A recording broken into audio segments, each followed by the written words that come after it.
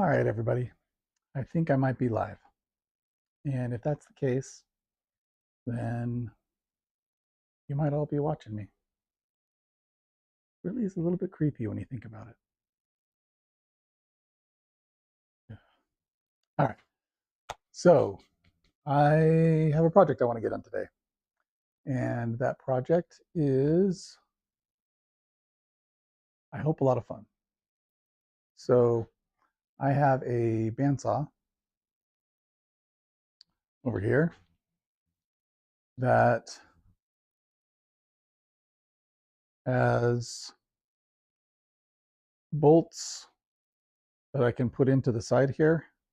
And this is nice and flat, and this is nice and flat, and this is relatively flat, but it doesn't follow all the way through. And so I can't use a fence like I have on this bandsaw because it's not flat all the way through. So I'm thinking to make a fence rail for this guy. And what am I going to make the fence rail out of? Well, angle iron, of course. Hey, Billy, thanks for joining me. So, got some angle iron. And this is 2" by 48" with 1/8 inch thickness. So I think that should be able to do the trick. But this is a little long as is. So I need to cut it.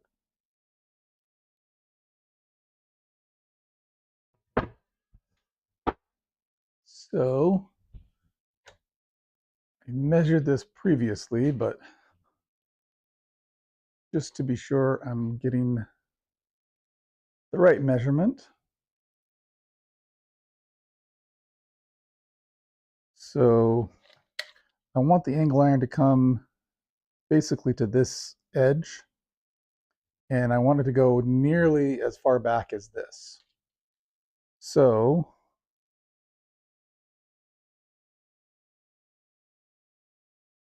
right around 19 and a half. I can't really go off of this edge, which would be a little under 20, or right about 20 inches, because this curves in. So this is closer than that, and I don't want the angle iron extending beyond that point right there. So I think I'm going to go for about 19 and a half. All right. Family's doing well, Billy. Family is doing well. Until I start making noise out here. Then maybe they won't be feeling so good. Actually, let me mark my 19 and a half inches here. Let's see what will actually show up. Let me try using an actual marker. 19 and a half. Hey, that shows up pretty well. And at the risk of marking this up,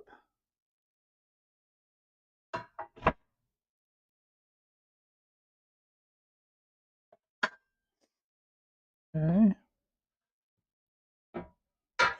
and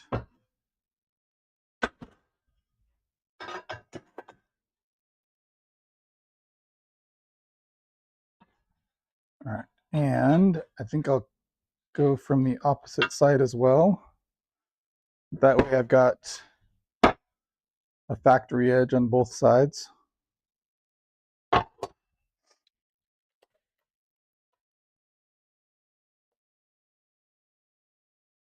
There's my 19 and a half.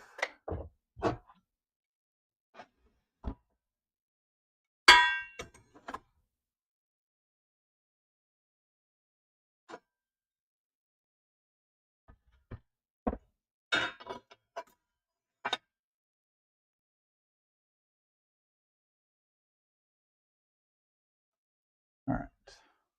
I didn't quite mark that as the same spot, but it'll be okay. And then I'll have the difference of about 9 inches left over. At least that's the plan.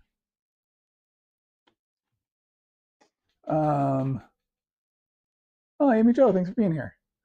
Let's see. Hey. All right. Billy slept 2 hours, slept all day. Sweet. That must be nice. Told you I cat nap. Can't stay though. Have a good one. Hey, thanks, Amy Jo. Thanks for being here.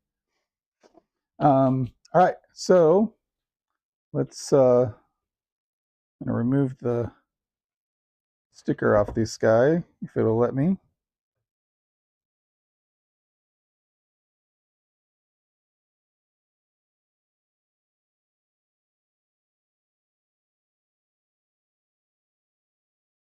And not being nice to me on that corner. Let's see if I have any better luck coming from the other side.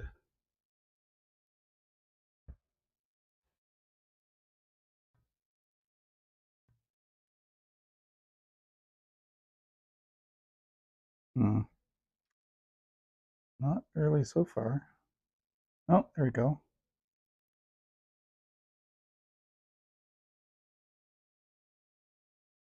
Oh, so close. And a little bit of sticker left. Right there. All right. So the label is removed.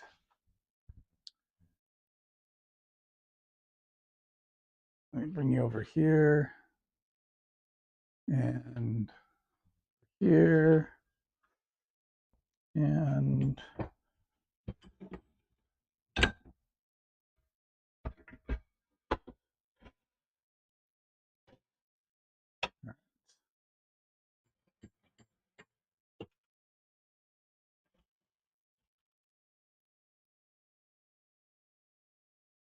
all right.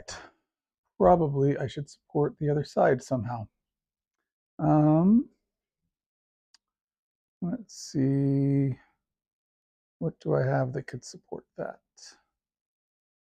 The lathe looks like it'll be a little too tall. Do I have anything that can support that?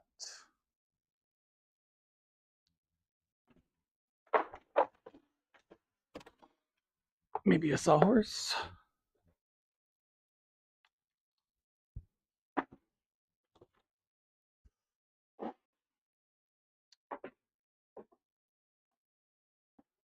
Let's see. If I add some scrap under that.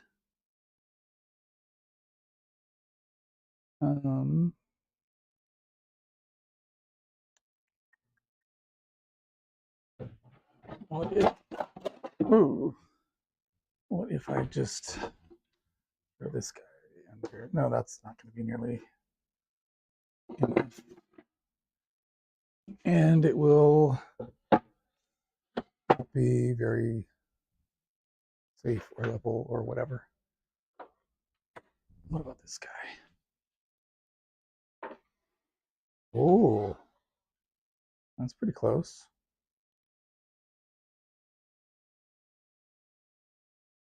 So I'm just going to throw a quick screw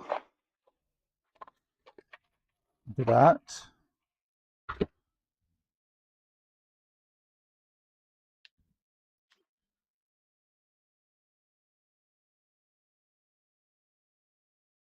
And it might work better if I use the appropriate bit.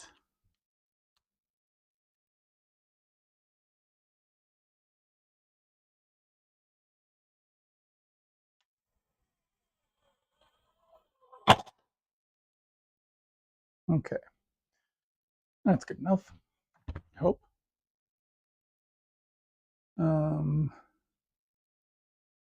Hey, Jen, thanks for being here. Let's see. All right, so now I need to get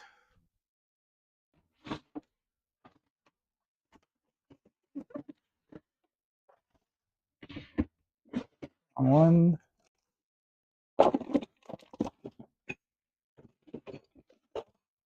Need to get this out.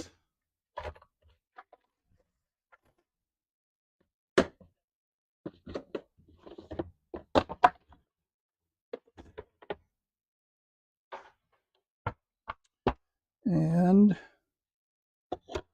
I'm going to use cutoff wheel.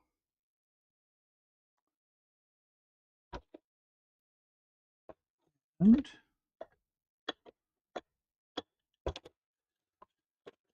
that looks to be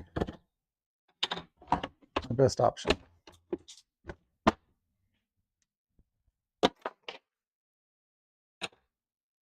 So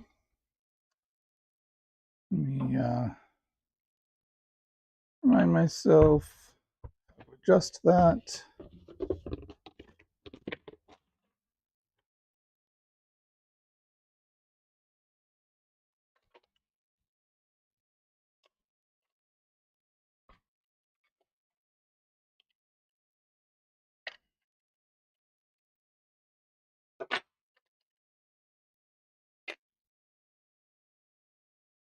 Okay.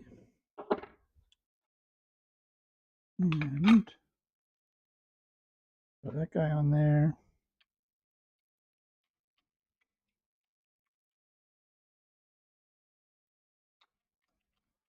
Needs to go the other direction.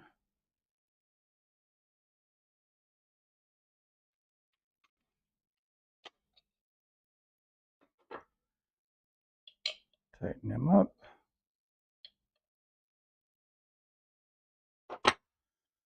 All right.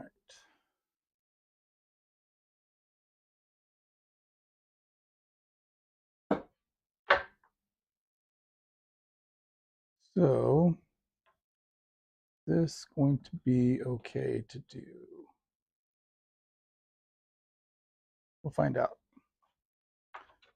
Take the cord over there.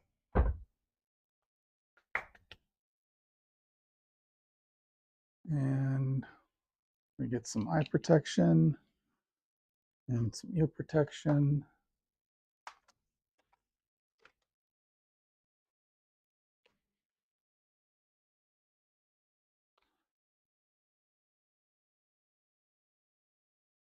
And we'll see how this goes.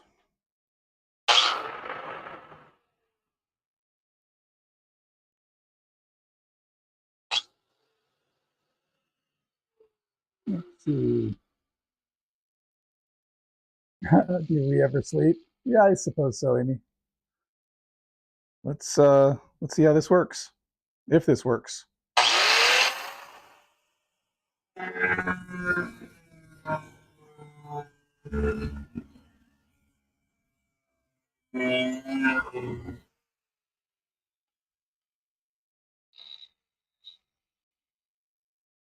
All right, we'll make an indentation there.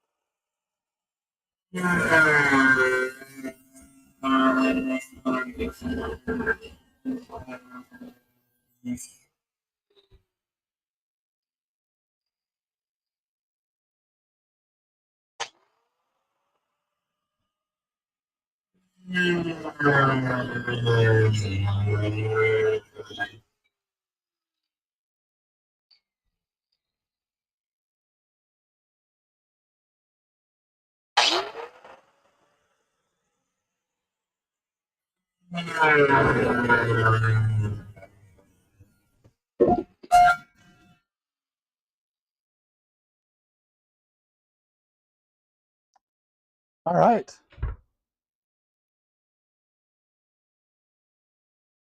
All right, not very hot there. So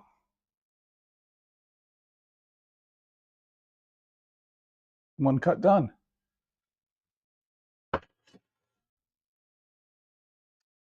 And just loosen this guy up.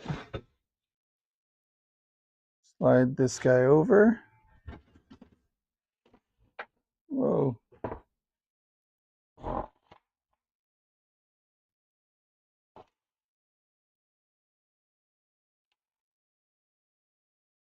Go. I'll actually have that piece rest there a little bit. All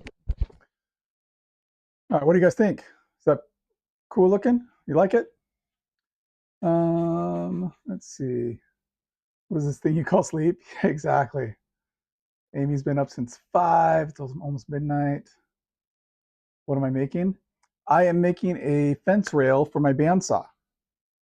So over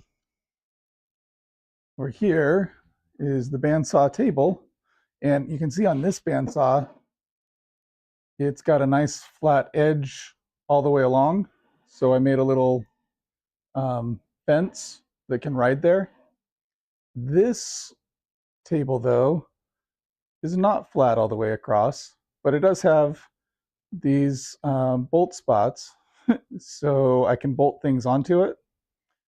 So I'm just making a fence rail for both sides that can fit on the bandsaw table. That's the plan anyway.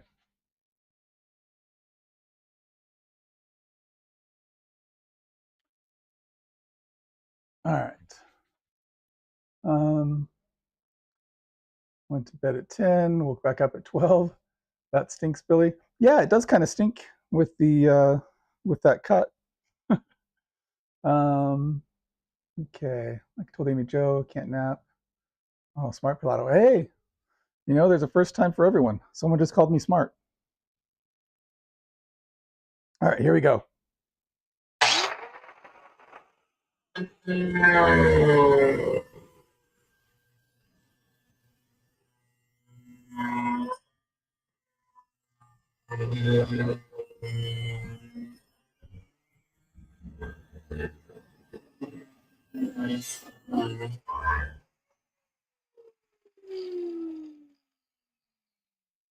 So I'm through on the bottom. Now I just need to get through on the top here.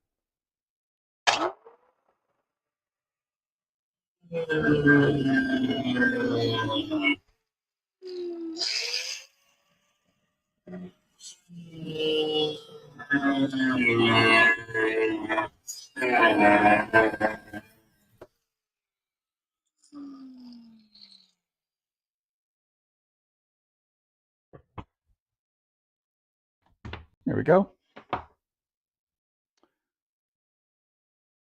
So this is the extra. And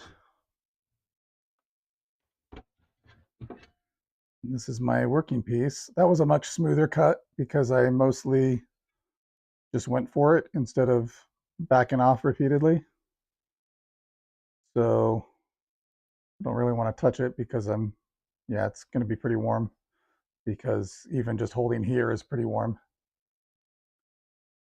So I'll show you the two cuts side by side. This is still a little bit warm to the touch, but there's the two.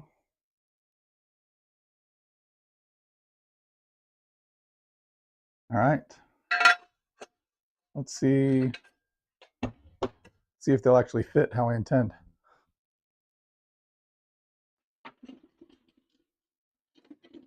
Bring the bandsaw over.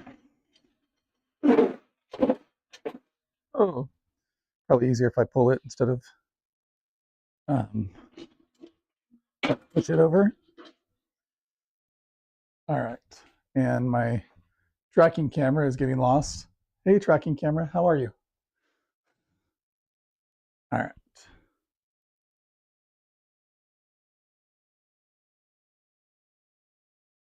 So the idea would be one of these goes right here, and I've got a little bit of clearance right there, and then the other one goes right here. Actually, like that.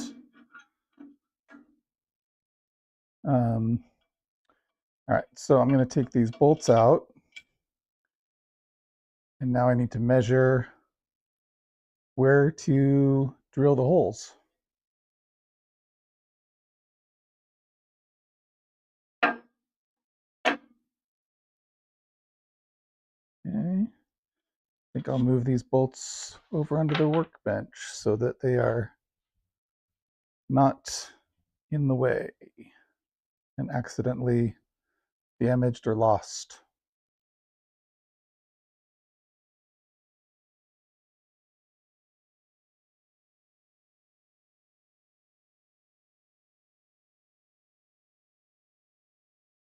All right.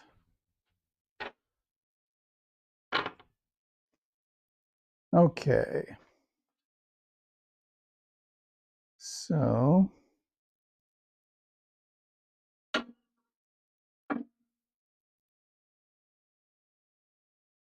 there and right there.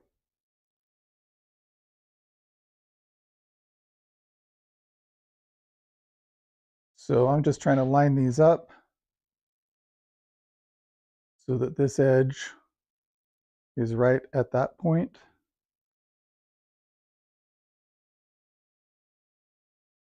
And then I'm just going to mark where this guy is on there. And I'm actually going to try to make a slot here instead of just a hole. Because, well, I don't know if you could even see where my finger was pointing. I'm going to try to make a slot on each of these instead of just a hole, because my plan is to have a couple of different options for the fence. So the marker seemed to work pretty well on being able to see what was going on. What, Amy's going to bed already? Hey, Steve, my honey's handmade. Thanks for being here. Let's see. Yeah, family is doing well, Amy. Thanks for asking. Yeah, cutoff wheels are nice. Yeah, first time I've actually used them, so they worked out pretty well. They're just the 40 grit cutoff wheels from Harbor Freight Warrior.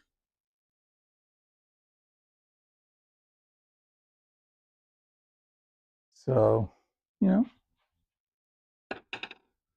reminds me, I think I'll switch your view here.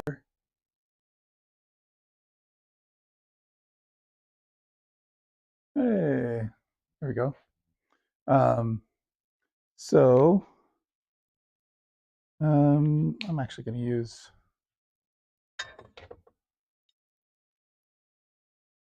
tool here and try to get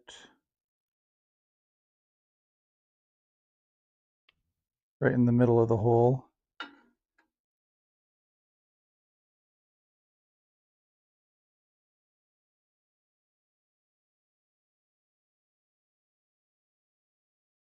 Okay. And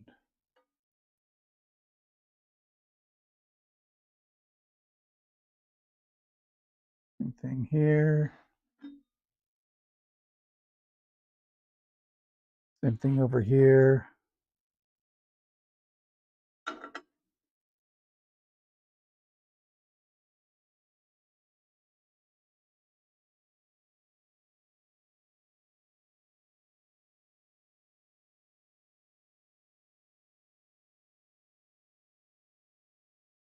And over here.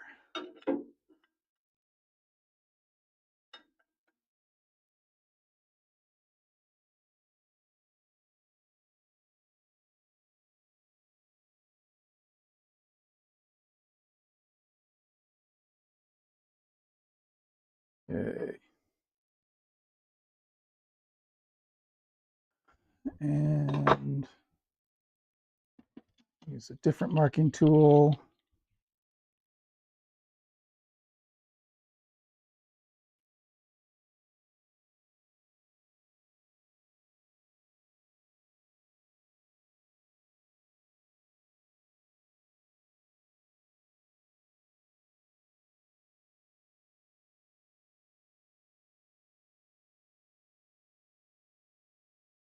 My slot.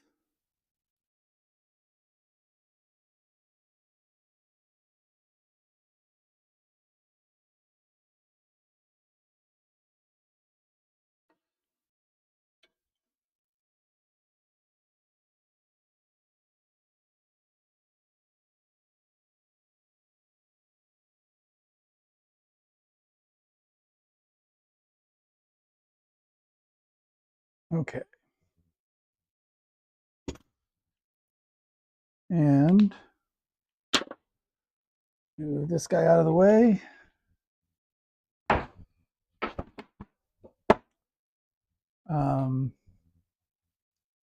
And put this stuff away.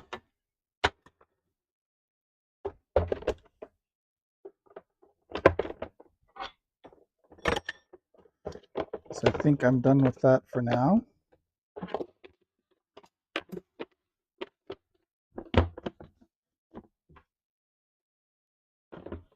One thing I don't like about these little bins is that the handles have a propensity to come off.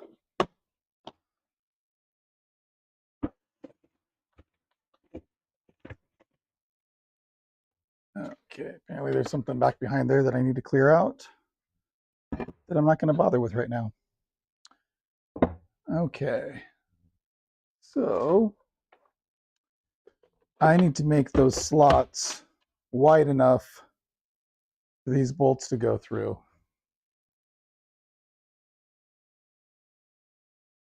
So I'm not going to start with something that big though, but I am going to use this,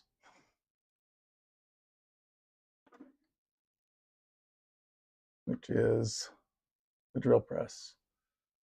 Means I probably need to switch to the other camera so you guys can see it. All right.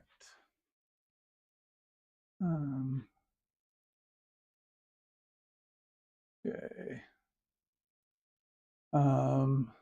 Steve was out of town for a couple of days. Back in the shop tomorrow. Okay. Finish up a video. $99 laser. Wow, that's cheap. Cool. All right. So I'm going to start with a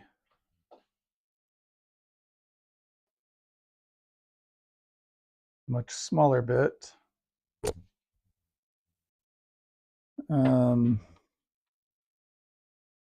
Well, let's actually go smaller.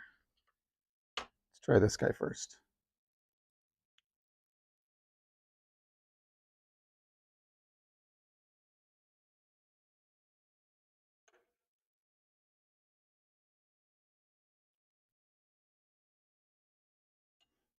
All right.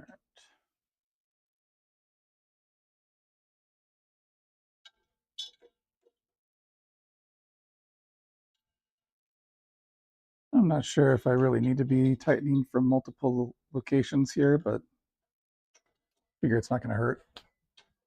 Probably move that scrap to somewhere else now. Hey. All right. So I want to drill this out. Let me see if this is going to go down far enough. It is. So luckily I don't have to adjust the height of the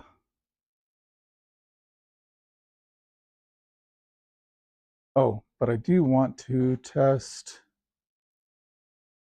how far down I need to go.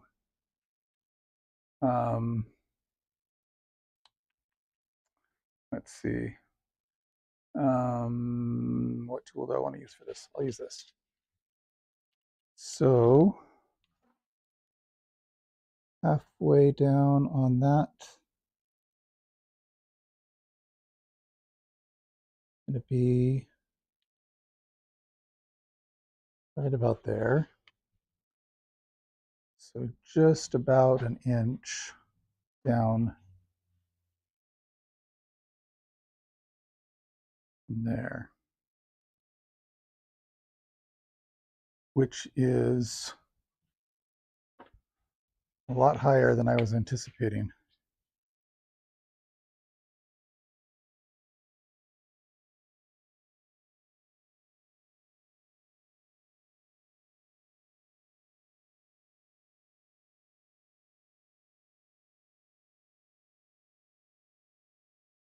Okay. So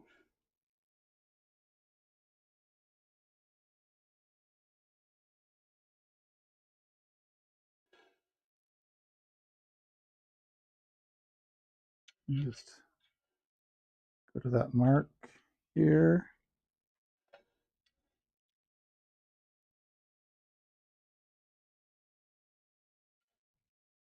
And there.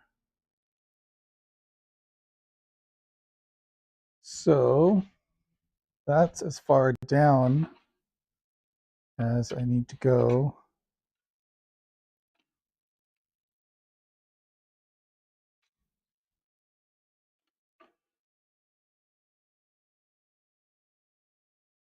On my slot. And I wonder if this will help at all. I'm going to use the punch in metal.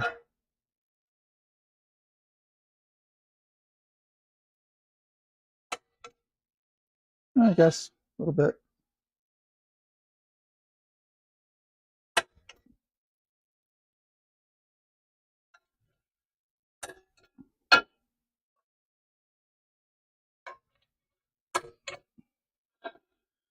Okay, and we'll do some punching over here as well.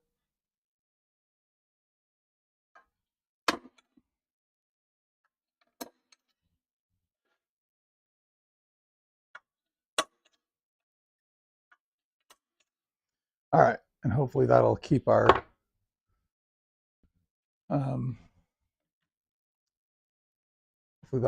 drill bit from wandering too much. All right, so we'll start with this one.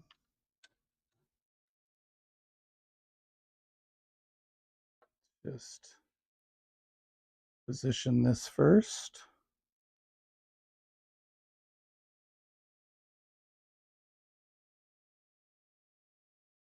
And lock it down on both sides.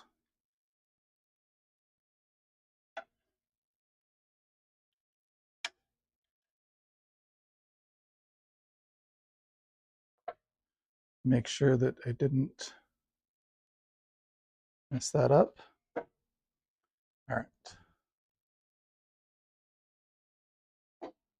So here we go. Plug this guy in.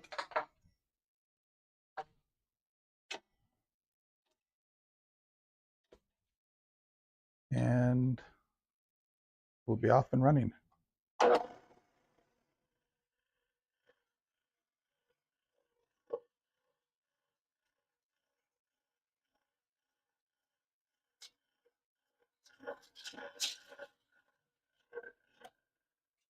Forgot, I need to put some oil down. Make it a little easier on this bit.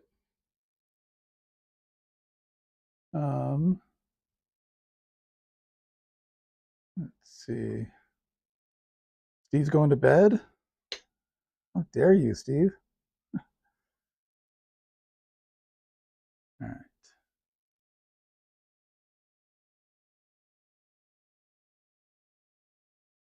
Start with that.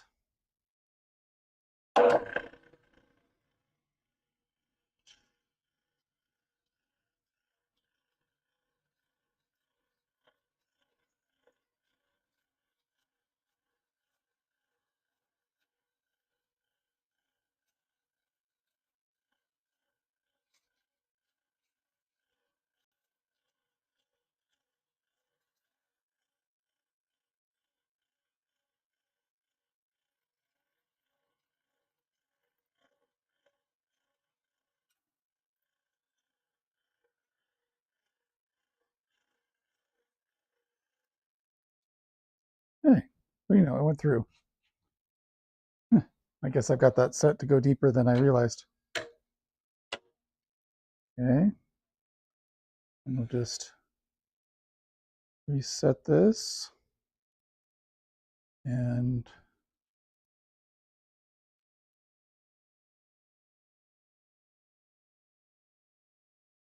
try to see where our next.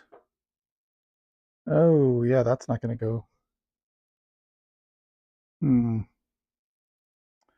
All right, that's not going to work because can't get the chuck down below the level of this guy. So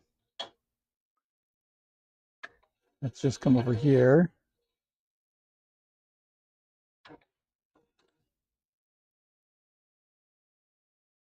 and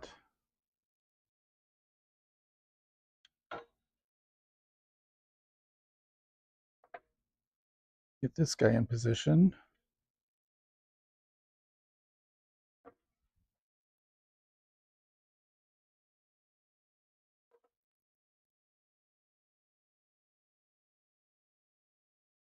Okay.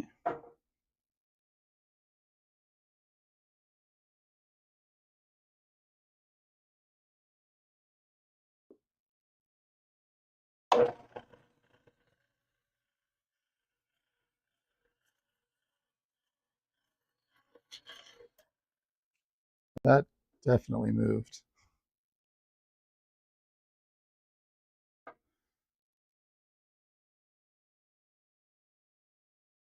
All right, that's where I want it to be.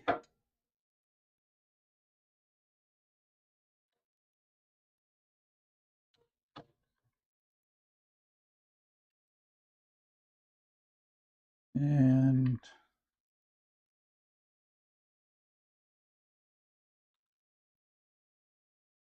see if I can get two clamps on it in that position or not.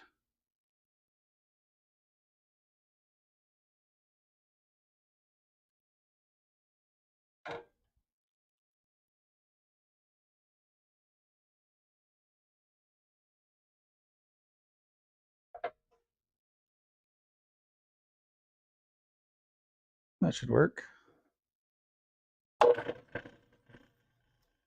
So as soon as I turned it on, it shifted.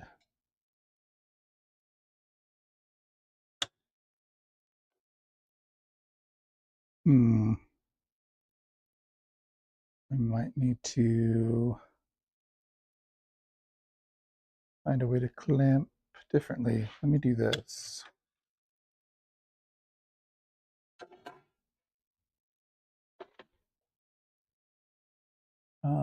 Let me find that scrap.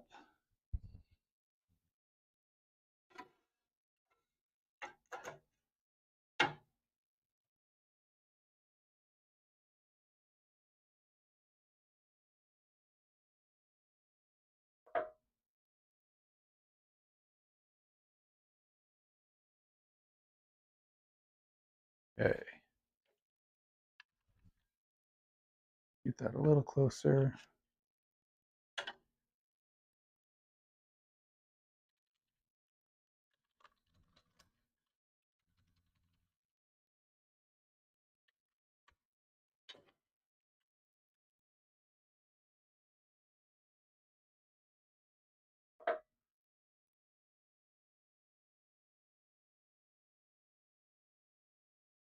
Right there.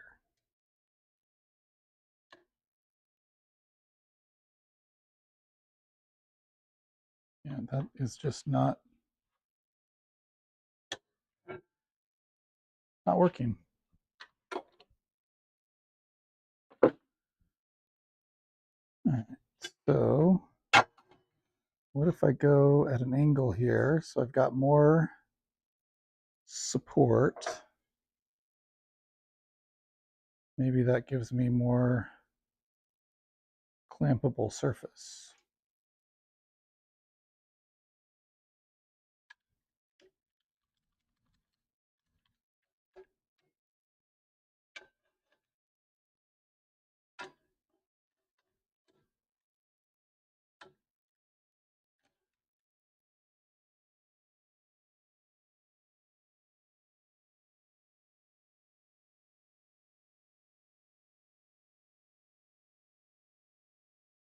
Okay.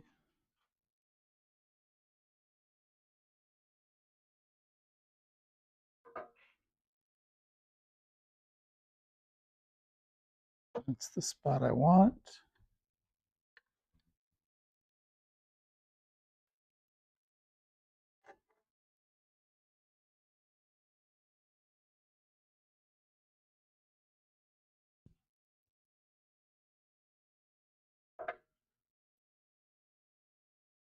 All right, let's try this again. All right.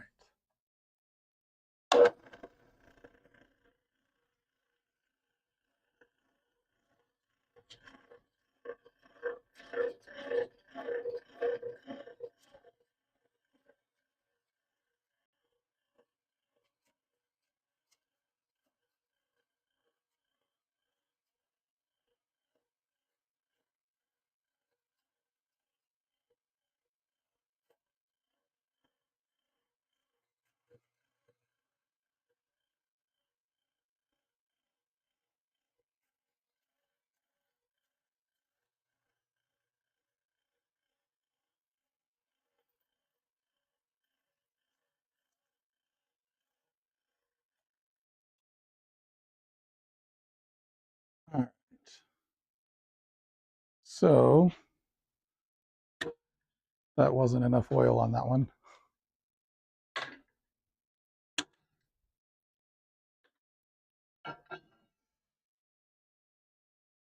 So I've got holes on both spots. Those are not nearly big enough, but I've got them started at least.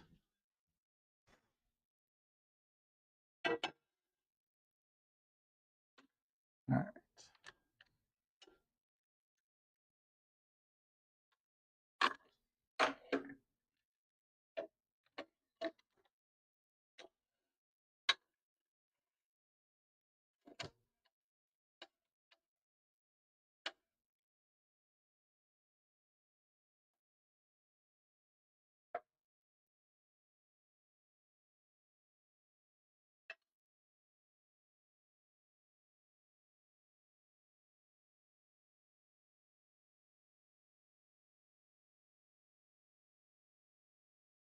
Right there.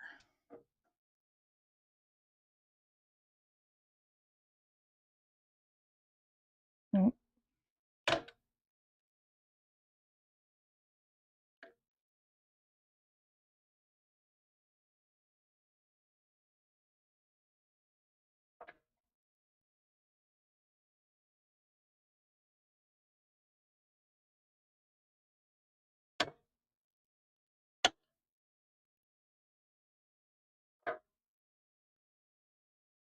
Right there.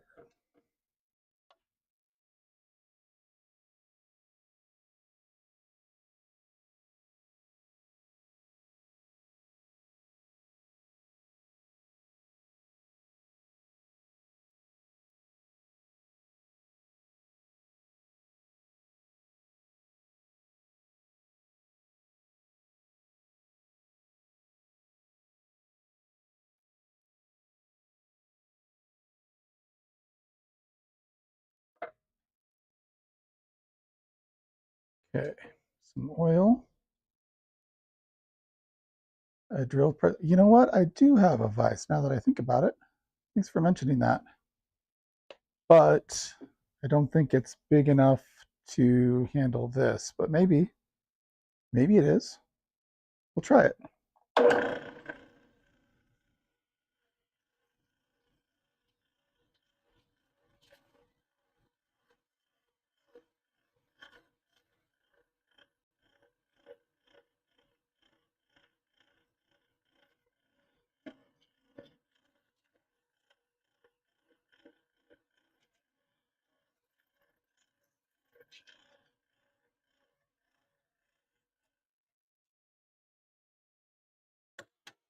Good idea. I don't really use the drill press that much, and so I don't really think about the drill press vise all that much.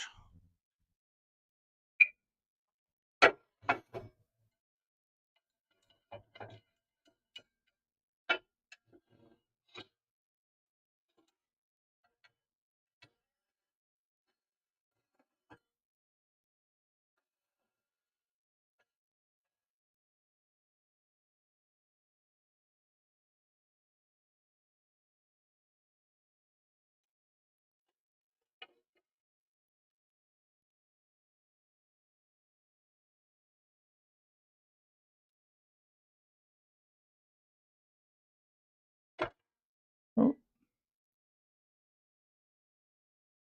does it want to stay? Well, it will stay.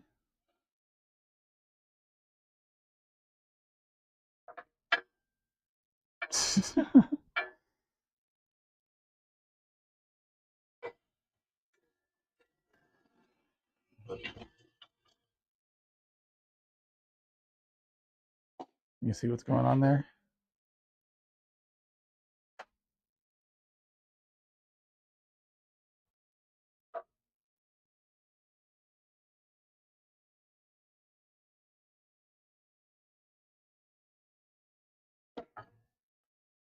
All right.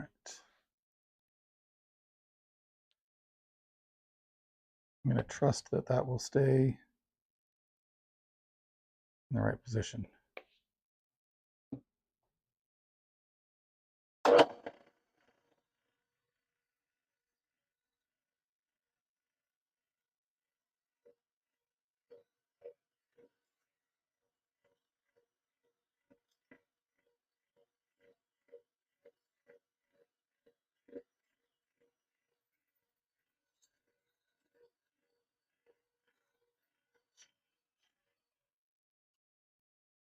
All right. That worked. Hooray. Thanks, Billy. Appreciate the assist on that. All right. Now I need to remove that drill bit and move to something bigger. Hope that something bigger. Hope something bigger. Hope that something bigger comes along. All right. That was pretty sure pretty hot, so I wasn't really wanting to hold it. So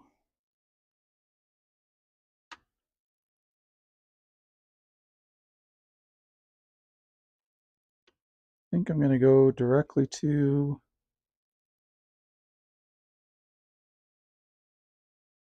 let's see, I think that'll be big enough.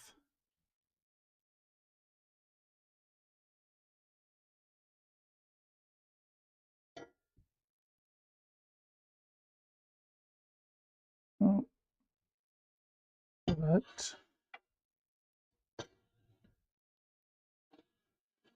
like I'm going to have to move this out of the way and or adjust the height of the table, maybe both. See if I can get this in without having to adjust the height. There we go.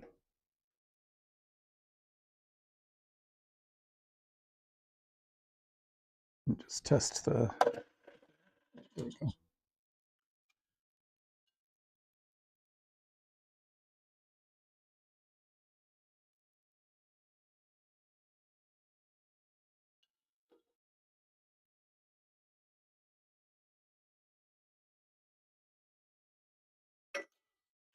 Okay. And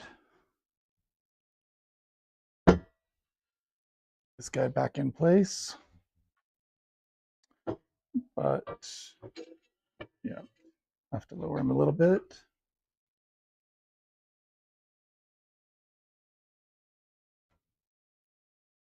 Not that much.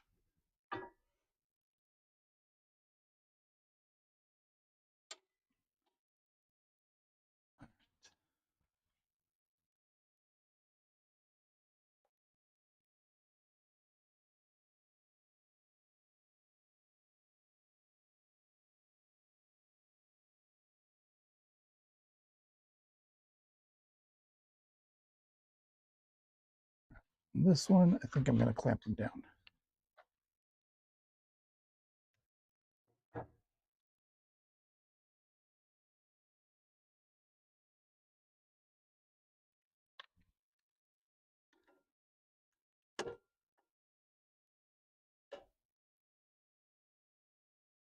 Yep, had to lower the table. All right. Use some more oil.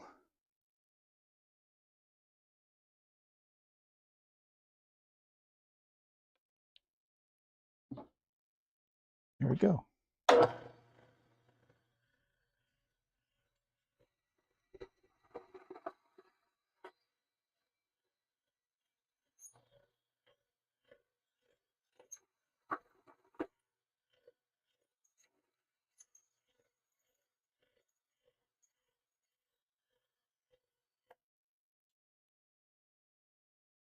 Okay.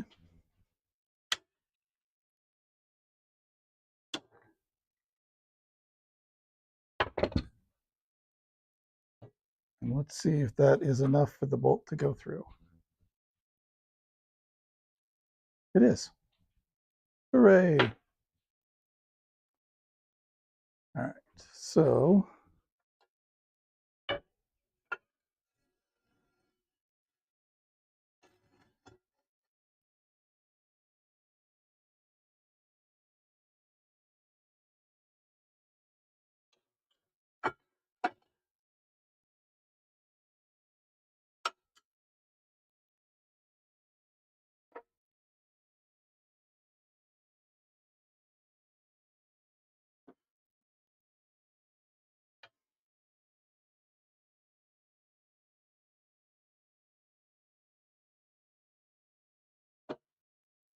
right.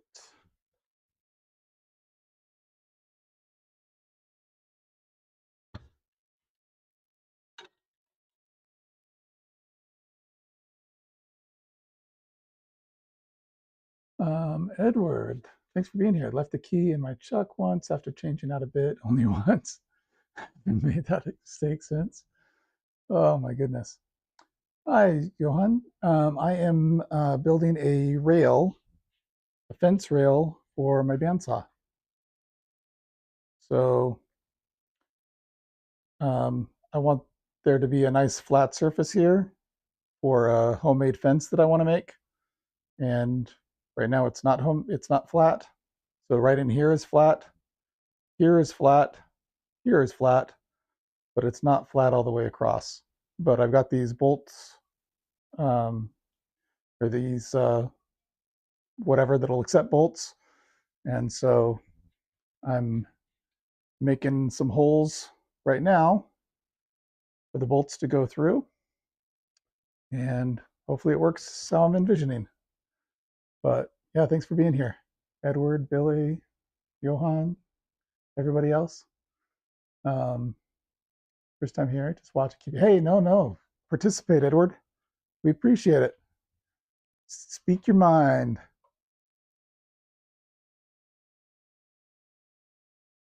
A bit of oil, a lot of oil.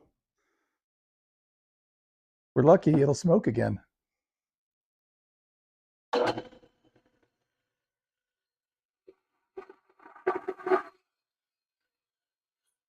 Hey, there's some smoke.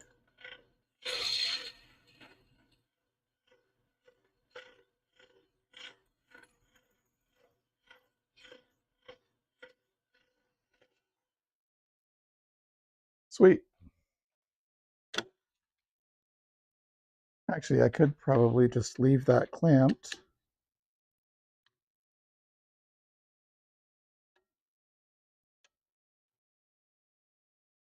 And just release the workpiece.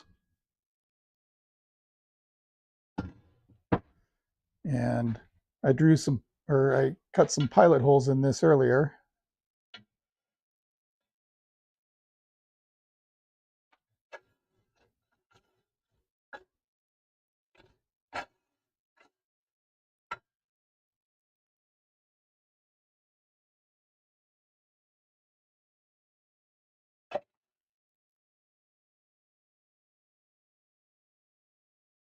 There we go.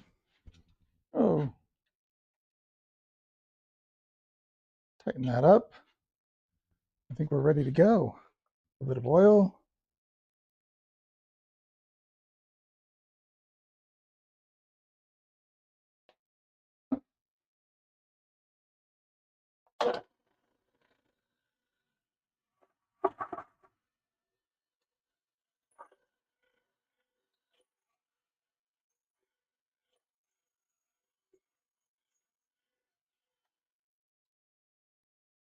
Hey, got Raspberry Hedgehog. We've got Mike is making stuff. Thanks for being here, guys. Mike, to answer your question, the goal is success. Trying to make a fence rail for my bandsaw. Right about there.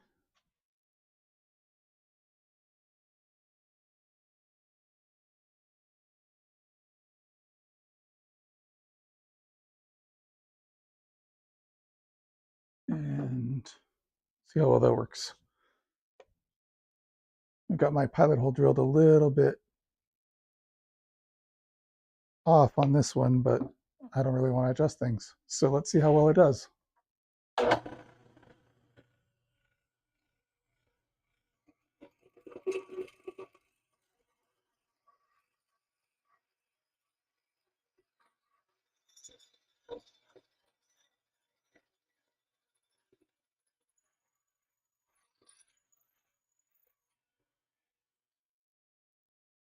All right.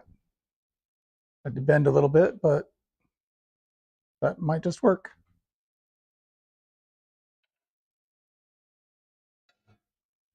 All right.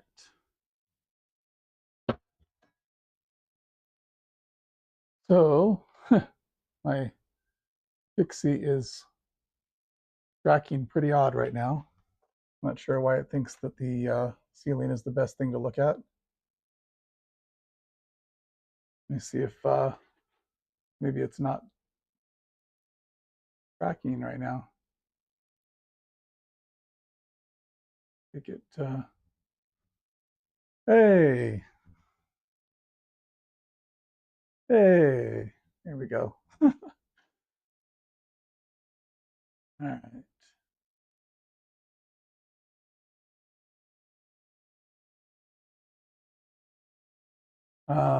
Let's see. No kind, okay. The metal, yep, metal is the rail to come. Yes, yes. So let me adjust over here.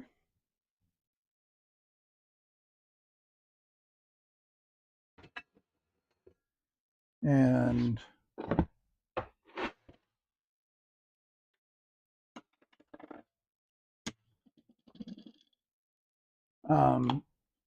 I was intending to make slots here, but my drill press wouldn't go as deep. You wouldn't cut as close to this as I wanted. So I might still do a slot on the drill press, or at least attempt on the drill press, but we'll see. Right now, I want to vacuum up those metal shards so that I don't cut myself on them. I guess I'm weird that way. Yes, metal is the rail to come. Right.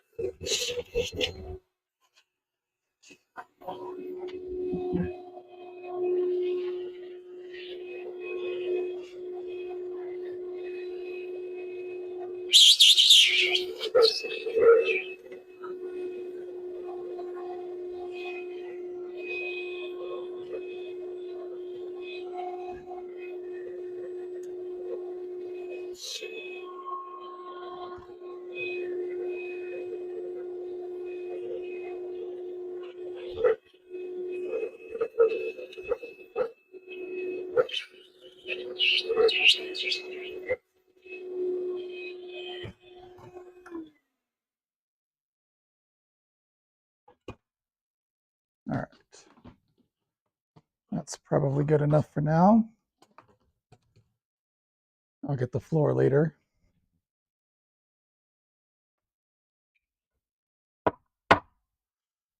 Okay. And right now I want to just kind of test how close this is to working.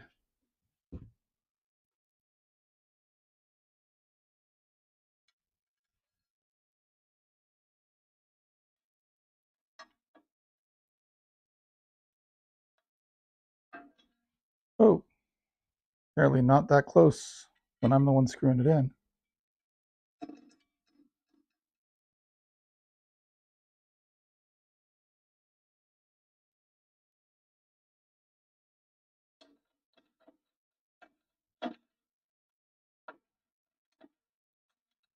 Why isn't that catching?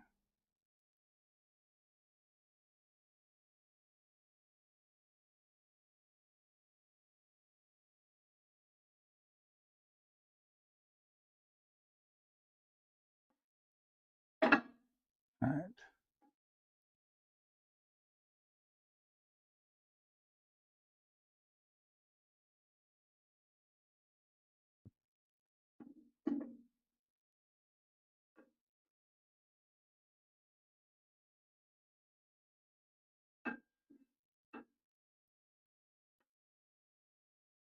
So that feels like it might just work.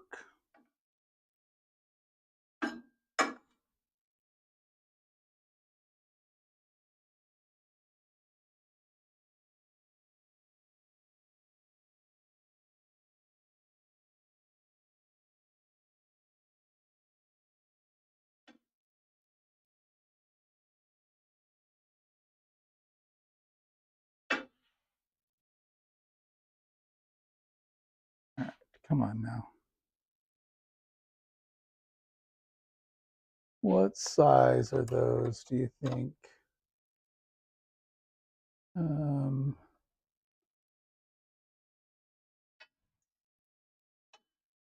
Well, bigger than 10 millimeter.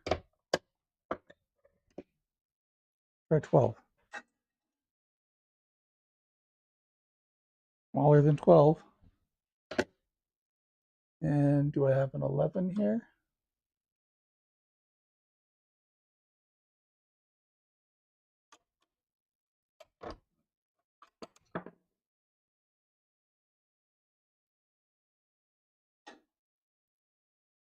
Okay, about 7/16.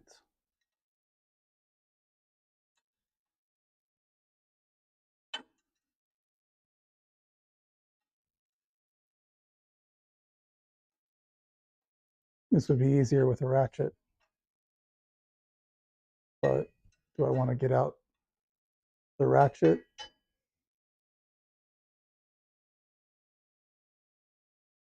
Yes, I do. Because I might be doing this 4 times. 7/16.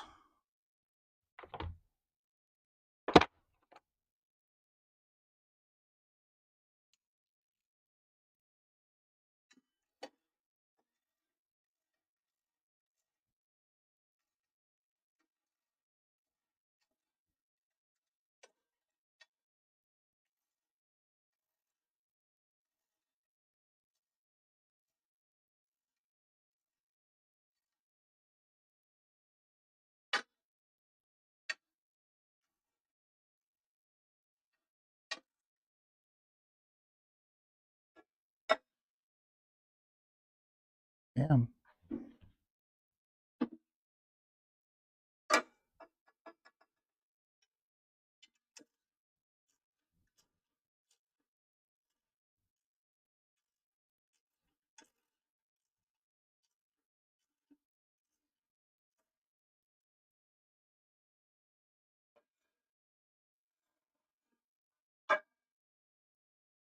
That's pretty good.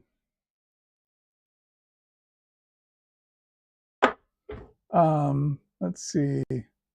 Measure how far you want the slot to go. Drill another hole and cut it out with a cutoff wheel. Ah. Yeah. I'm not sure how much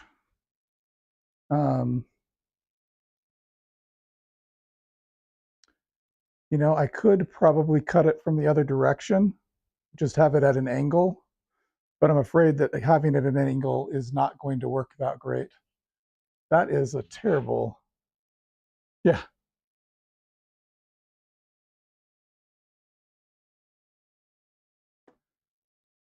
Man, that really wants to do weird things right now. Okay. So, yeah, that's not a terrible idea. I might just try using the cutout wheel from the opposite side here. So looking at this one. So I might just try using the cutout wheel to cut it out to basically the corner here. But I'm not sure it's going to give me enough space to do what I want to do anyway, because the idea would be that I would lower the rails down enough to put a piece of plywood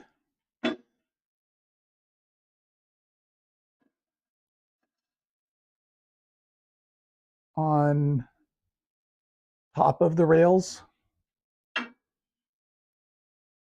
And I was thinking the plywood, I could actually make it, you extend out a foot or so that way, extend out a foot or so this way, come all the way over here, maybe even, a little strip coming over here. So just give me a lot wider area. But I don't know that it's going to allow me to do anything thicker than maybe 1/2 inch.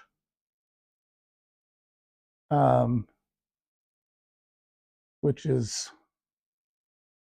I was hoping for 3/4, but I think I knew even before starting this that I wasn't going to get 3/4.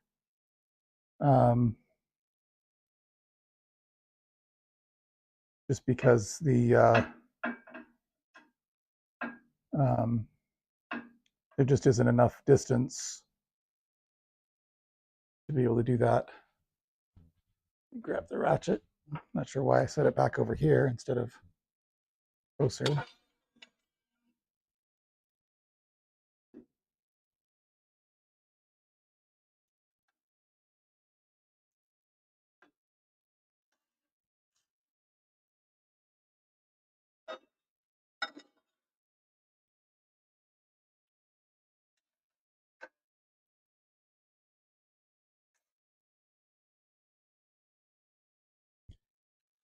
Yeah, that's not quite at the right spot,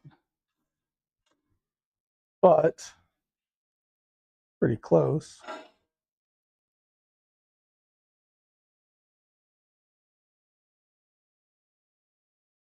So that's the basic idea. And so now I could make a fence similar to this guy, but longer than this guy, and have him ride on those rails, be able to keep them square to the table. What do you guys think? Holy crap, that tracking camera just does not want to track.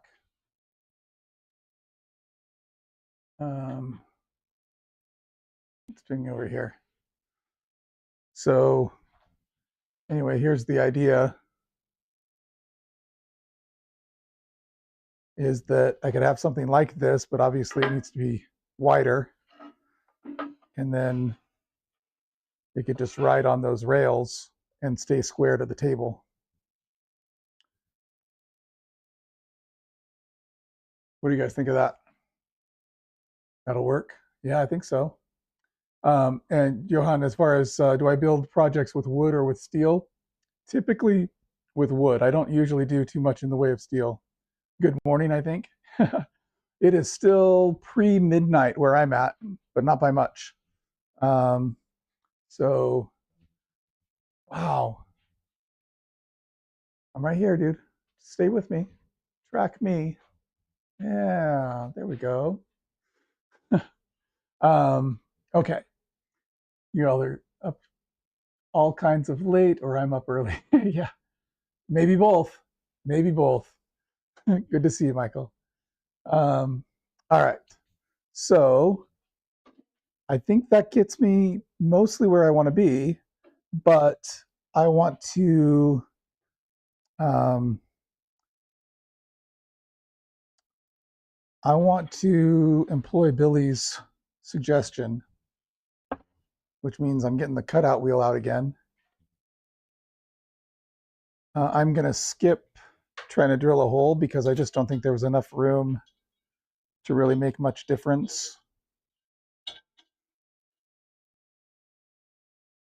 on the hole that I'd be able to make. And then there's the bit that I dropped earlier.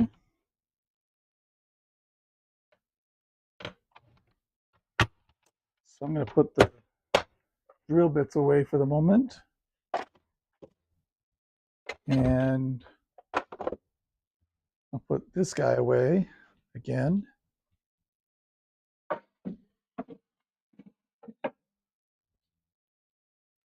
And oh, you're coming with me this time. Thank you. I'm not going to put the ratchet away quite yet. I'm going to get this guy out again so we can have some more sparks. And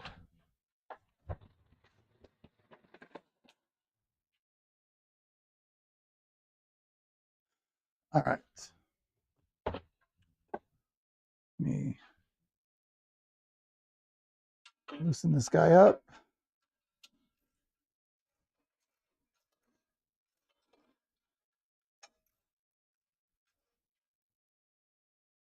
Huh.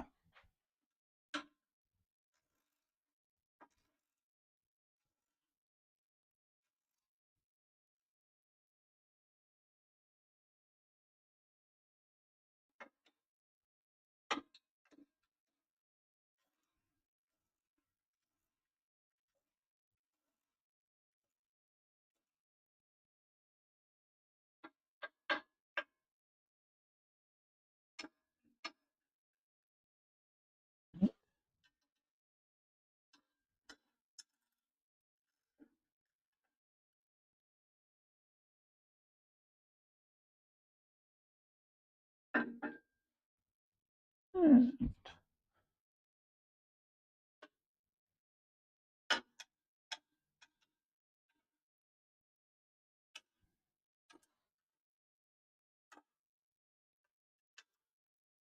right, so I'm going to try to use the cutoff wheel to enlarge my holes into slots. And then I need to clean these up, especially where I cut off earlier, so that they're safer to handle.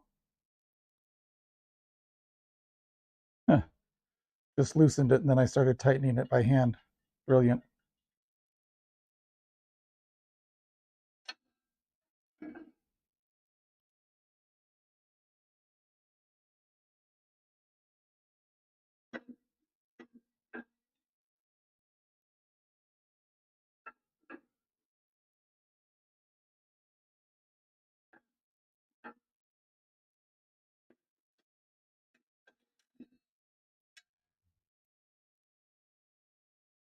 All right. Put over there.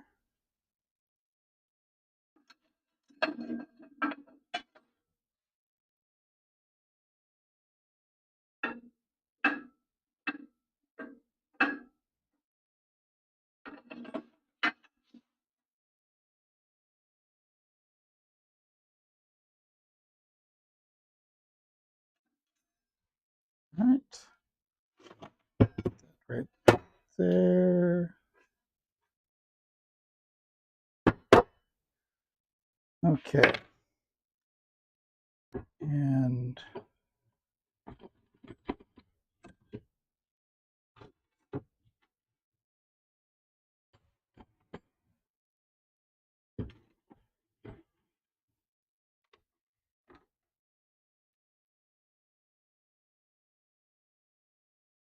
all right. See how well this works, if at all.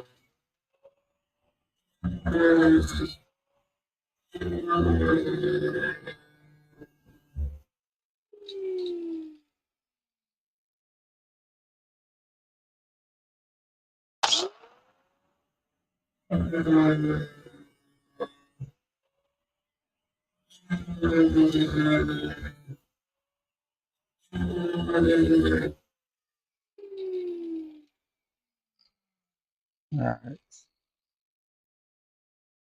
So that's not as clean as I was hoping.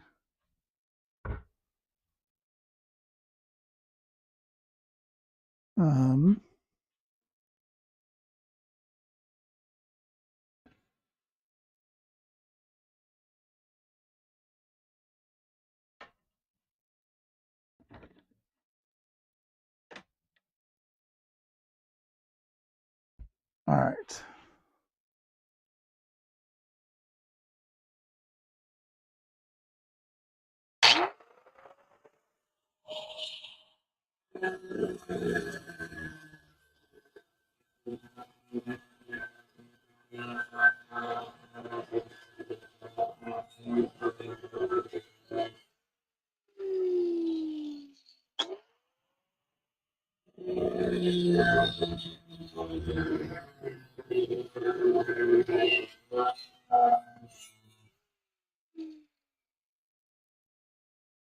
All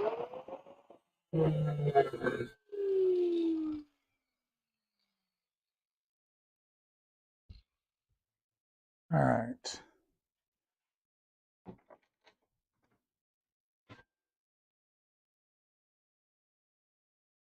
So that's not quite cut through all the way.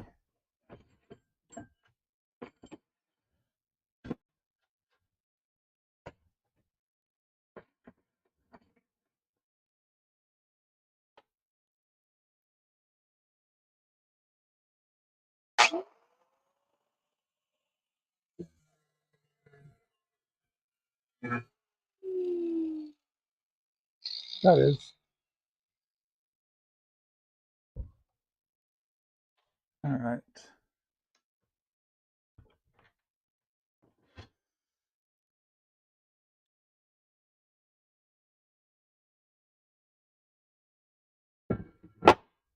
So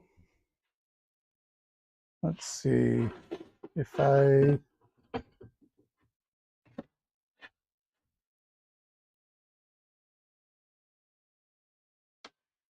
hmm,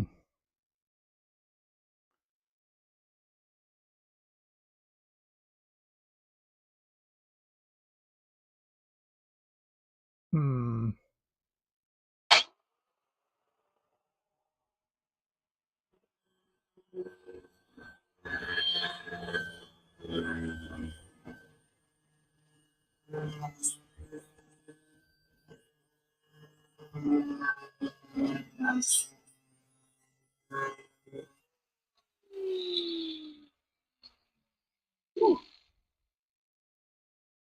Getting red hot there.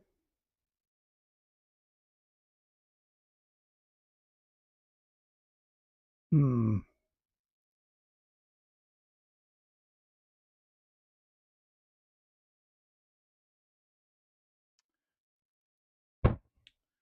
All right. So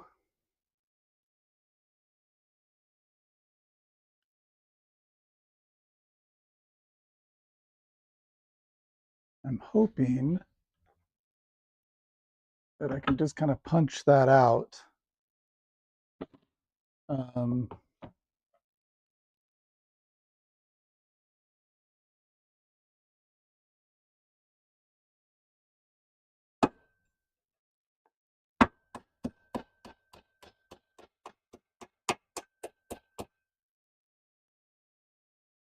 kind of working.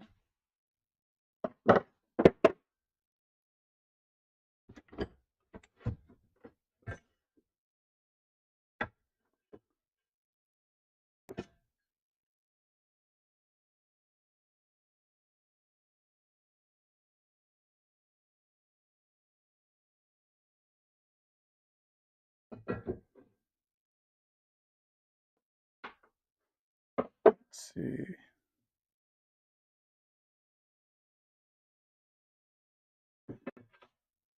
Mhm.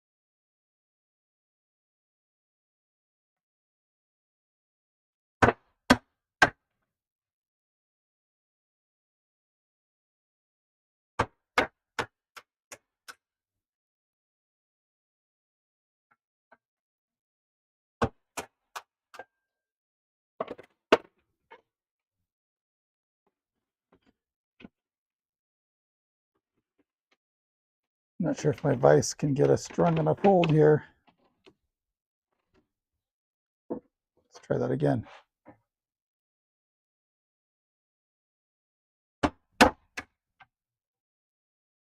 Okay.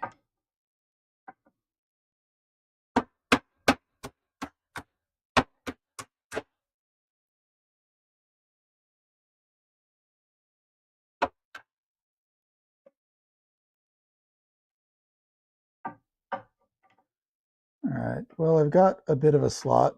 It's not how I envisioned it.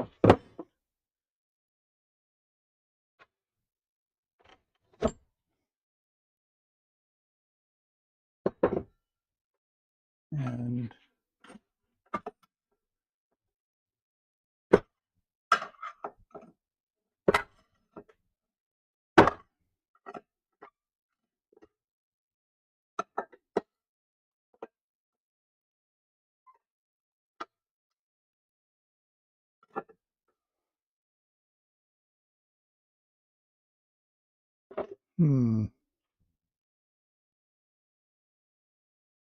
yeah, Billy, I think it'd be a lot better if I can punch a hole before using the cutout wheel. So let's try it.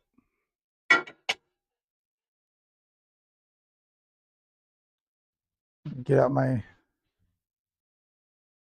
drill bit again and see if we can make this work.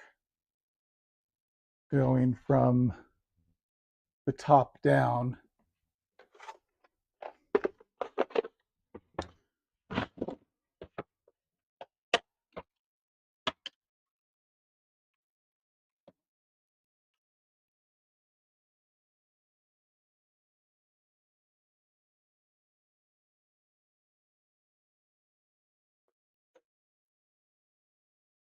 Going the wrong direction. Yep, I was.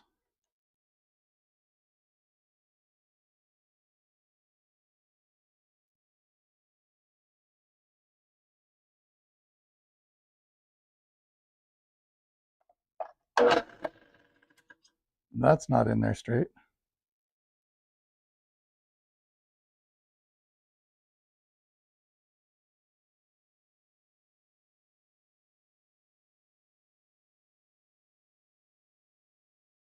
That's better.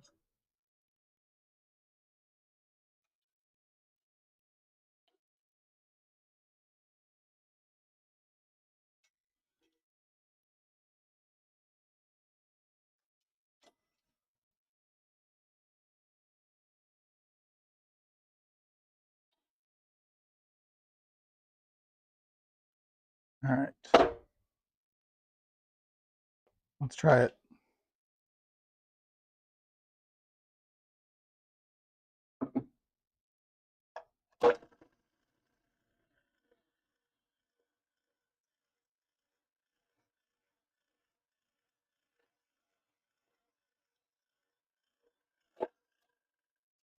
I'm going to need to find a way to clamp it down because it does not want to stay where I'm holding it.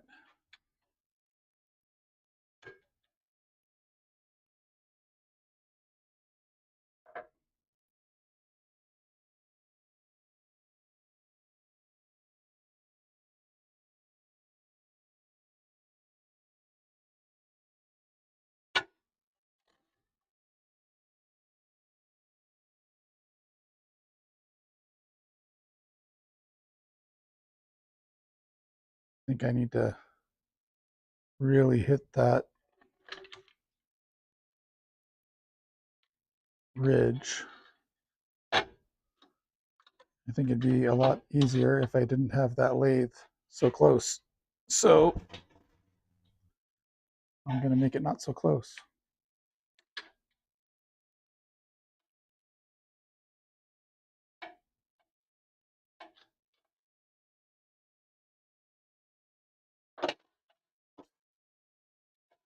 Brilliant.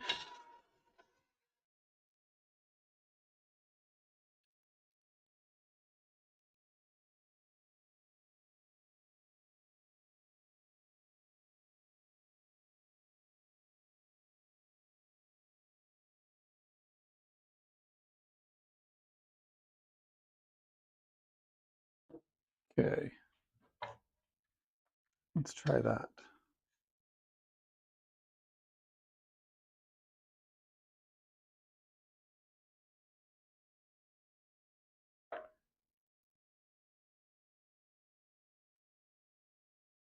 Pretty much right on the ridge there.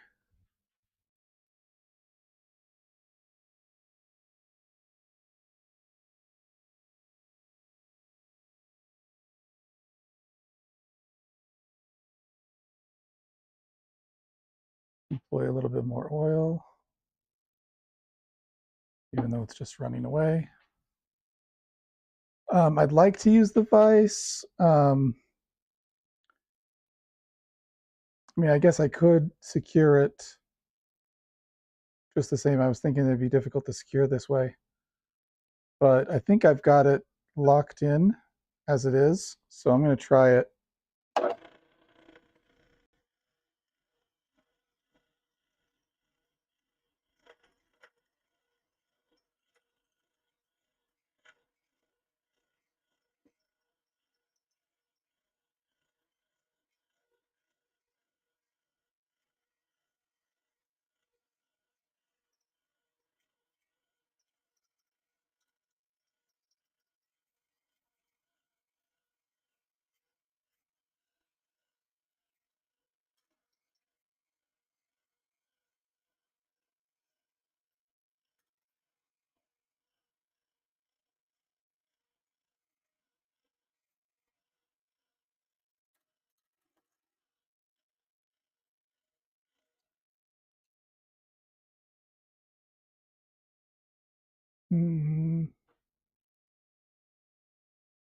That bit really doesn't like.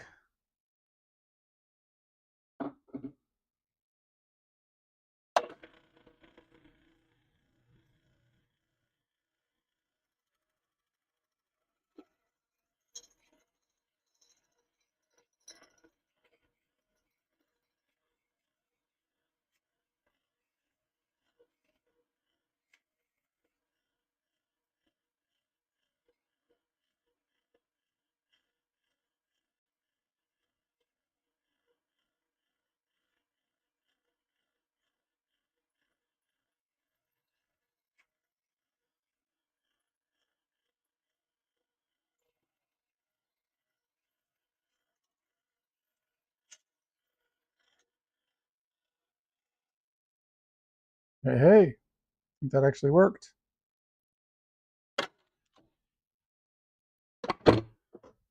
And I will get the vise for corner cut,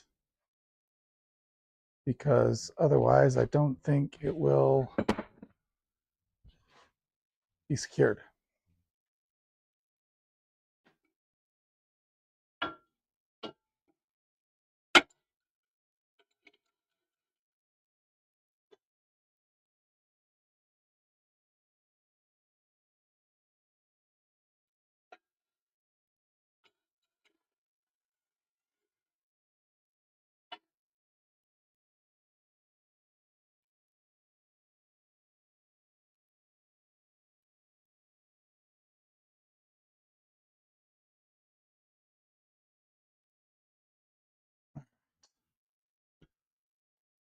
Go.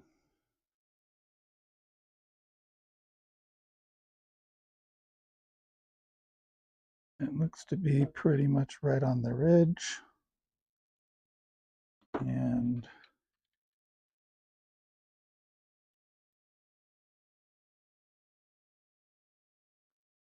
knock this guy down.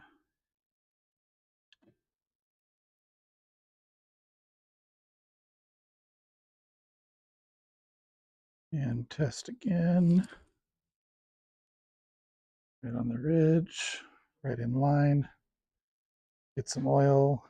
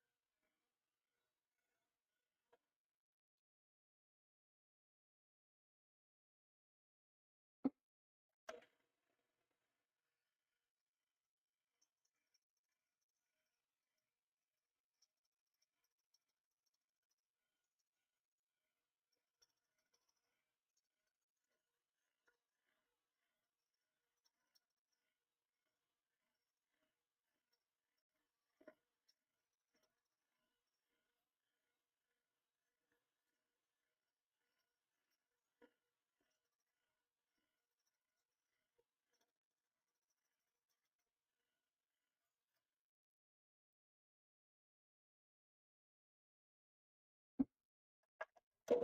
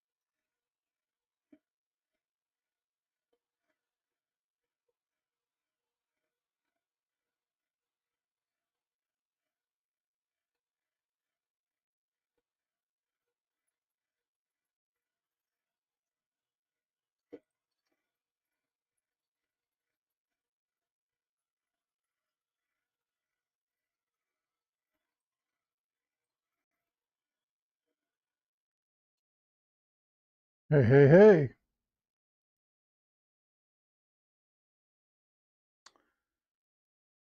All right.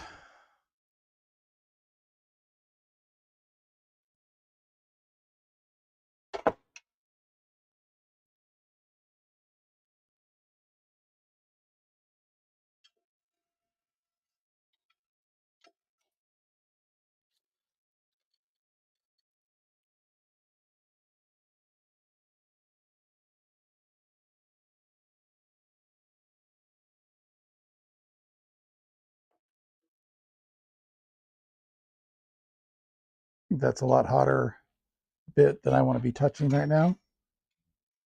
So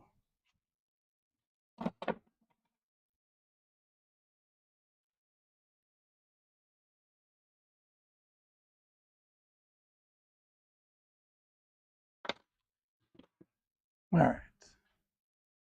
And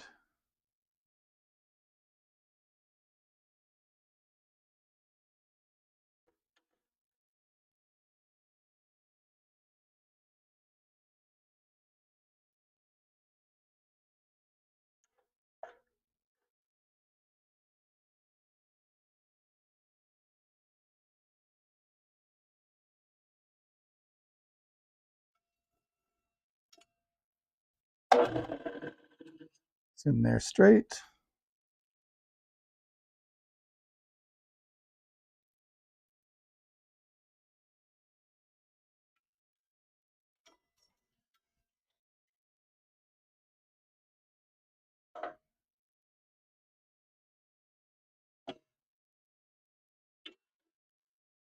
And raise the table back up.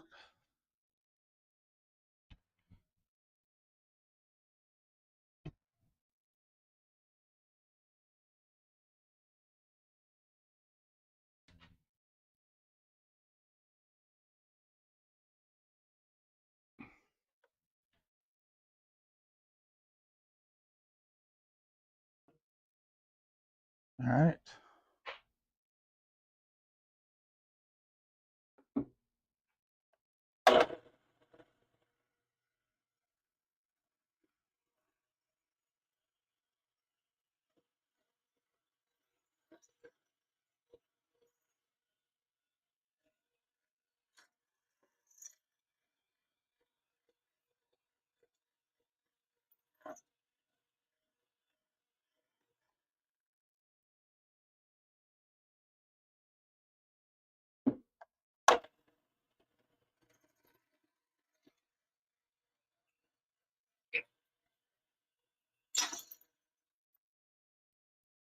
Like that is not tight enough.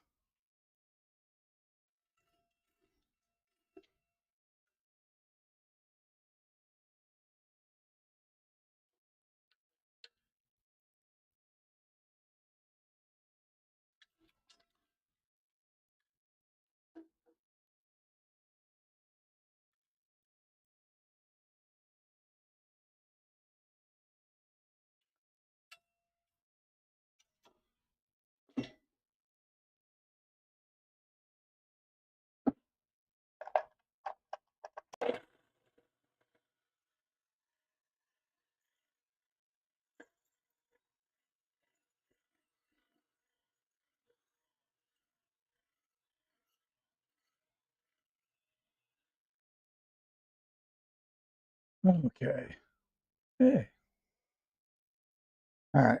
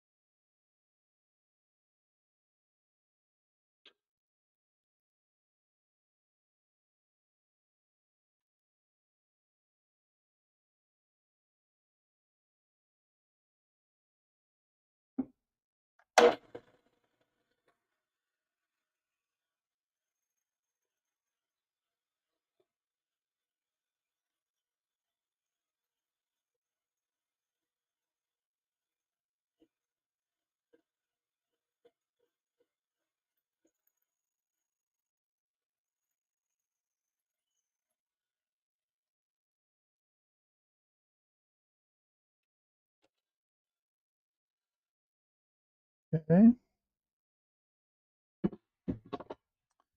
And I'm thinking to try the same thing on this one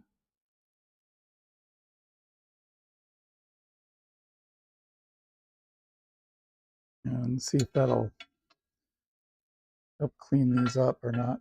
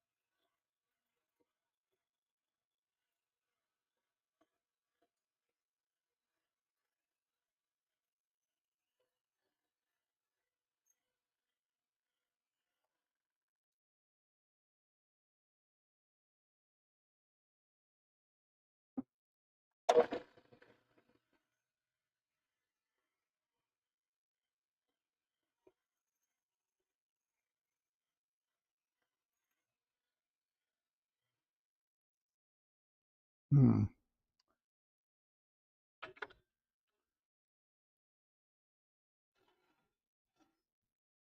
That one wasn't cleaning up as cleanly as I wanted it to. See if this one will do any better.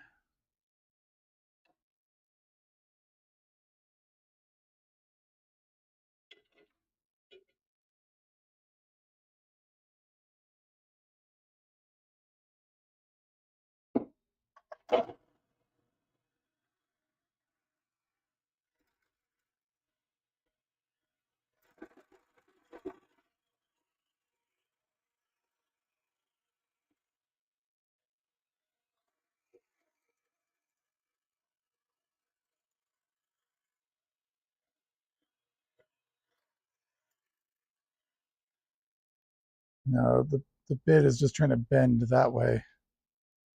Um,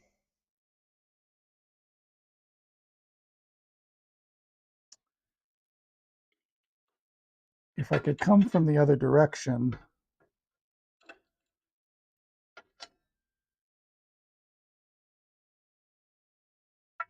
I think it would work a lot better. But I don't think I can get a good hold on the vise this way unless maybe I employ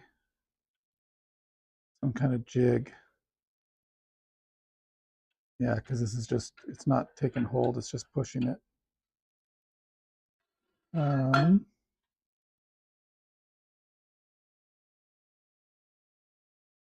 Let me do this.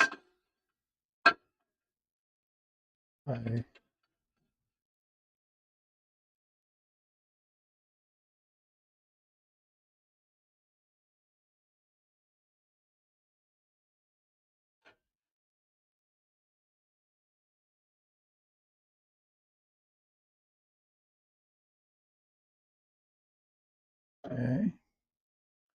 But what if I do that and then see if I can create some kind of fold down.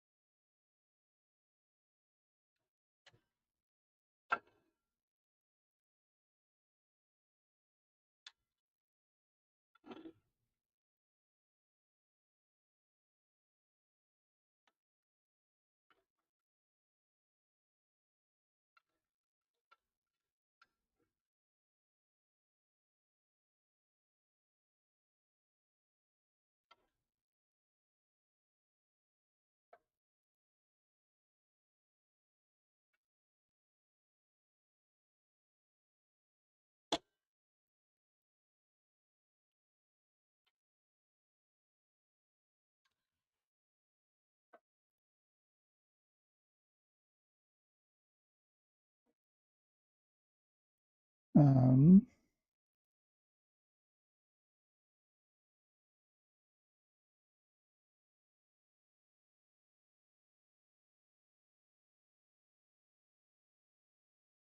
Might have to use a grinder wheel on those.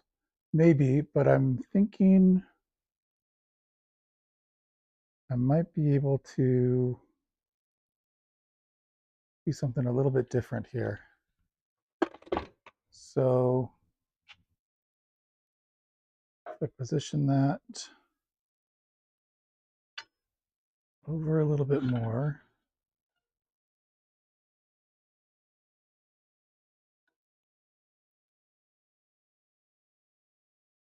something like that. And then I'm thinking to cut a strip of wood at a 45-degree angle. So it'll go 45-degree angle down and then have a flat surface that I could then clamp down using these squeeze clamps. So it would cradle inside the vise, but then I'd squeeze it down that way. And probably two different pieces of wood so that I'm not having to cut through the wood in the middle. And I can actually see what I have going on there. Let me try that.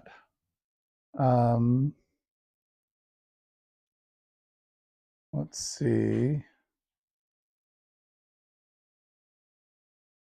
Is that going to be...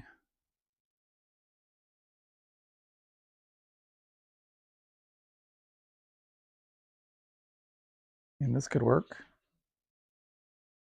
Actually, let me see if I've got...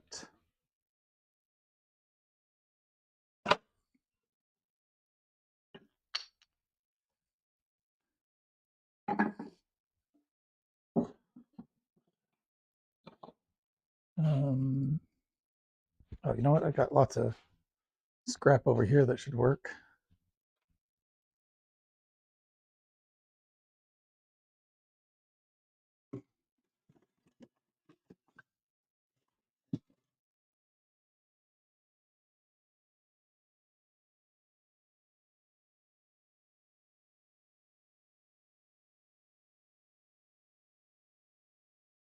Yeah.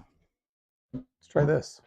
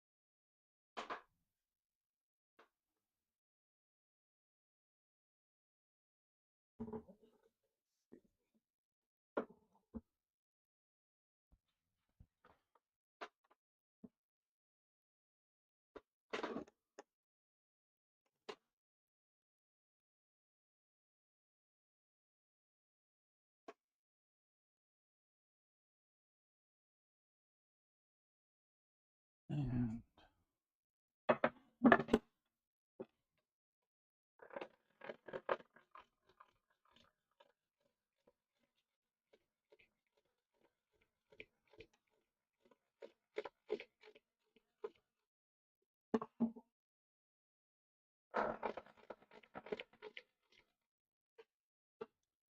okay.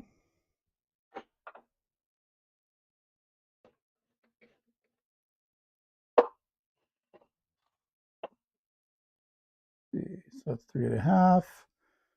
So 1 3/4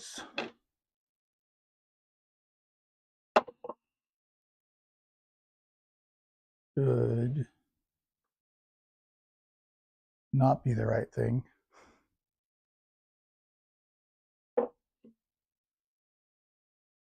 Because 3¼ or 3½. 1.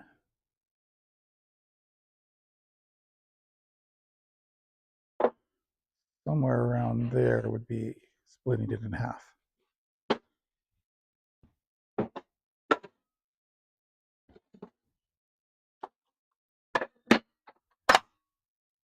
That in.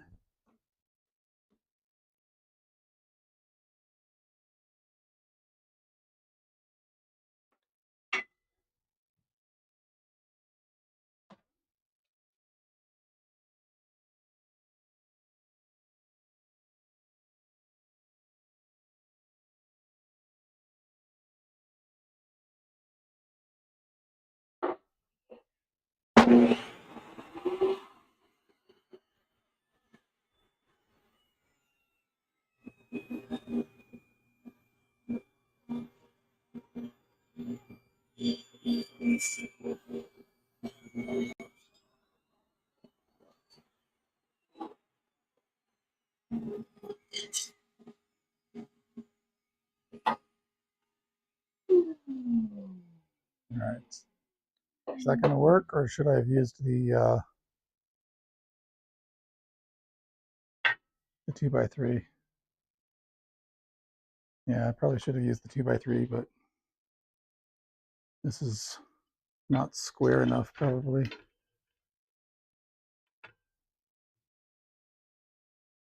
But might still work.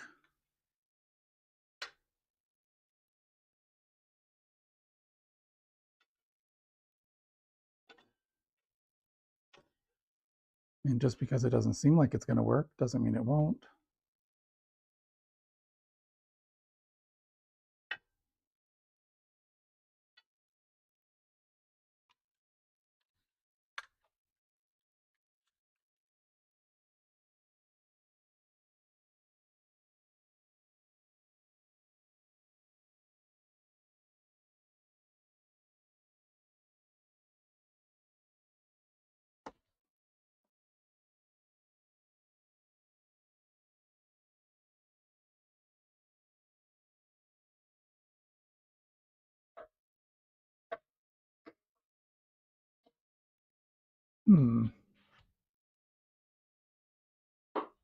Might just be crazy enough to work.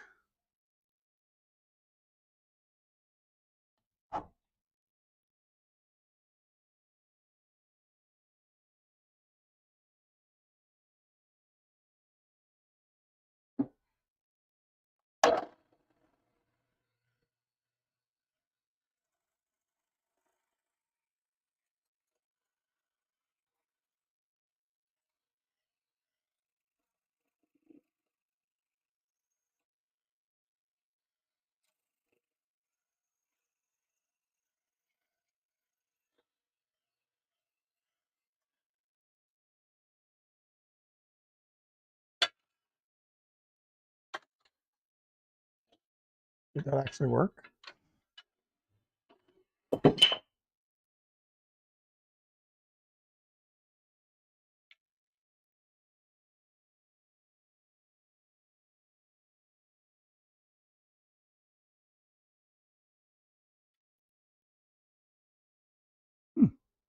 Somewhat. Not terrible. It's not the best, but could have been a lot worse. But I don't, it might not work on this though, because maybe it will. So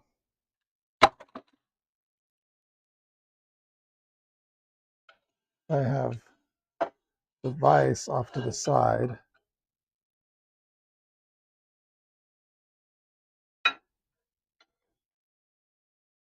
And then cure this down.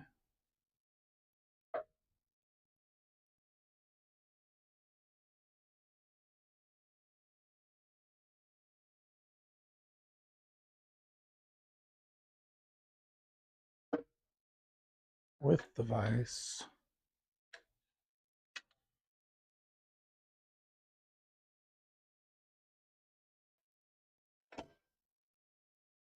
And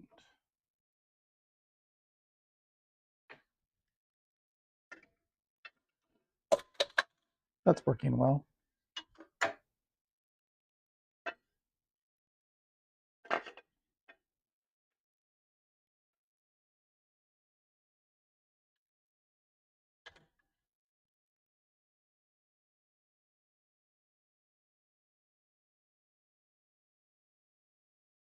Not so much. Okay.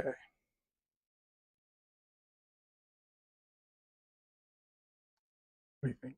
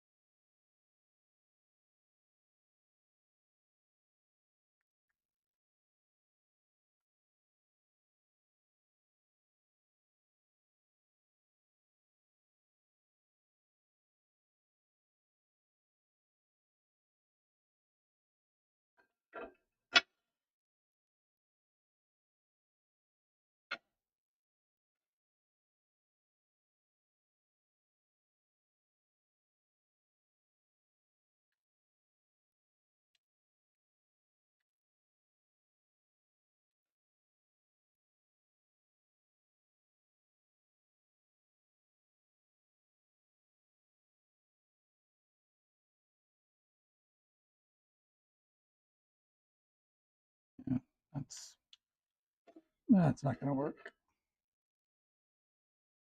All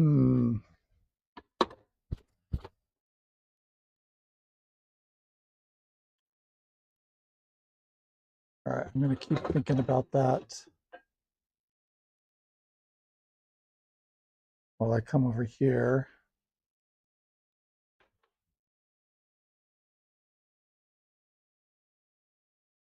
Try to use the grinder or the cutoff wheel again.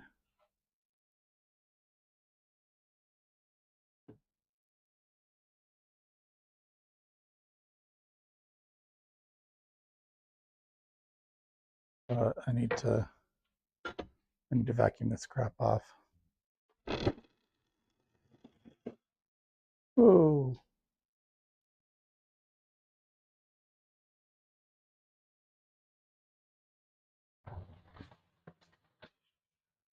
Let me get the vacuum back over here.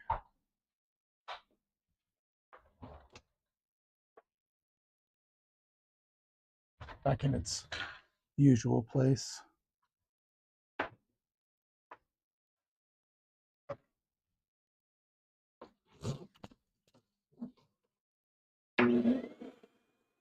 Whoa.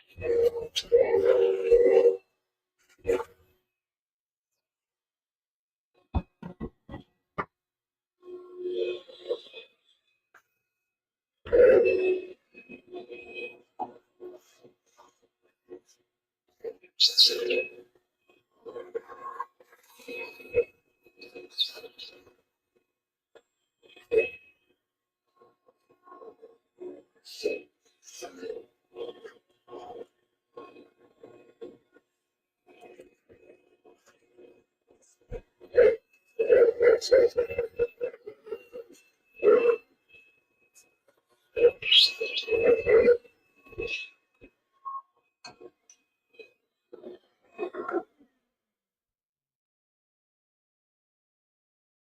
right.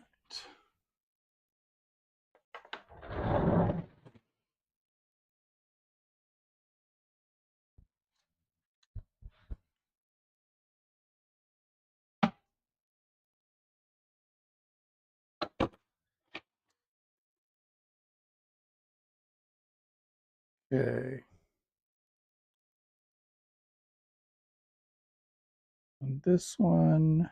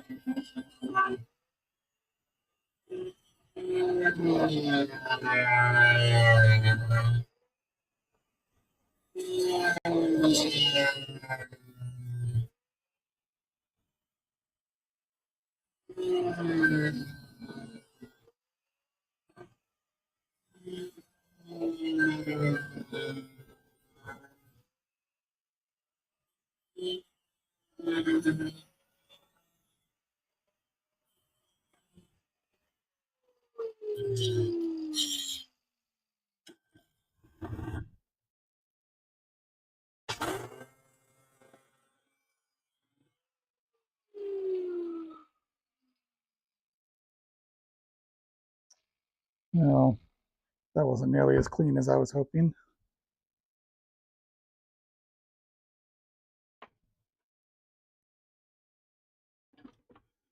Just couldn't help myself.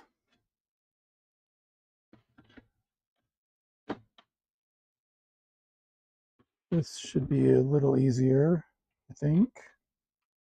Coming up instead of going across.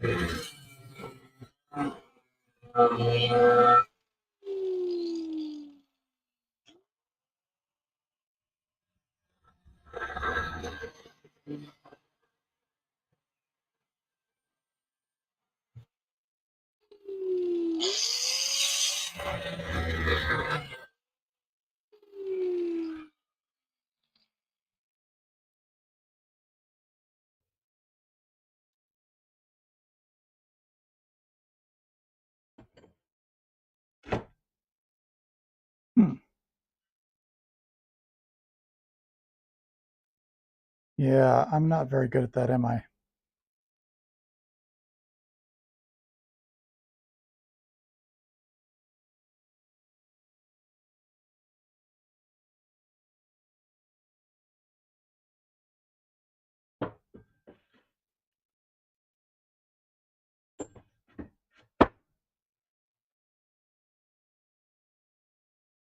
You know what my original plan was?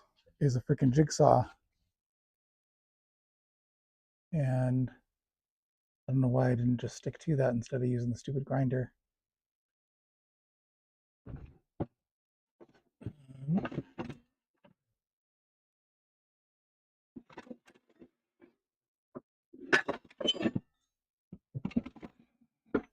There it is.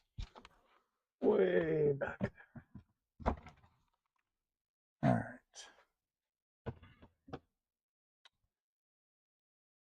But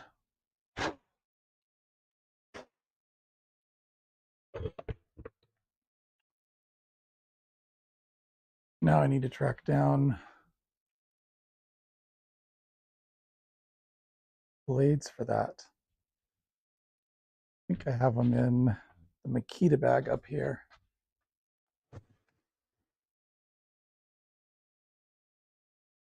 And I've got no camera covering what I'm doing. Crazy. As long as it works. Yeah. That's the problem, is I feel like what I'm doing so far isn't working ever since I decided to go forward with trying to make these slots. So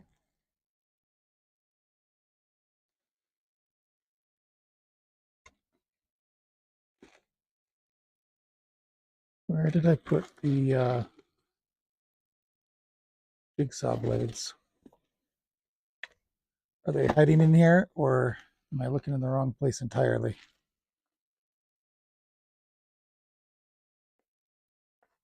Thought I had them in one of these outside pockets, or one of these interior pockets, but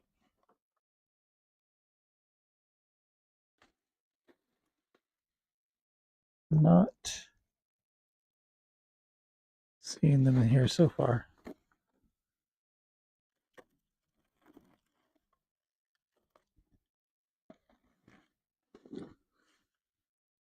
They're in an exterior pocket.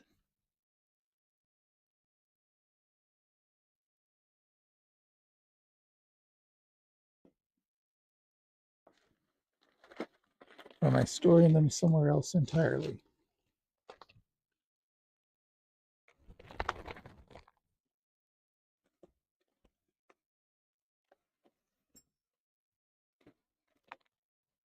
Oh, doesn't look like they're in here.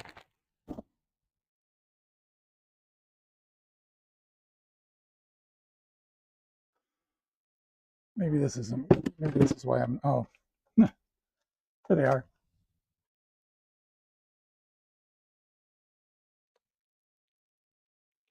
Okay.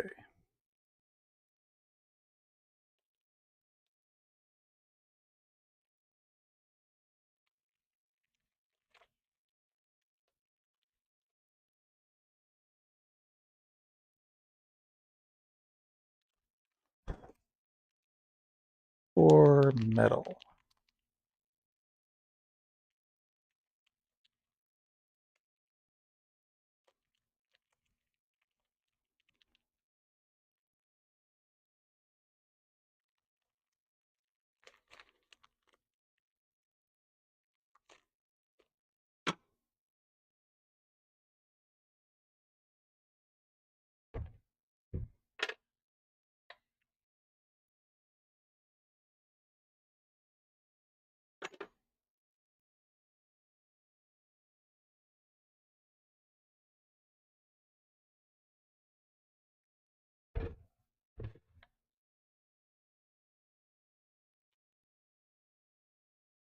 All right.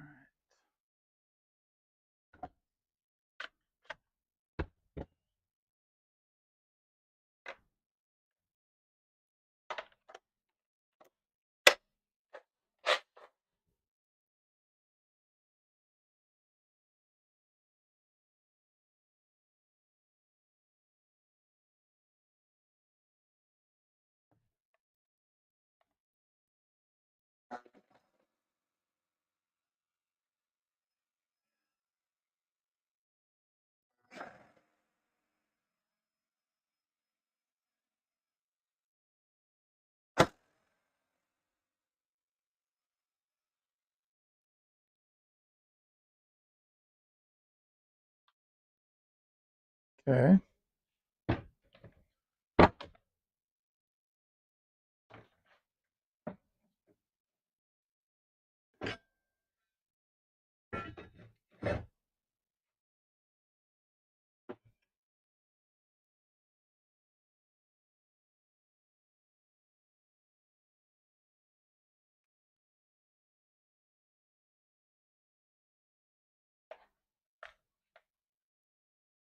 How deep that one went.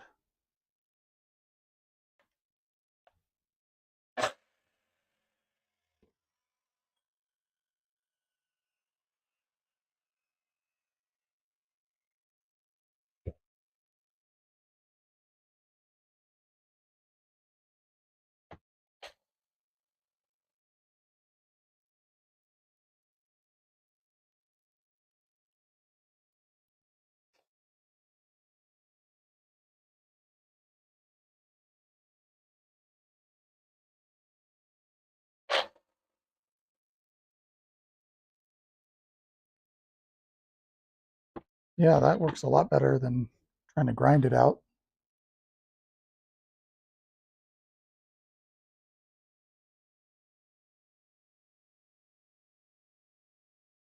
Okay.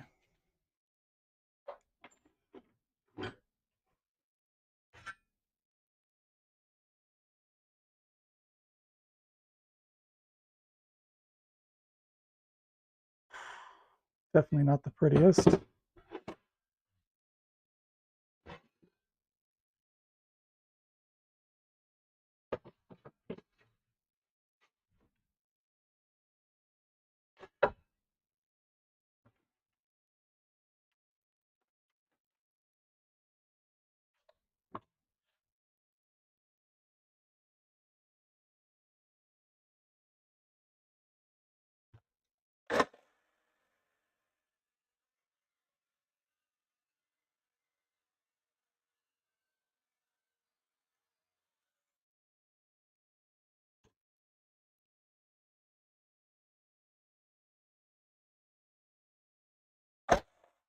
Ooh.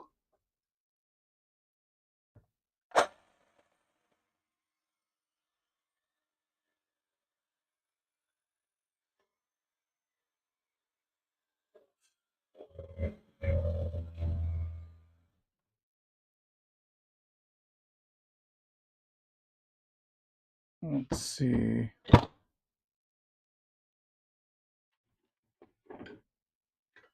If we can approach this from the opposite side.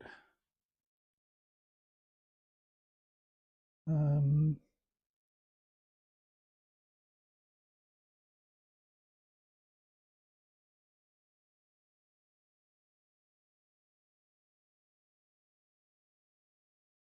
know if that's going to work.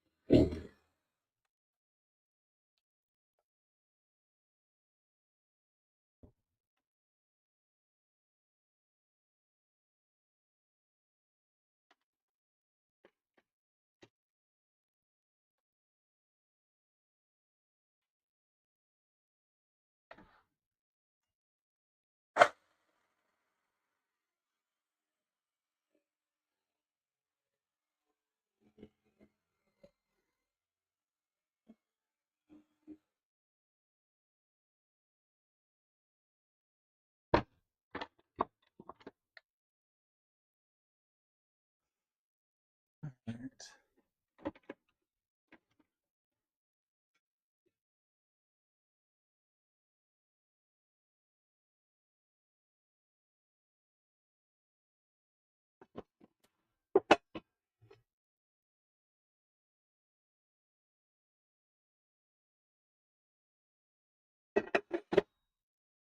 Yeah. Not sure that this works, Billy, but we'll do what we can here. All right. I want to sand these guys off. I'm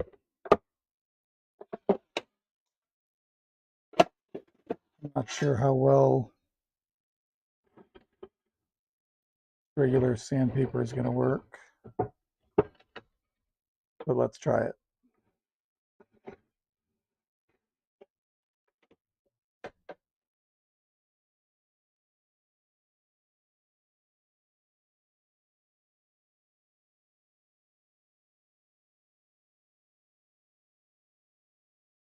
I will start with, see what do I have here. I think I've got some 60 grit.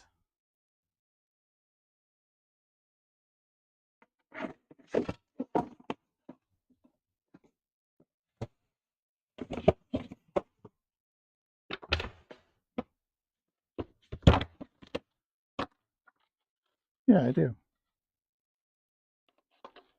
I'm going to start with that.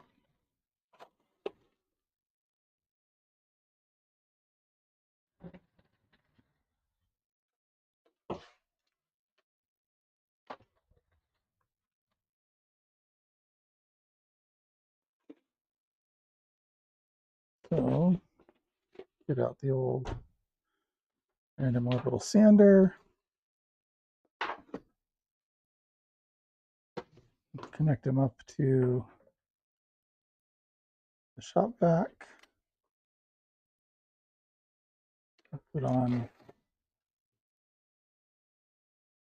60 grit paper.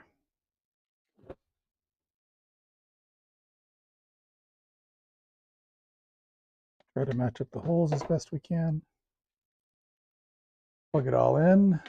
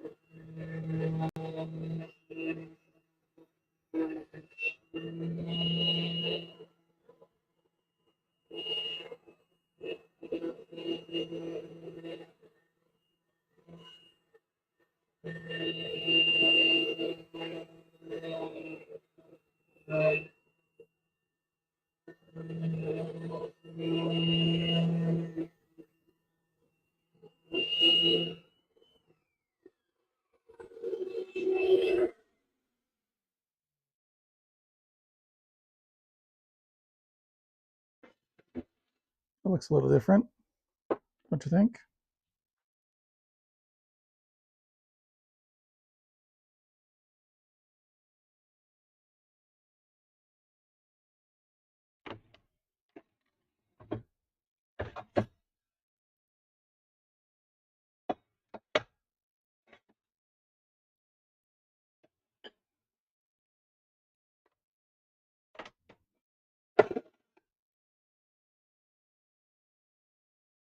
Actually, I'm going to turn it this way.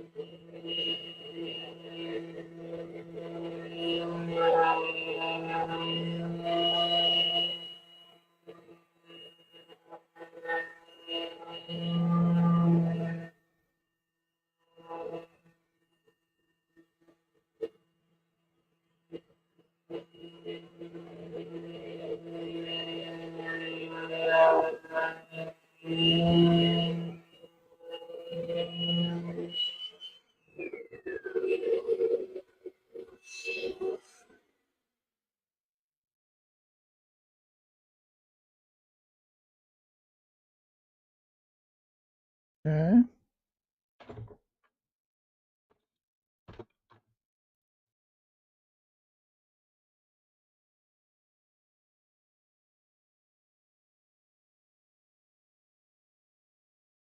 All right, I'm going to try sanding that edge too.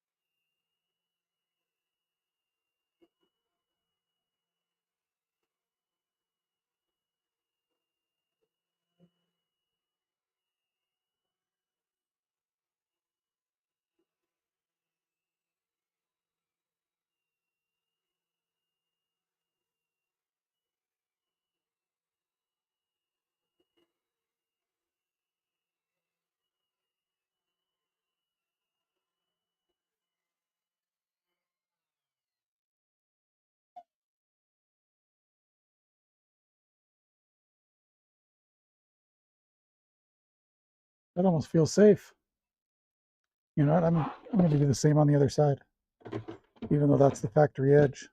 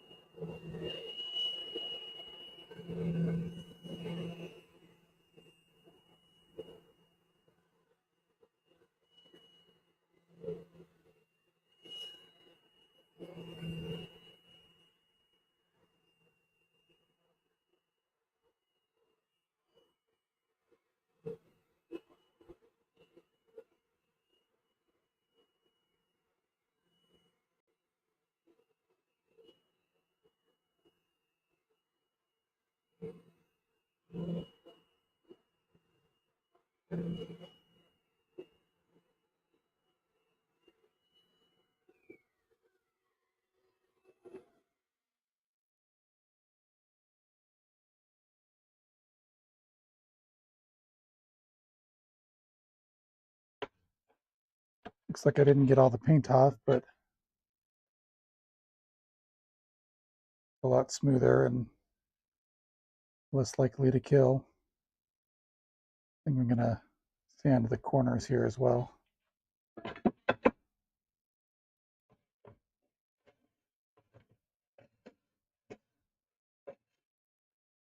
Why am I going the wrong direction?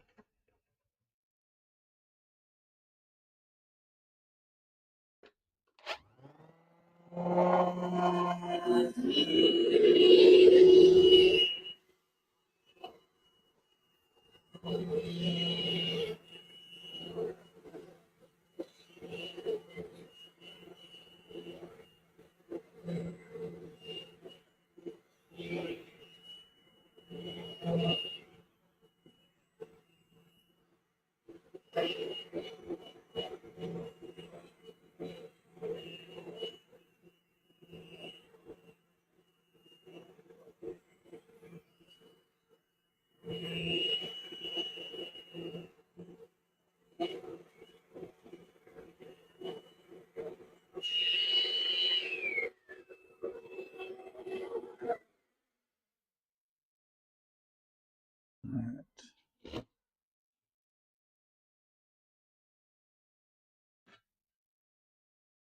And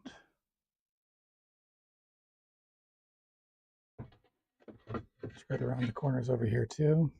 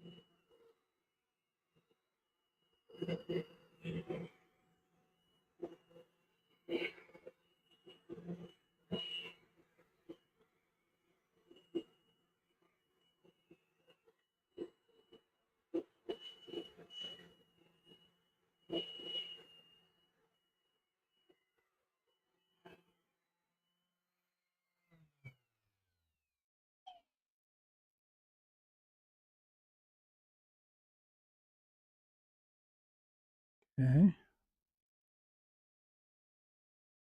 That one's still a little concerning.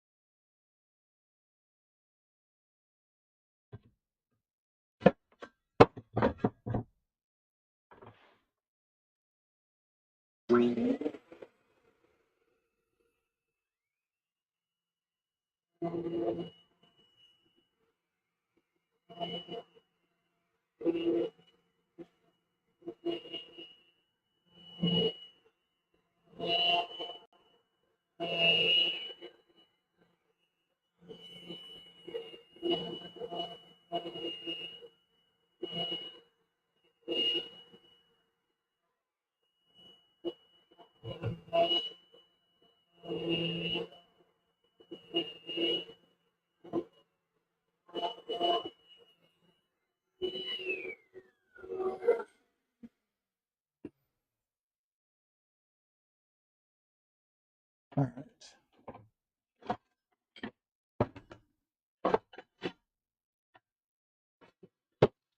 Huh.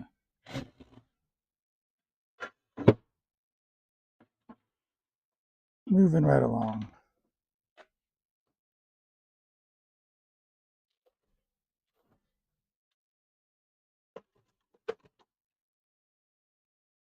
Get a new disc here.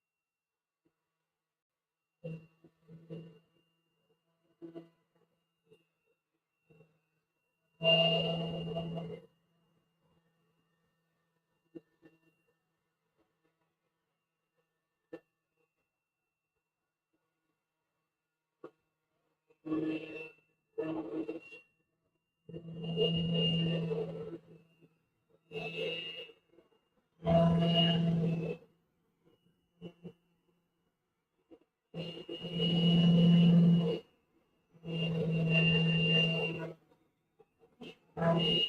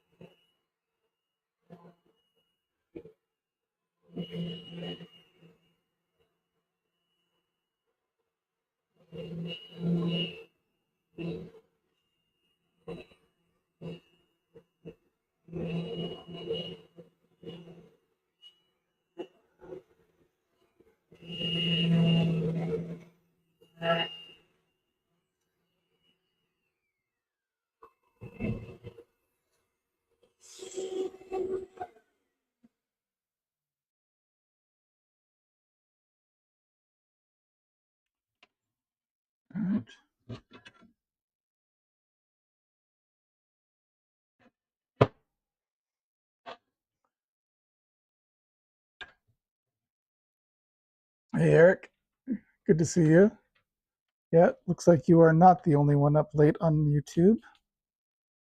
You are not alone.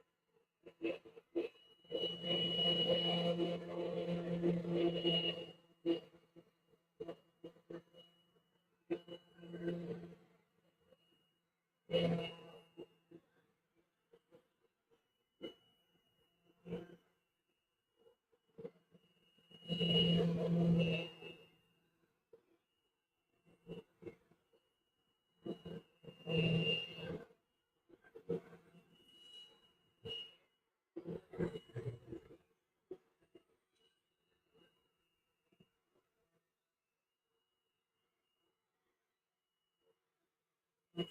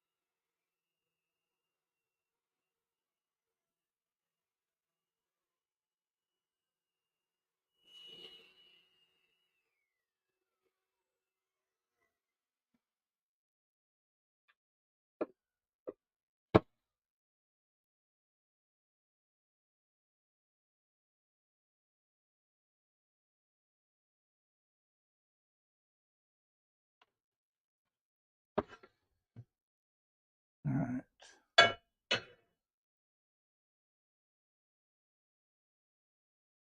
So I've got a little bit of a burrish, whatever right there, but otherwise be smooth.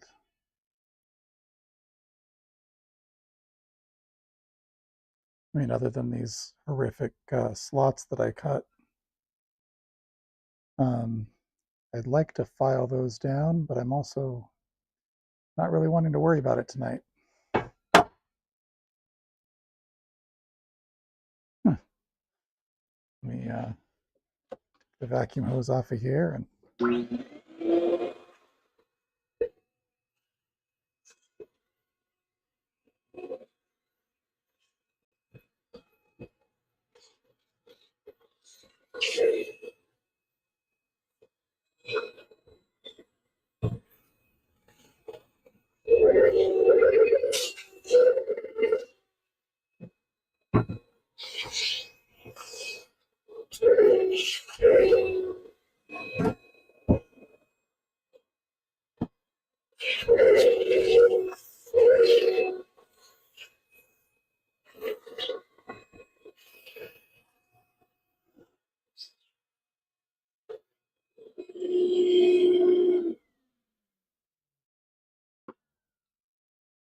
all right, so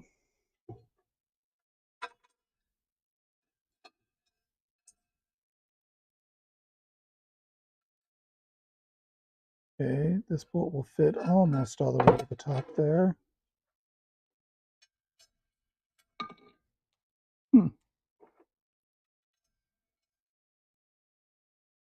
That one fits.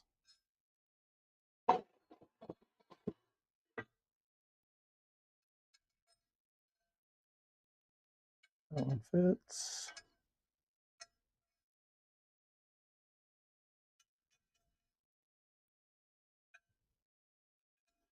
That one mostly fits, but I need to clean that off.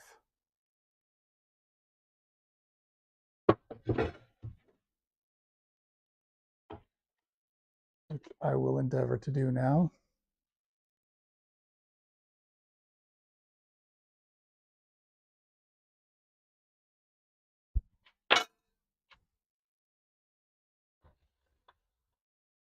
Right, back the vacuum out of the way a little.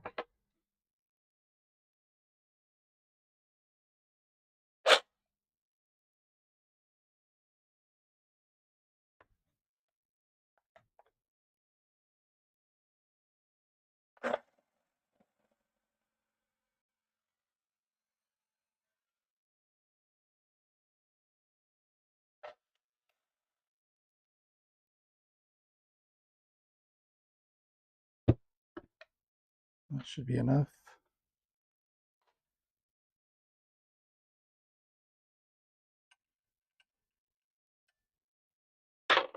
All right.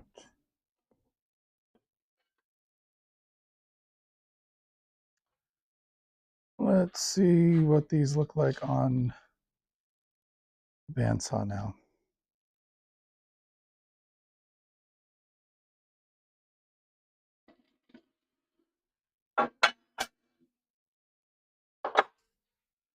Oh, I'm going to take those off of my head because they are squeezing. What am I using it for?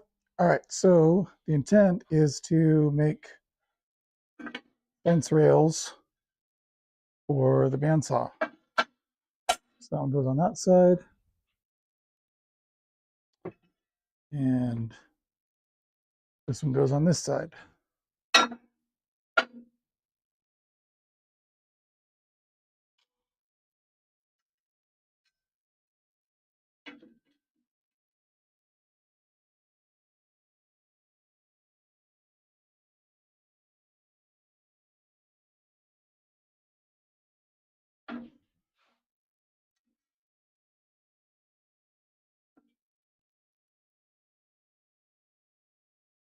So initially I just drilled holes in them, which would allow me to just place them.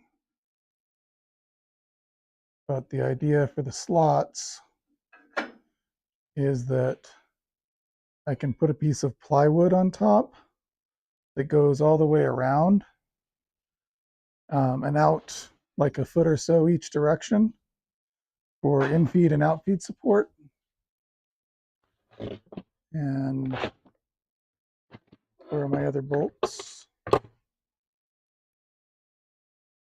I put them on the workbench so they wouldn't get lost. And now I have lost them. All right, which means I need to clean up the workbench.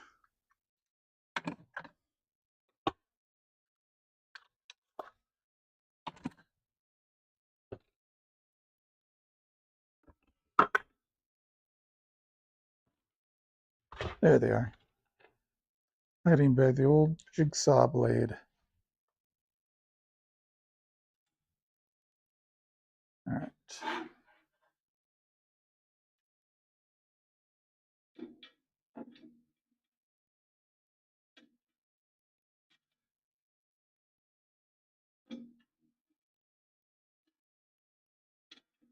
All right.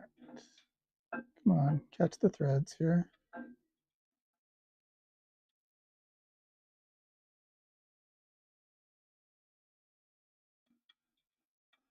All right. I'm going to switch it to the other side here.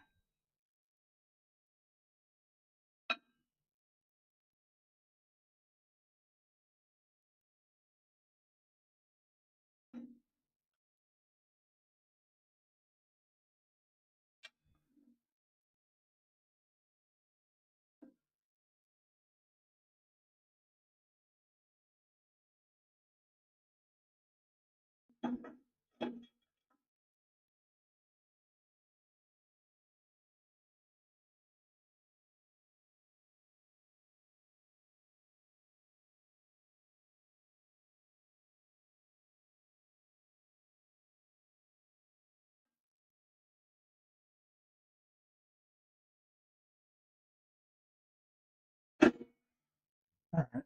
So let me see if I've got some 1/2-inch plywood over here that I can hopefully demonstrate.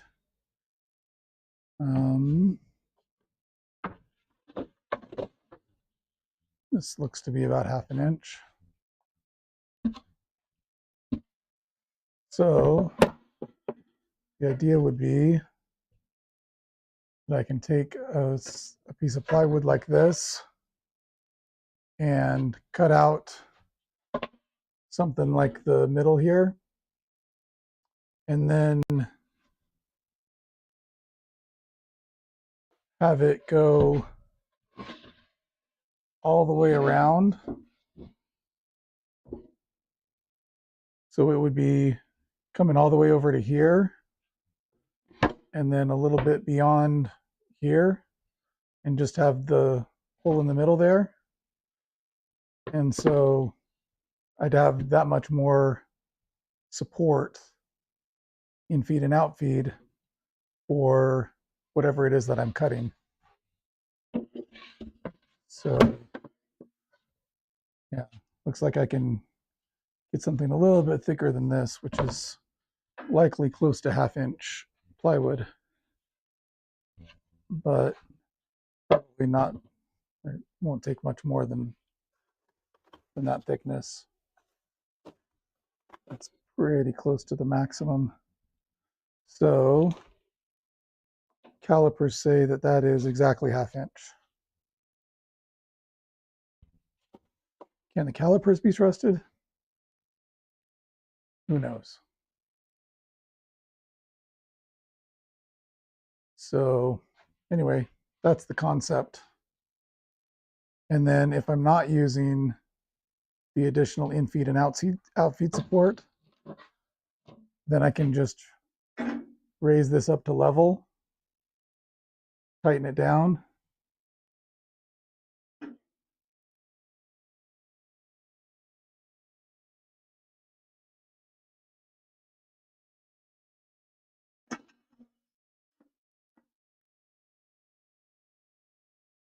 and because I did this so poorly, I don't really feel safe trying to twist that by hand anymore.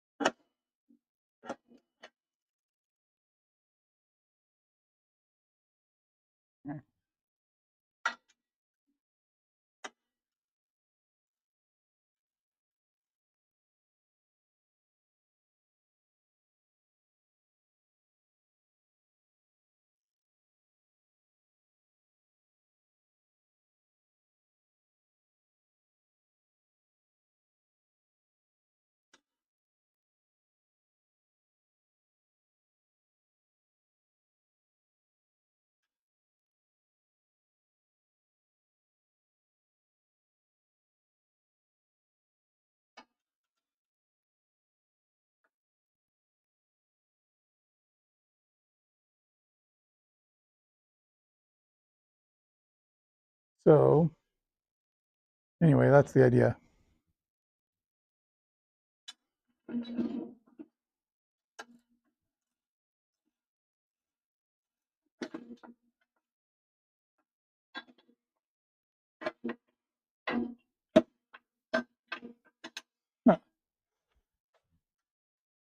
Maybe should have just left well enough alone and not worried about my plywood support idea, because it seemed to work a lot better before I tried to do the slots.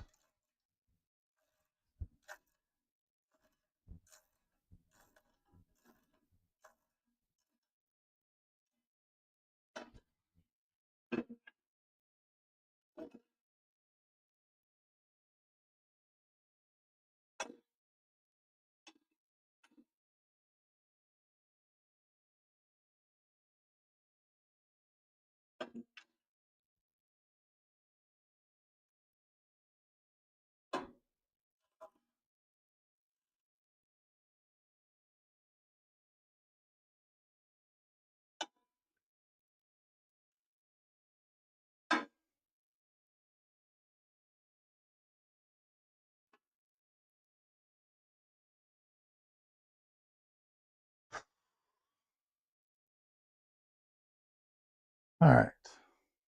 What do you guys think? Hey, Aussie Woodsman, Aussie Man Woodsman. Thanks for being here. I'm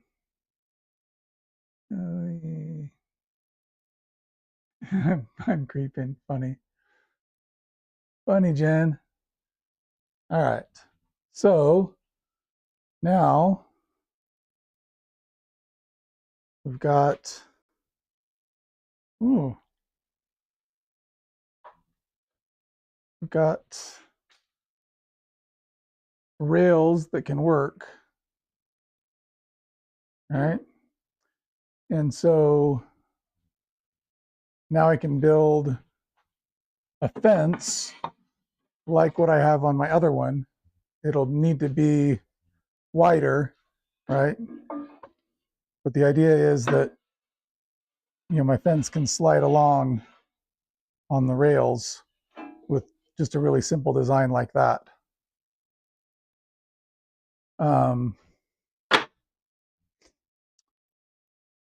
So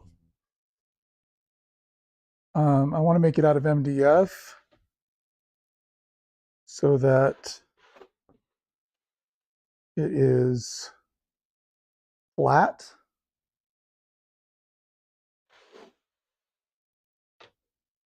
And let me see if I've got any smaller chunks of MDF.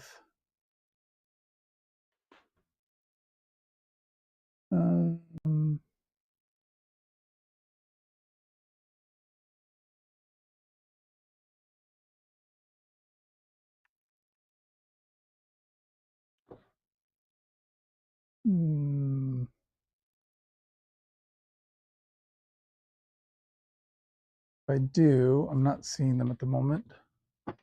See if I've got them over here on this other side. No. Got some chunks of plywood. But this is the only MDF that I'm seeing in here at the moment. So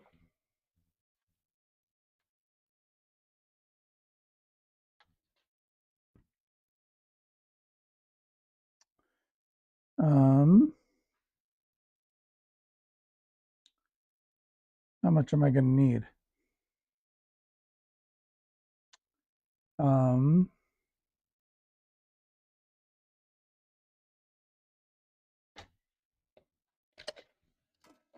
my width is just over 18 inches. Could be the same all the way across.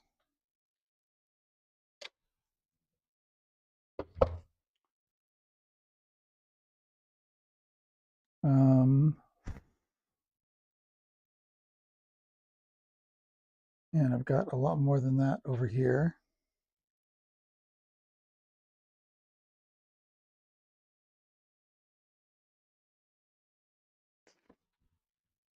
So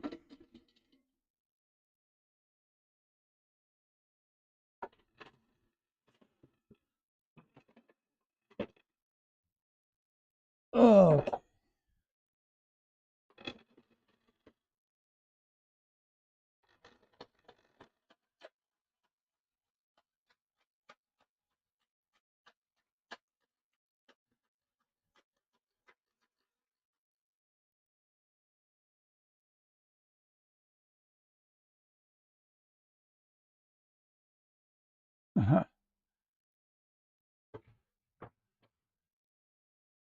biggest collection in the world.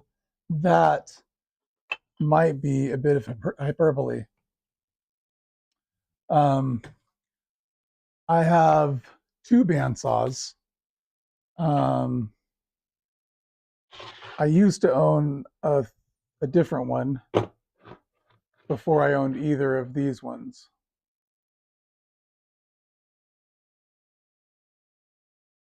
So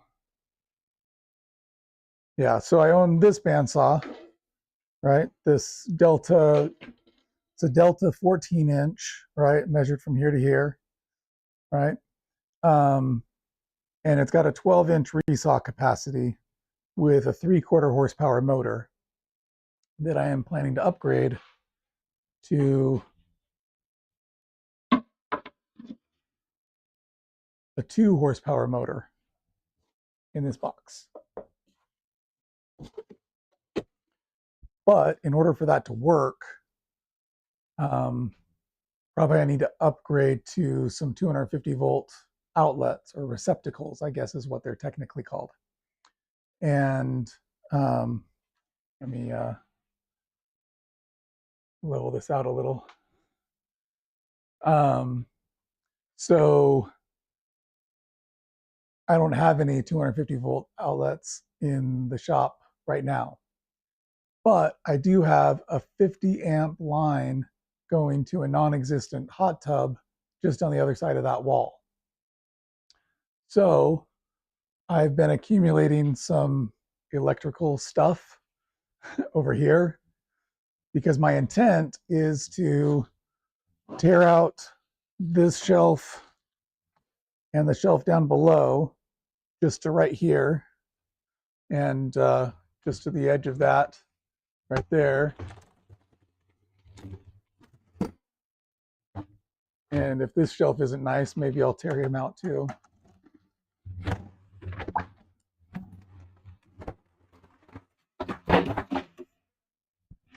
There we go. That works. So tear out these two shelves, cut into my drywall across there, put in a new sub panel, and drop in a couple of 250-volt receptacles, and then send a 120, and then resend the 50 amp line back out to the non-existent hot tub. So that's the plan anyway. So we'll see how that works. See, Jen learning to creep from your cat. Interesting. Definitely a creeper. Never met a cat that isn't one. Funny. Inherent quality all cats share. Probably true. Buckskin says you have a large collection. Yeah, 2. I actually use my bandsaws a lot more than buckskin cow. And yeah, more power, absolutely. Going down a rabbit hole, yes, absolutely. Why not? Why not go down a rabbit hole? Yeah, as far as more power, I've got the 12-inch resaw capacity, but with just a 3/4 horsepower motor, I don't think it'll be able to resaw, hardwoods that are, 10, 11 inches. I don't think it'll handle that with just a 3/4 horsepower motor. The 2 horsepower, I think, has a much better chance. So that's the idea behind that. So, all right, let me move some of this stuff out of the way. Move this guy out of the way.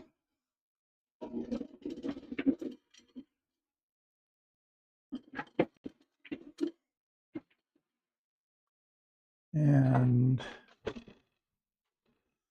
let's get the brakes engaged on the table saw.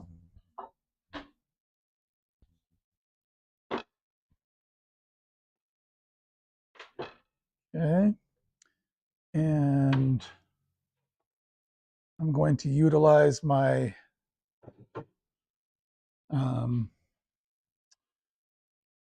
homemade router table as an outfeed table for the table saw.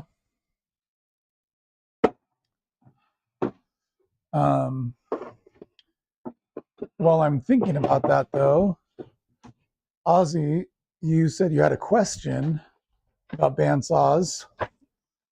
Were you just asking about my collection, or did you have another question about bandsaws that I may be able to assist with? Lower the router on that. All right. Bring that over as outfeed support. Down there. Like that.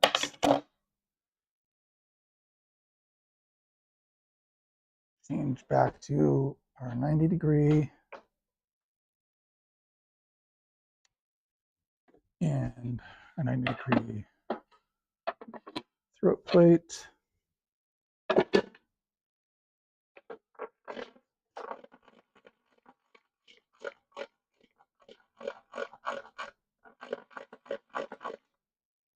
That's higher than I need to go. That's probably plenty. Test it. MDF is heavy, by the way. So go just a little bit higher there.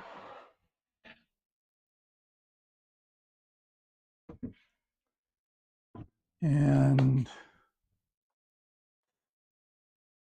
I'm going to adjust this guy over to 8 and an 1/8. And the reason for that is, actually, do I want to go even less? Because what is my thickness here?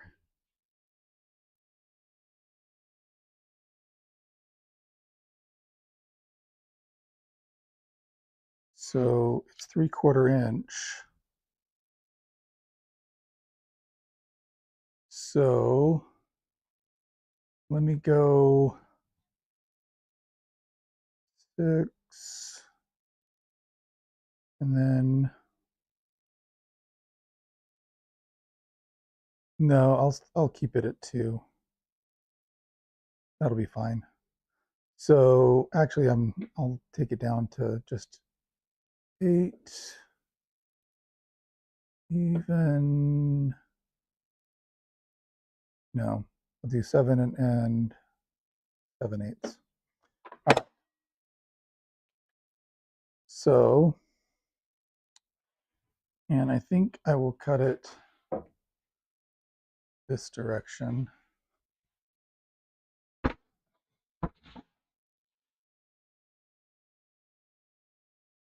I need to clear some room over here and possibly, and actually I'll cut it slightly different direction so that I don't have to worry about it. All right, here we go. All right, so okay, message me tomorrow. I'm having a brain fart on troubleshooting mine. Oh, okay. It drifts to inside and I can't figure it out. Normally I can figure out, but my old age now. Okay, so are you saying that the blade drifts inside so that you're cutting something and then the blade kind of wanders? Is that the problem?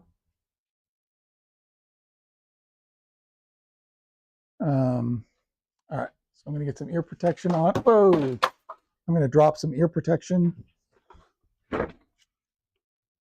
and of course it's the nice ear protection,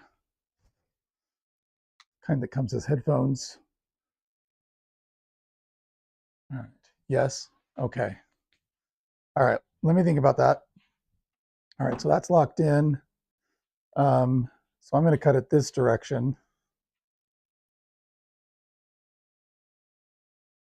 And that should work.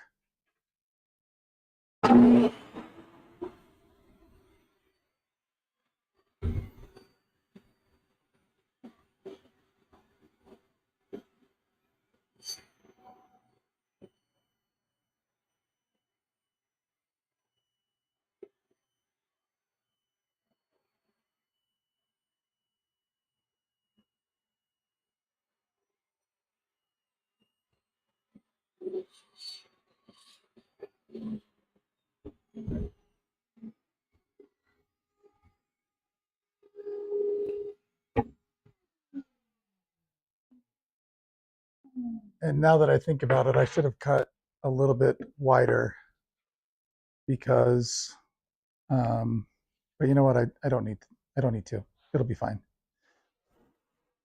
All right. So now I'm going to go down to 6 inches.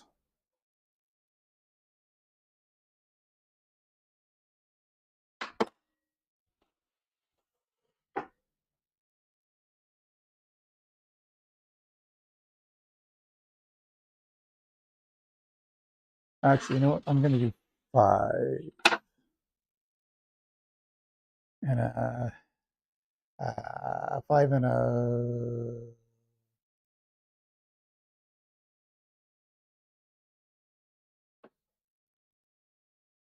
5 1/4.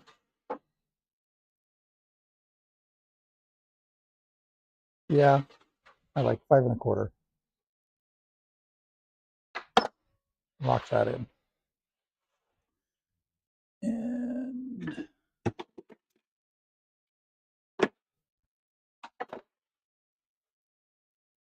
All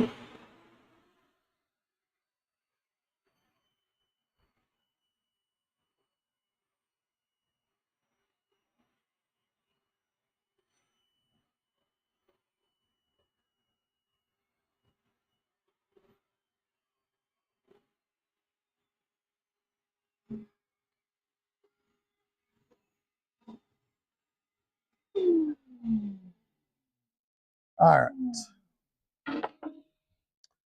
And then on these,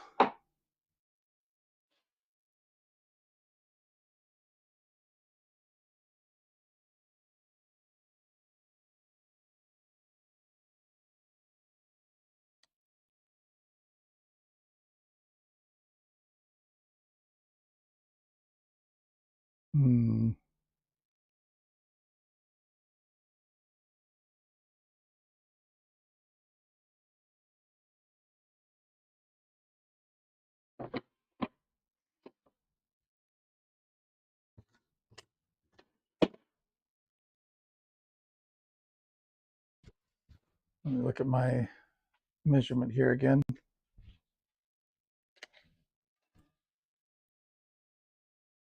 So 18 and 3/16 it looks like. Go from this side.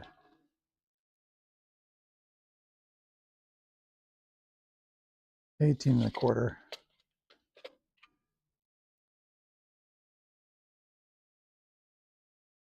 All right. So, well, this camera was definitely useful.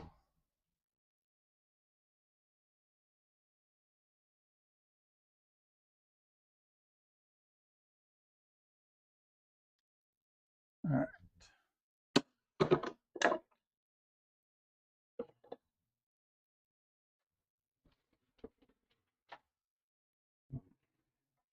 So,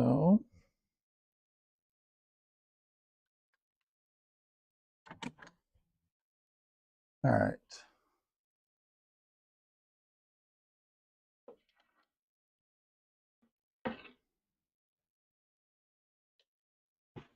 So 18 1/4.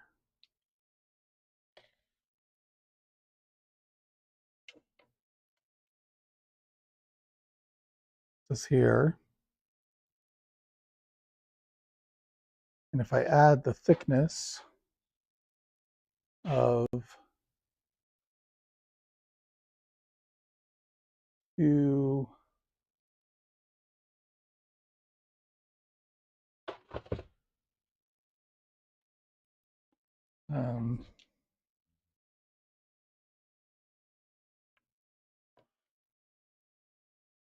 18 1/4,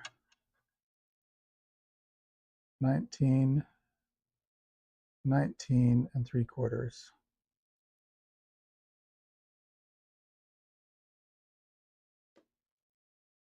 And of course, it's not marking at all. Very useful marking utensil. All right. So 19 3/4. Right there.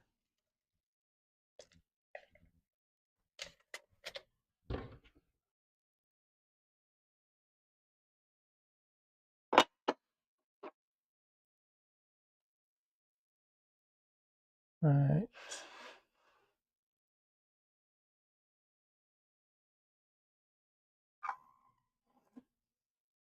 Right there. And so if I bring this back over to where it can actually plug into something,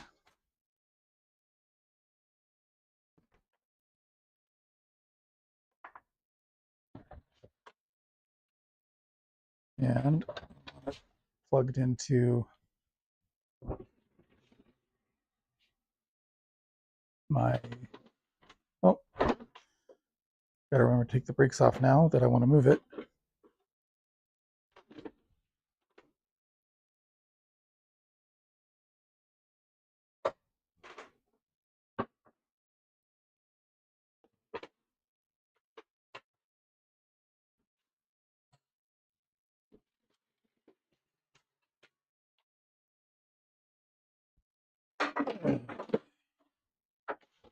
Probably good to lower the blade when not in use.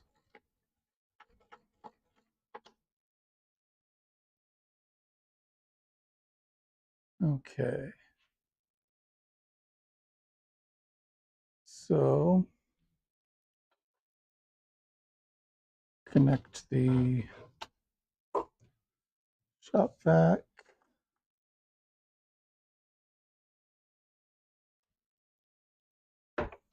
And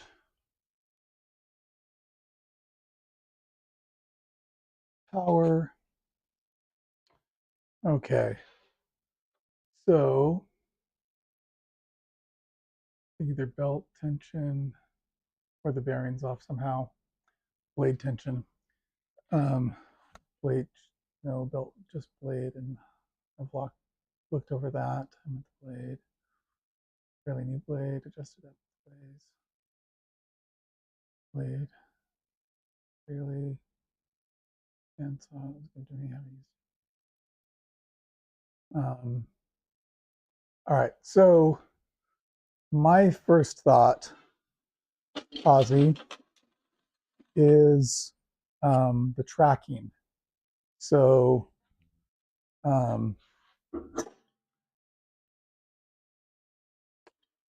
me yeah, and actually this is off from where it needs to be, so I need to adjust this one. I'm not sure if I've ever adjusted this.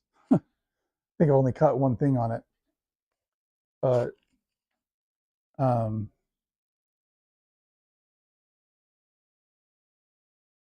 me switch over to this other camera. It might give you a little bit better view of what I am trying to communicate.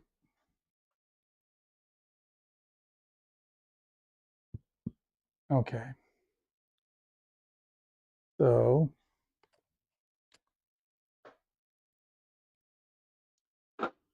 my understanding is that right at the base of the blade teeth, so at that gullet, that is supposed to be right in the middle of your tire. Okay, so that your blade teeth are on this, to the left of center, just to the left of center, and the rest of the blade is to the right of center. If you have it too far forward, then I think you'd have the issue that you're talking about, where the blade likes to drift in. If you have it too far back, I think you'd have the blade drifting out, right? But if you have it positioned on the wheel or on the tire where it's supposed to be, I think it helps keep the blade true so that it's cutting straight on instead of angling one way or the other. That makes sense? Because, let me kind of back up a little bit and you can kind of see, because if it's too far forward, then there's a little bit of a curvature to the tire, right? And so if the blade is too far forward, that curvature means that the blade wants to turn inward. If the blade is too far back, that curvature means the blade wants to turn outward. If you have it in the correct position, so that, the top of that, or the bottom of the gullet, whatever, the bottom of the blade teeth are on that center line of the tire, then it wants to stay true. So I would say, see if your blade, if the blade teeth are basically right on that center line of the tire. And if they are, then I'd say we need to look at something else. That would be my first thought, is positioning of the blade on the tire.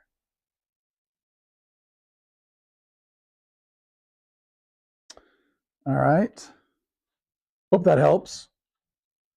If it doesn't, then you can request a refund.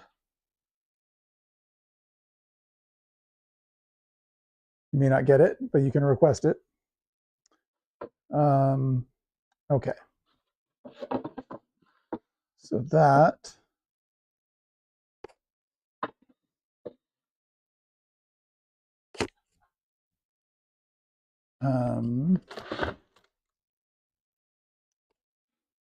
is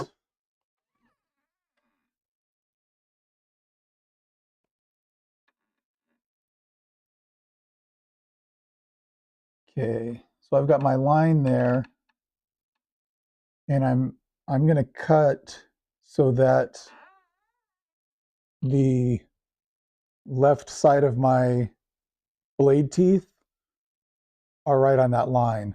Because if I cut it with the blade centered on that line, then I'm going to have less length here than what I was anticipating and what I'm wanting. And since I want this guy to be cut the same, I'm going to put him on as well. And I am even going to employ this guy to lock it down.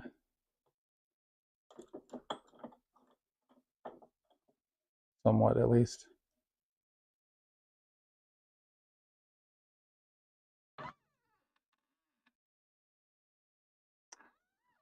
All right.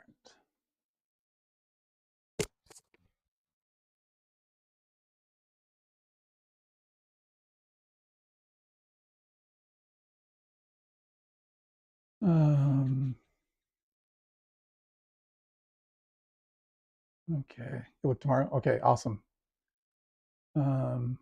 Had wood power tools since you were 8 years old. That's sweet. All right. So I'm going to try and make this cut. Hopefully it works right.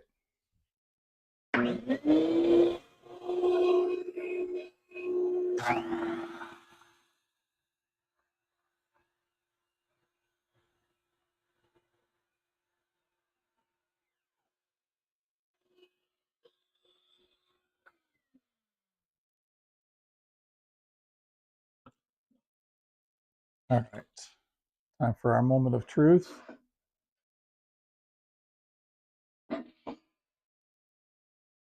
I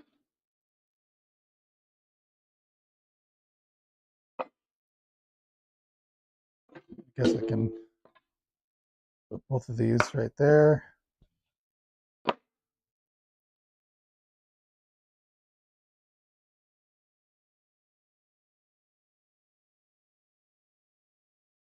So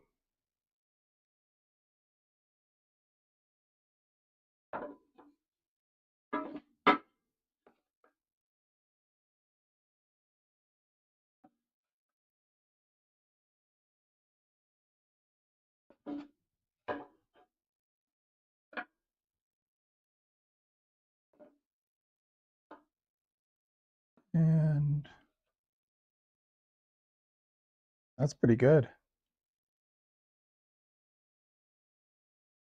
That is pretty good. Okay. So the idea is that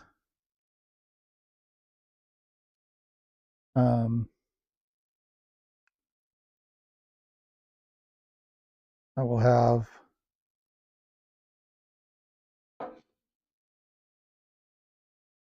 an L-shape design for the fence. But I don't want just an L-shaped design. I want an L-shaped design that I can also flip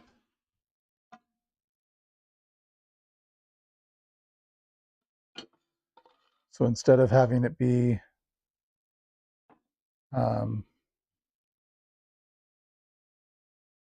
you know, a 5-inch tall, 5 1/4 inch tall fence, I can also adjust it so that it's, you know, like 3-inch tall.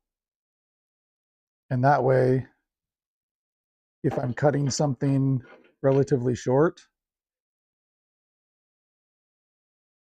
I can use this part of the fence and get a lot closer than if I were using this part.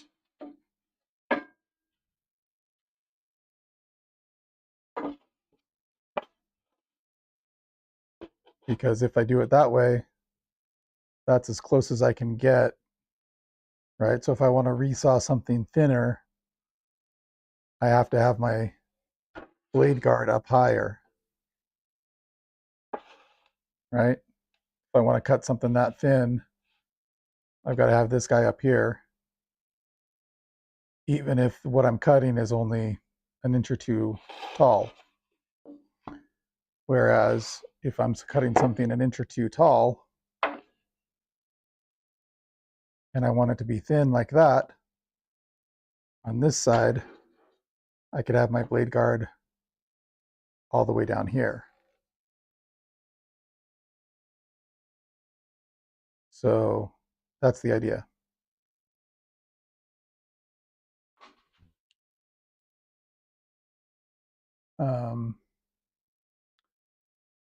Let's see.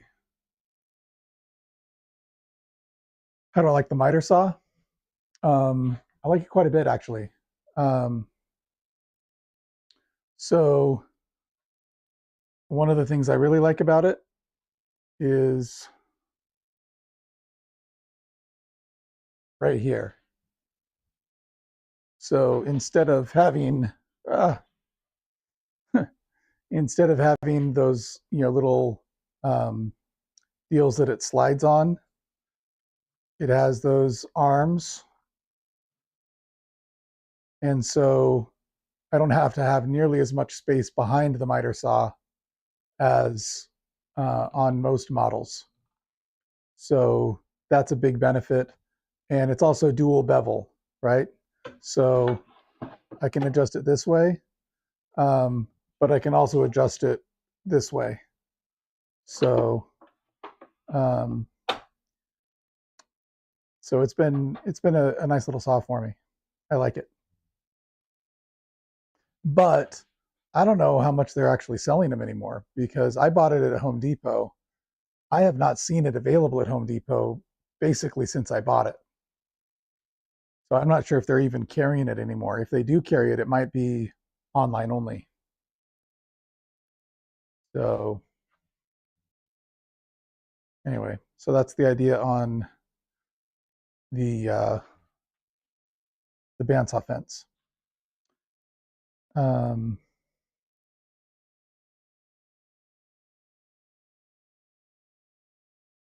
right. So I also want to put some supports back here so that so it stays square.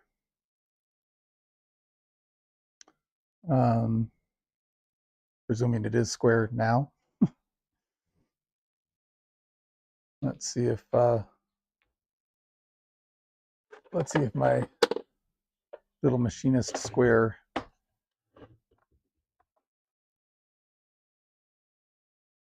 likes the cuts that I've done so far.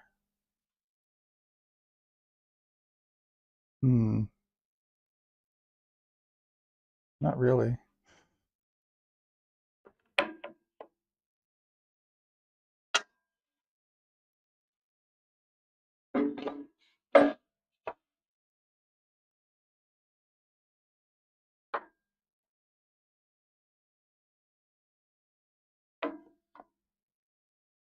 Okay, that's a lot better.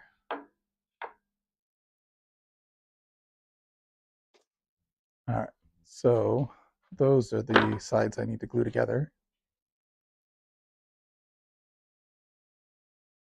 So let me clean up some mess over here so I have some room to work.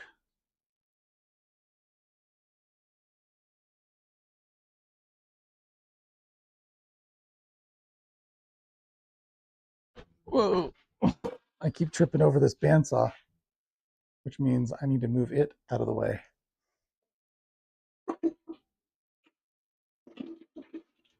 All right.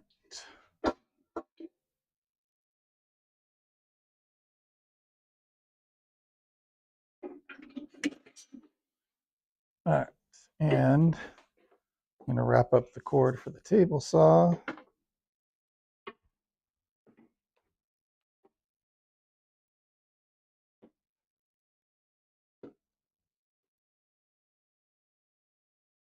So I'm not tripping over that as much.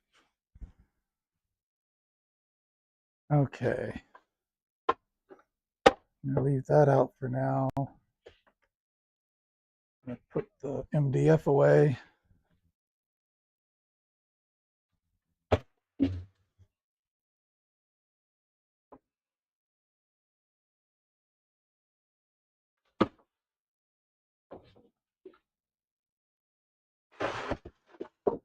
Slide it into place there.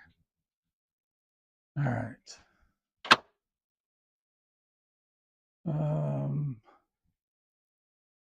Need to get my drill bit off of the drill press now that it's not so burning hot.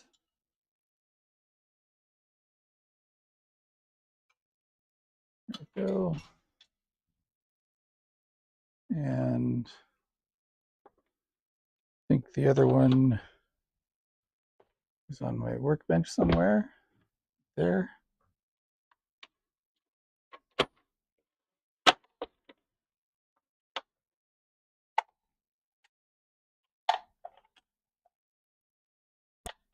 All right, come on. Why don't you want to close? There we go. All right. That goes on top. And right there.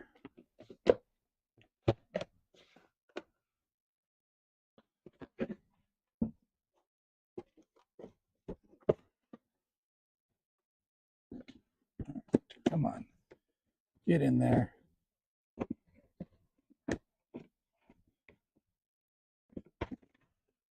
There you go. I'm going to slide the sanding stuff in. Okay.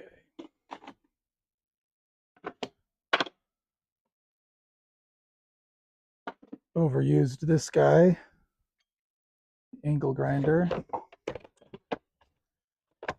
Should have just used the jigsaw. Would have been much cleaner.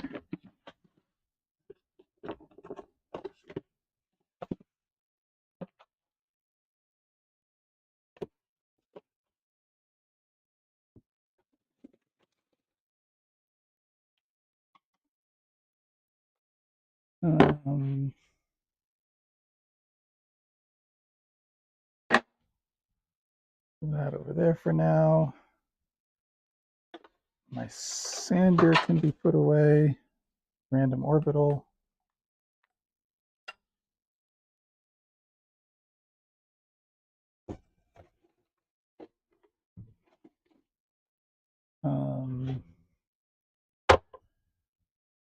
We'll put the jigsaw over here for now.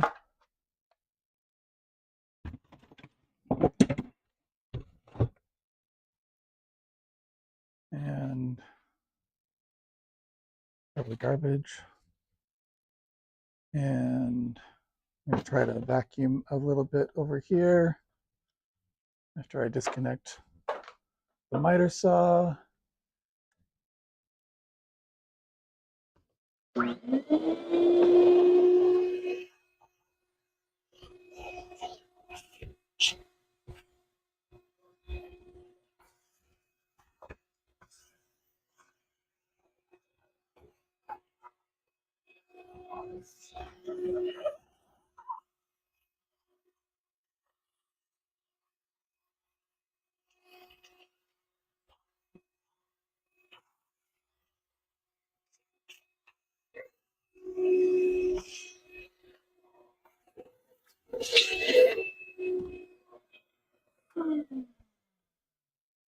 right.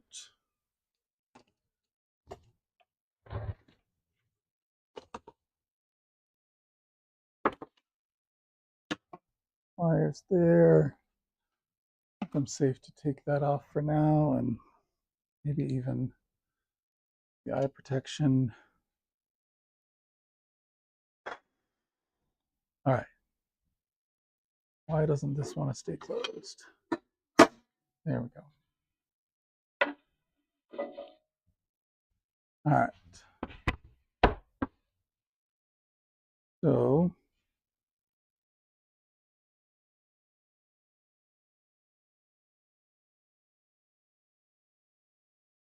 how much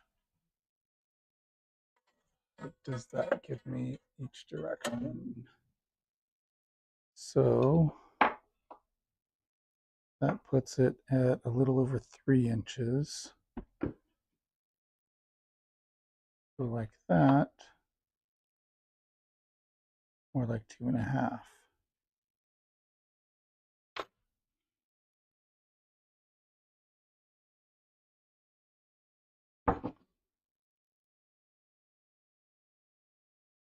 But I'm not sure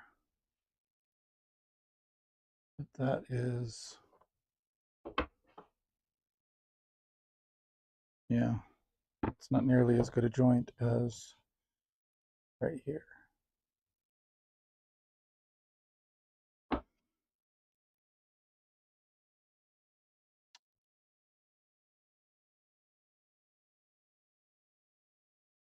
Or was it the other direction?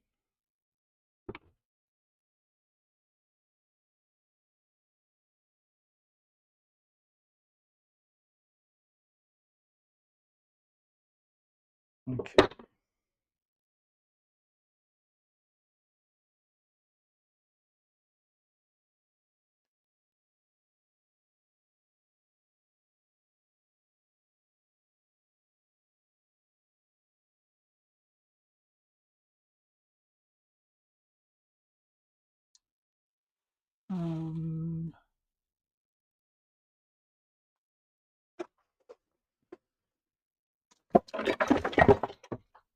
Perfect.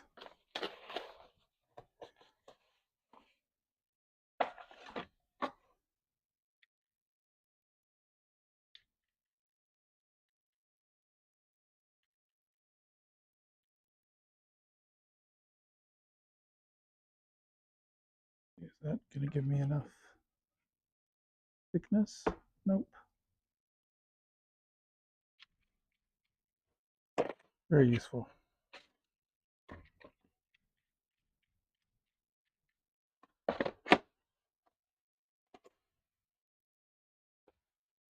Um,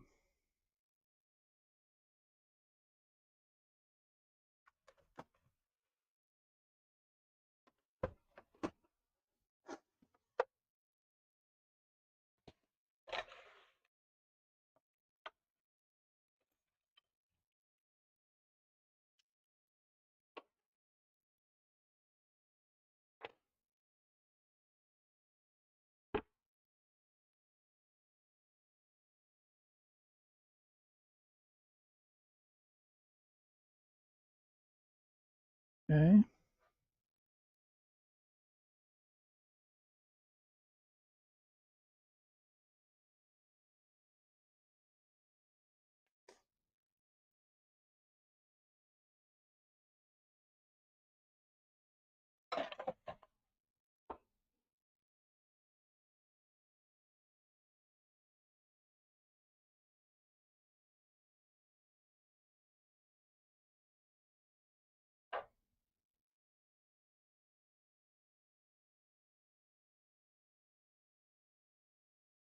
All right.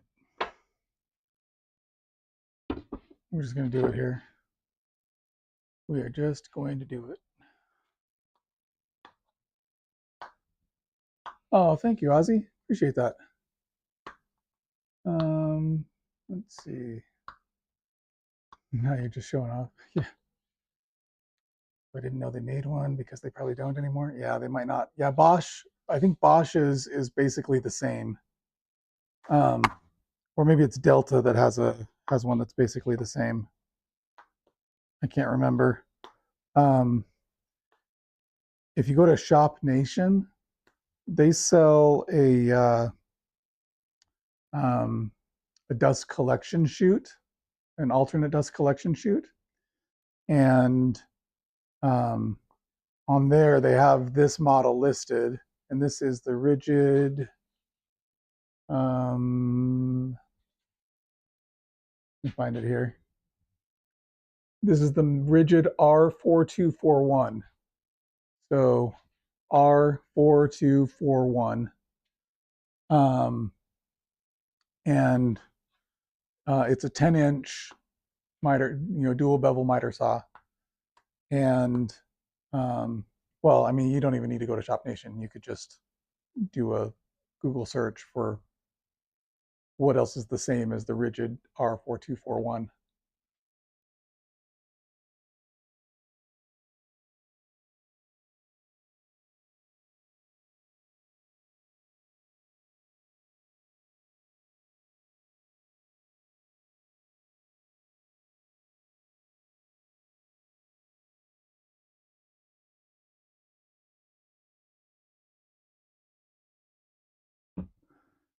But I'm a little curious, Ozzy, when you say that I'm just showing off now, I'm not sure what it was that I was showing off for. Could you inform me? I have no doubt that I was showing off. I'm just not sure which of the many things that I could be showing off on that I was showing off.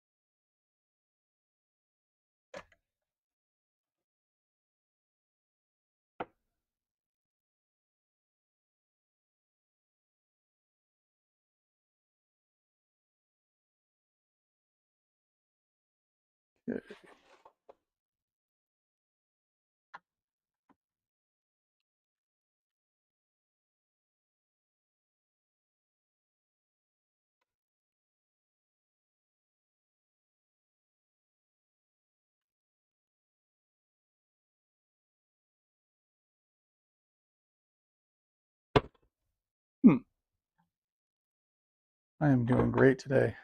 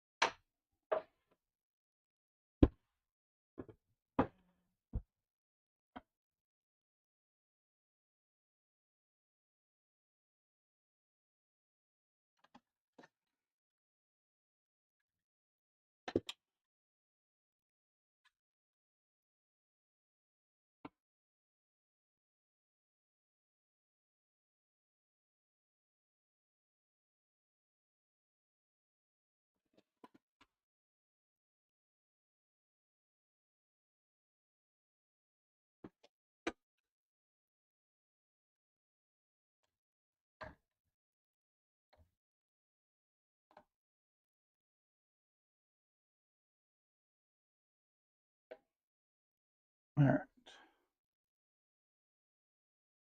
So that should be square.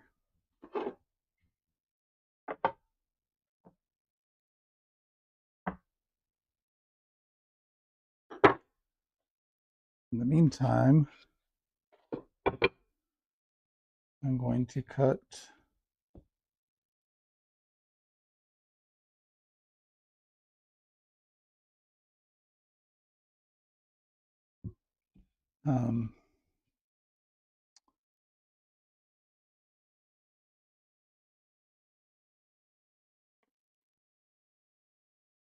some reinforcements.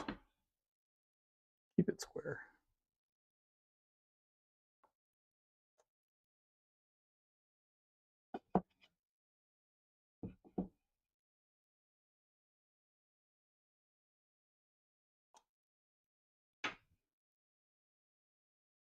All right.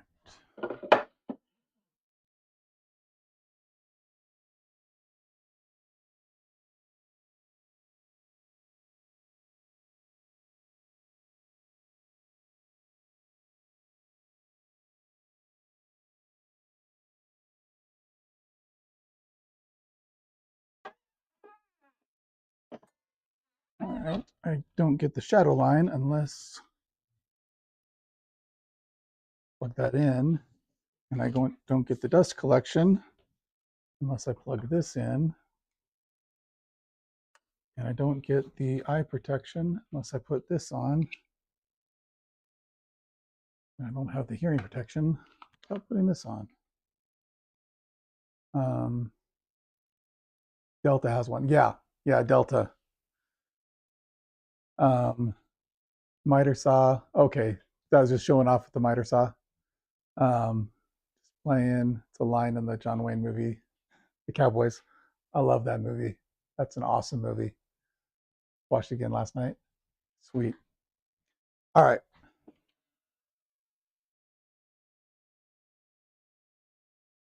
So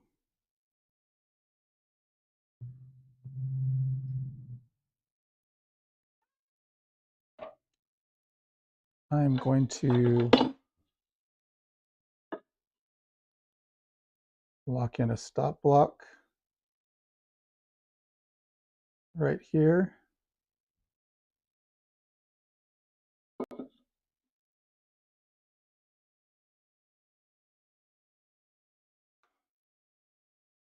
And I'll use a 12-inch.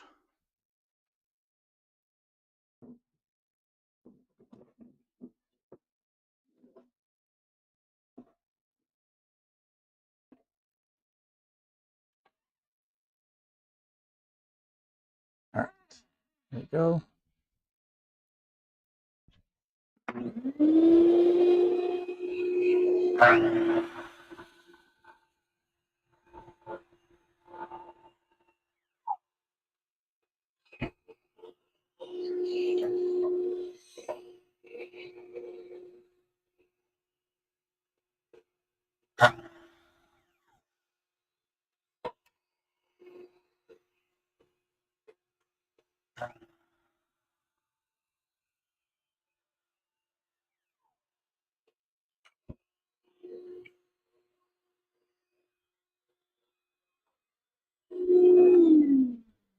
All right.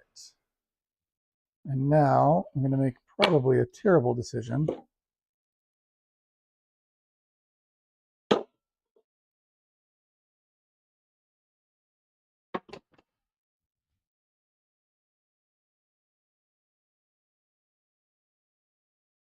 Because I am going to try to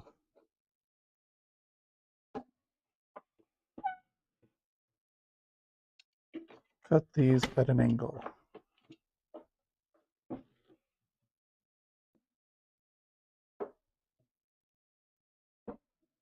right. I was hoping I could do it.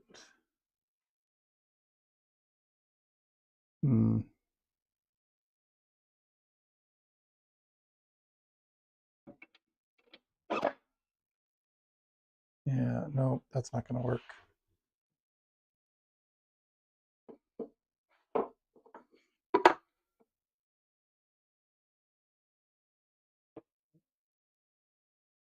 Or is it?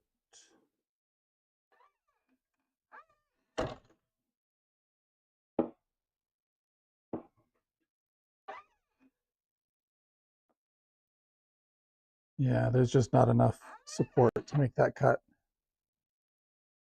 Let me see if I'm even thinking about this right. Nope, I'm not.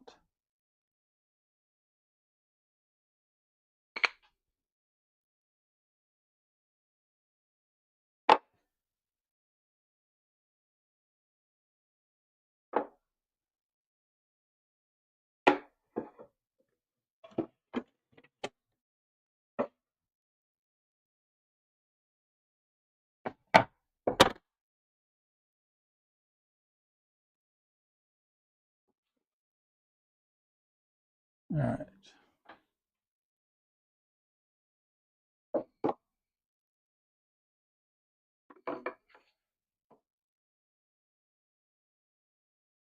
Where's my step luck setup again here?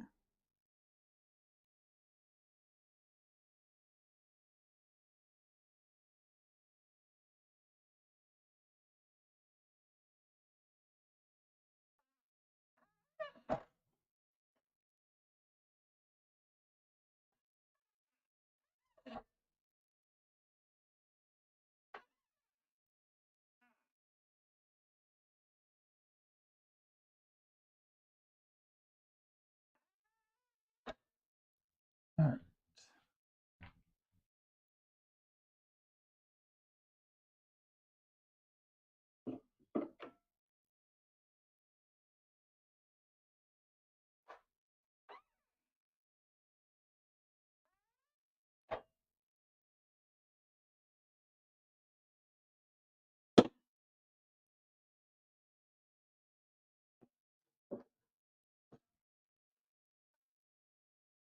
Mm-hmm.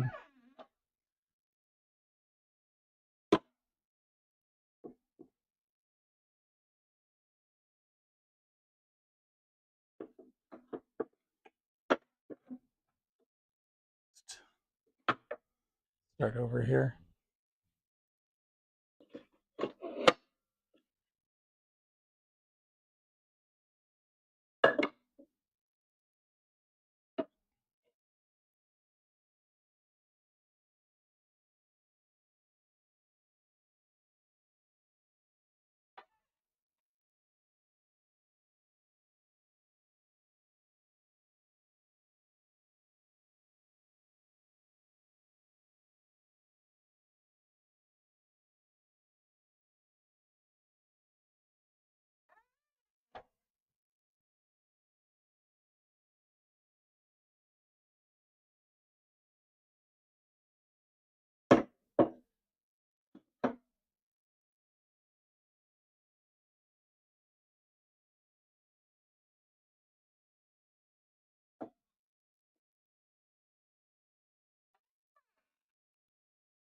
All right.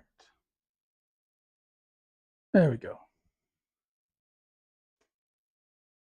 Love the movie, hated it, hated Bruce Dern ever since he saw it. That's funny.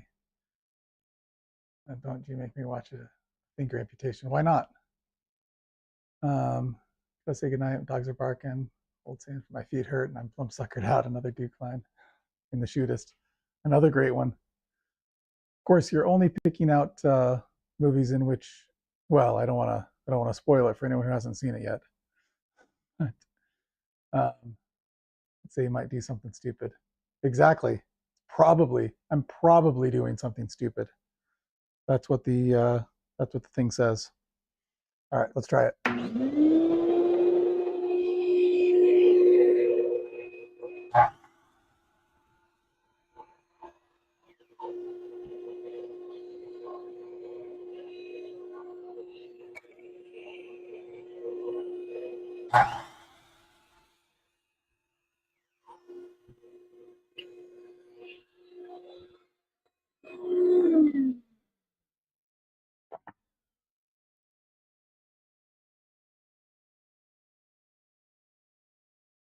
Okay. That's close to what we need. And let me see if that changes the calculus on whether or not I can make, nope, I don't think it does.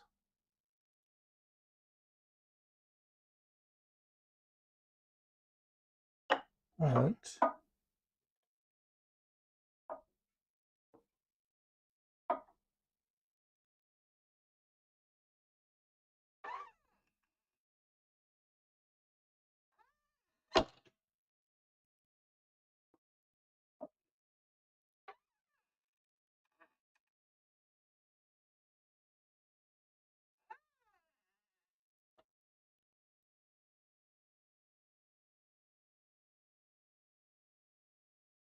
Hmm.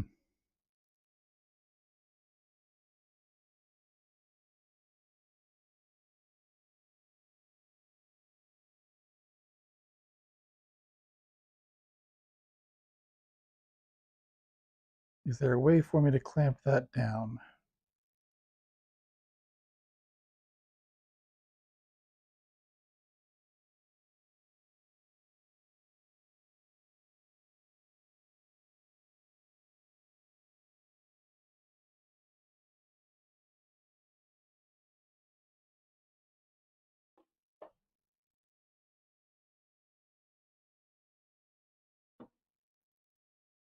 Hmm.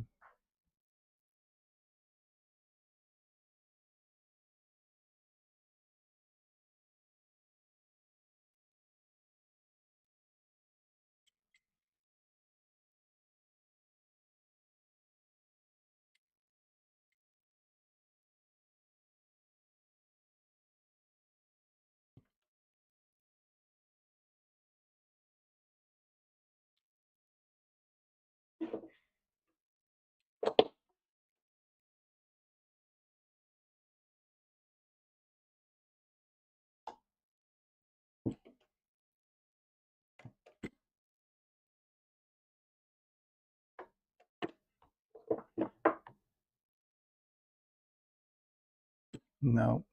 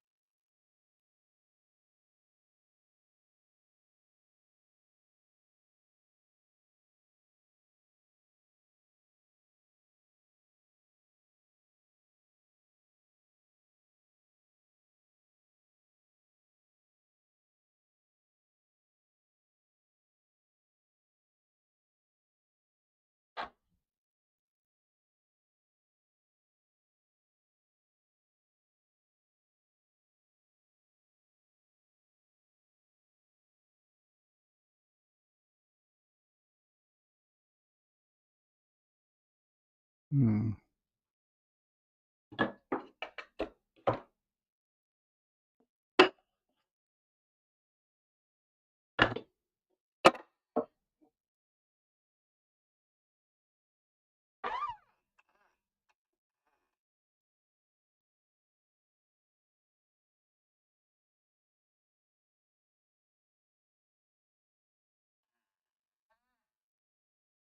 Let's try this.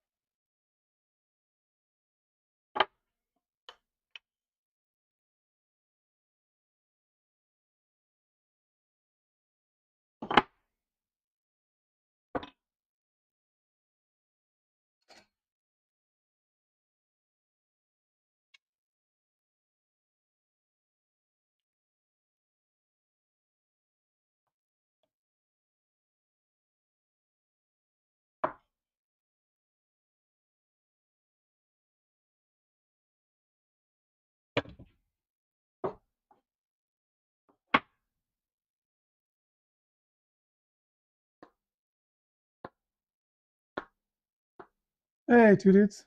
Thanks for being here, man. Let's see.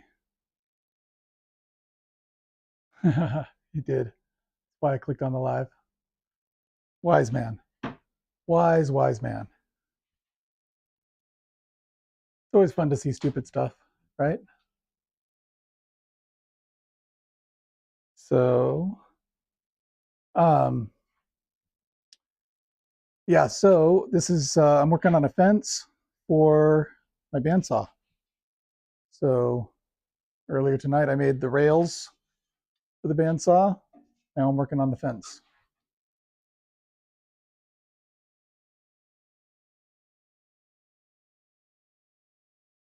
I'm just using Type Bond Original since this is a pretty arid climate. So it's semi-arid technically, but we don't get a lot of moisture around here. So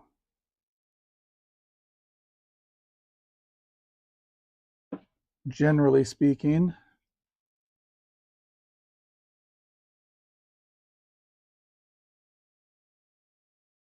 pretty safe to just use original.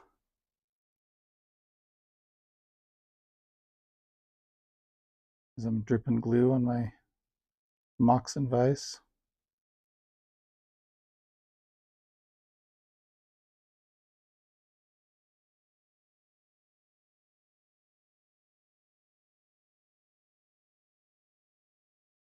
All right.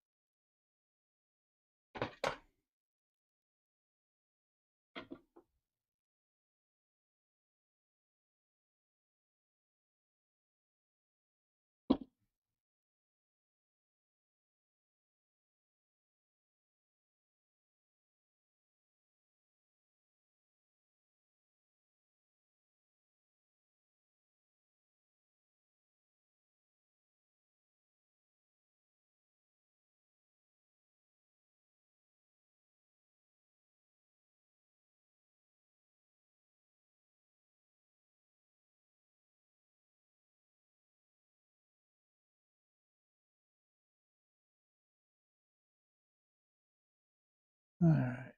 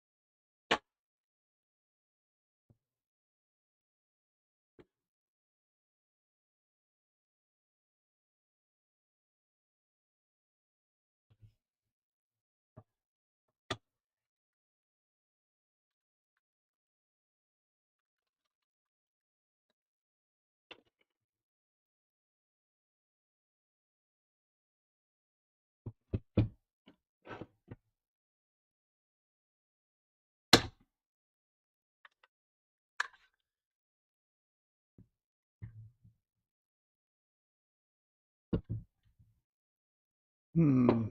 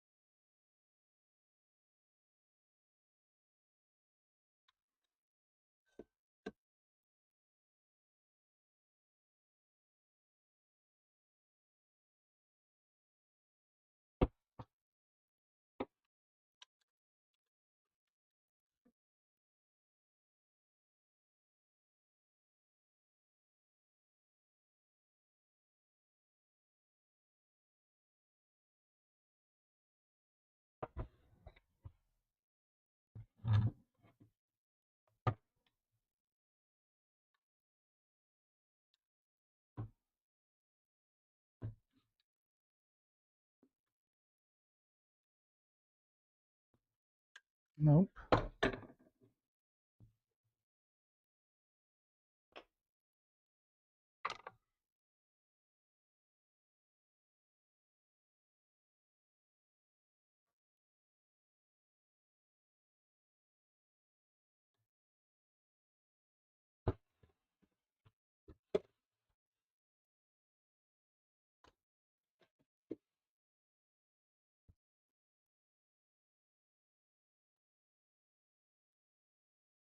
That's not going to reach.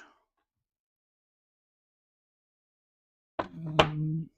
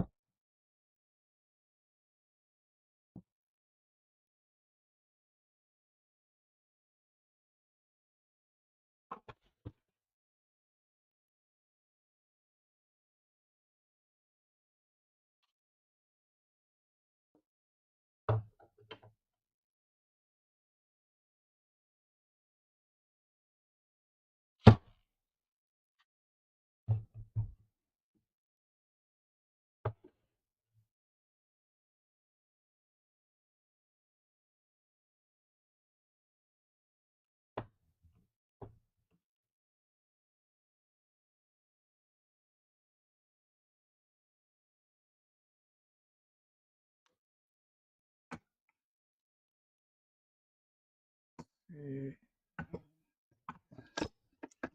I'll just get the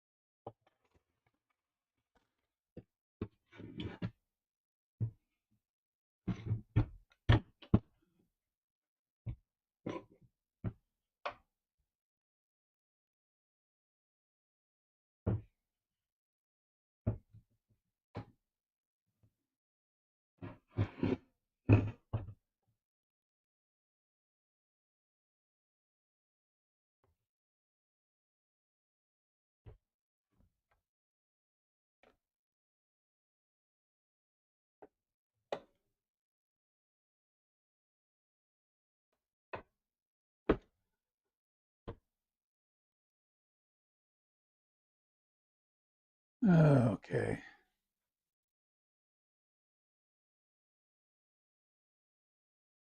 Yep. Okay. Can't wait to build stuff. Hey, what are you going to build, Jen? What? I'm off to bed. Oh, because I'm a little late, Jen. Sorry. Morning for me. Sweet. I'm heading out too. Hey, thanks for joining me, guys. Appreciate it. So, while that is drying, I'm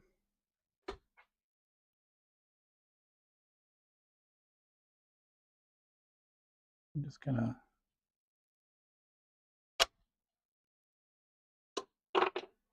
pull that out. Just use the old machinist square here.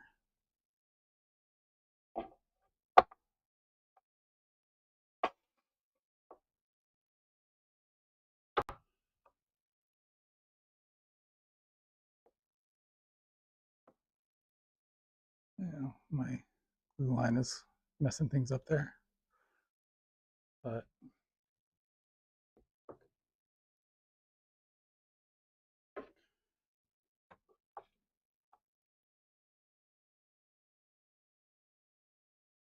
all right, that's looking pretty square.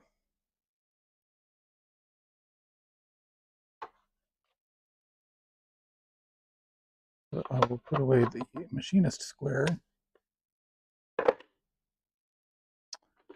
and a bunch of these clamps.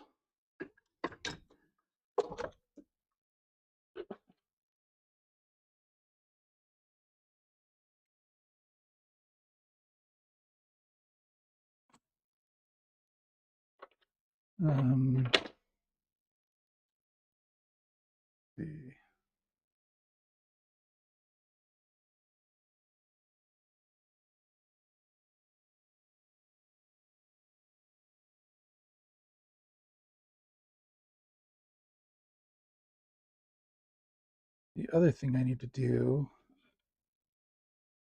is put a little strip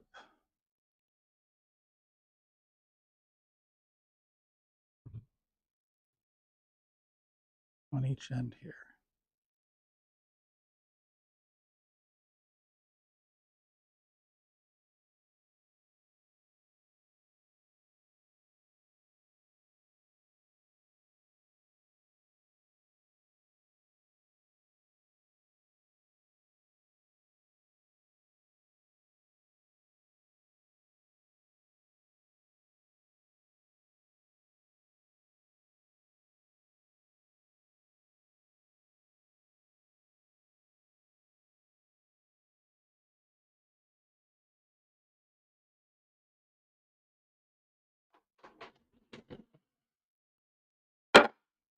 So I want to rip 3/4 inch wide. Um,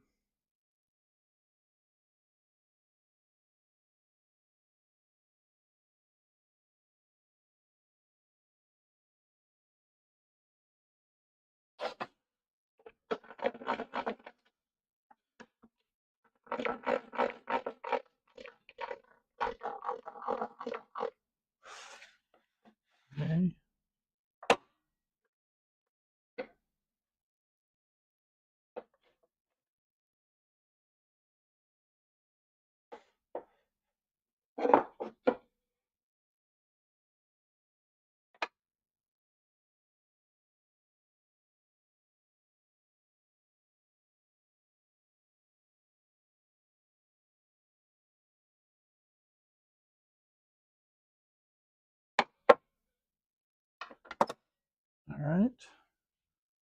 Basically the same width.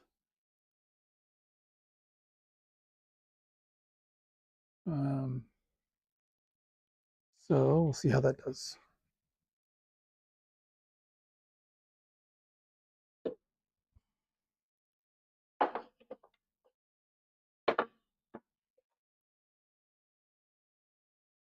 Might be easier to operate if I plug it in first.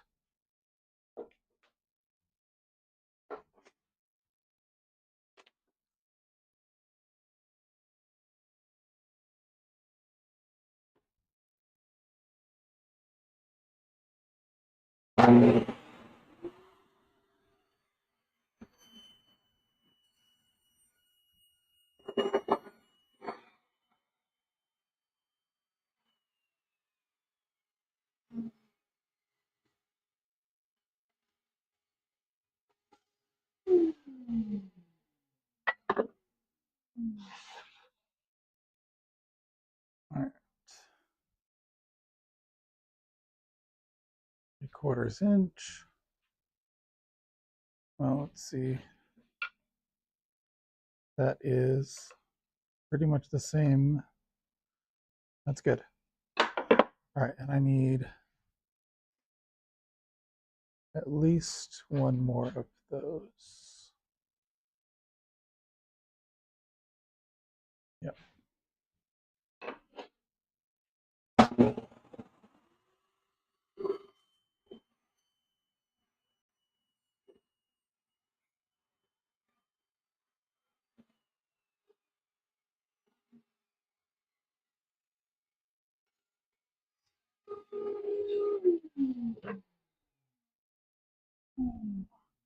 There it is.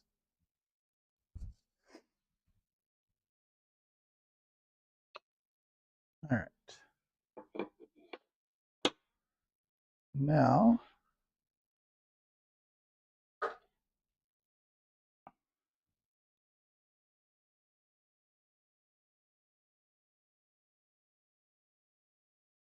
need to calculate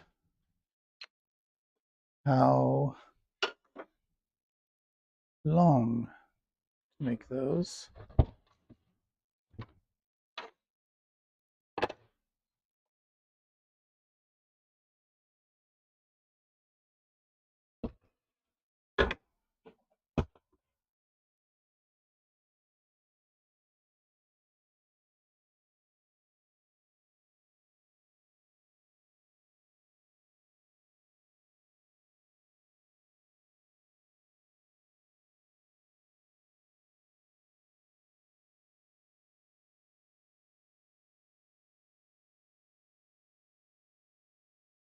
Okay.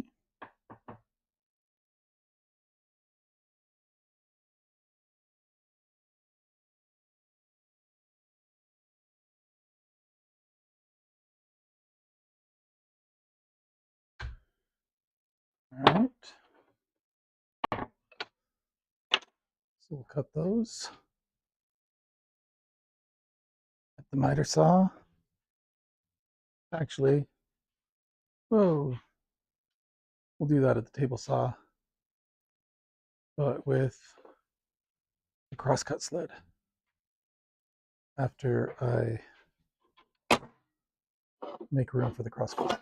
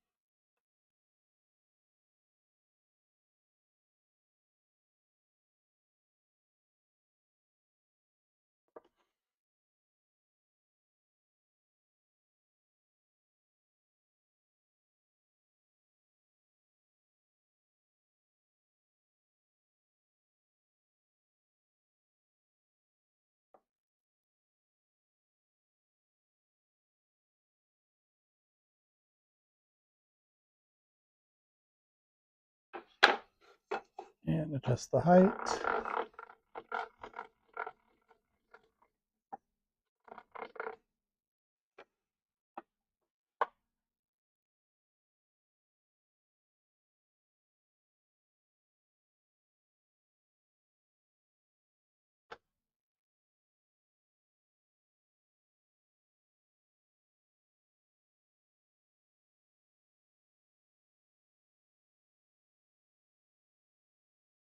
And all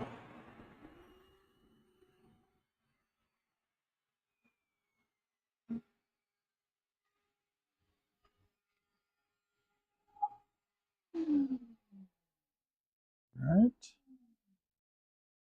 That's pretty much right on.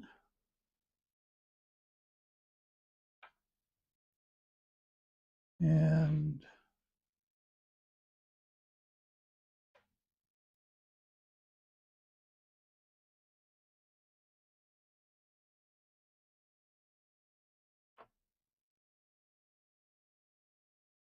once I have that on,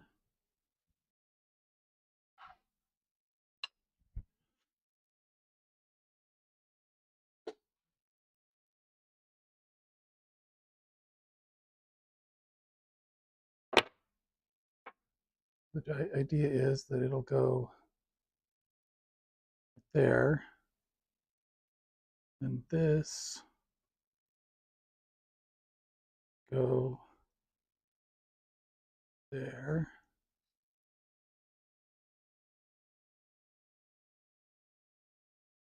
So see where that would go.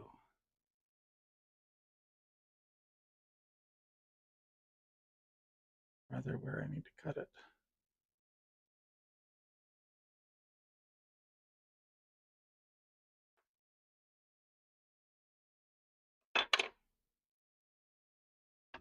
Oh, and same for this guy.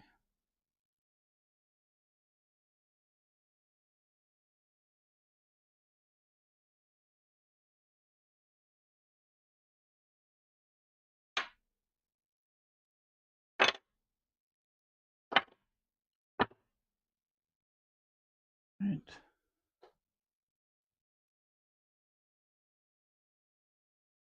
Oh,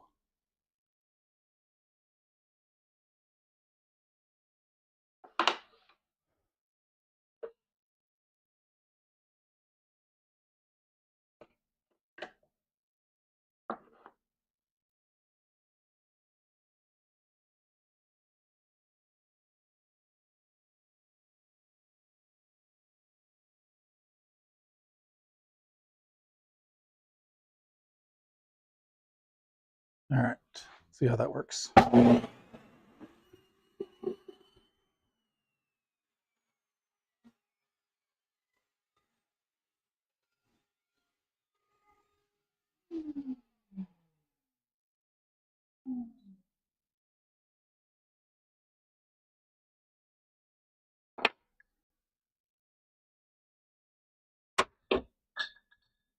course.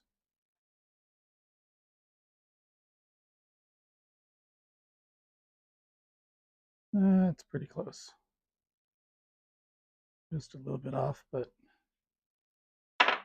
oh, shave off a little bit here.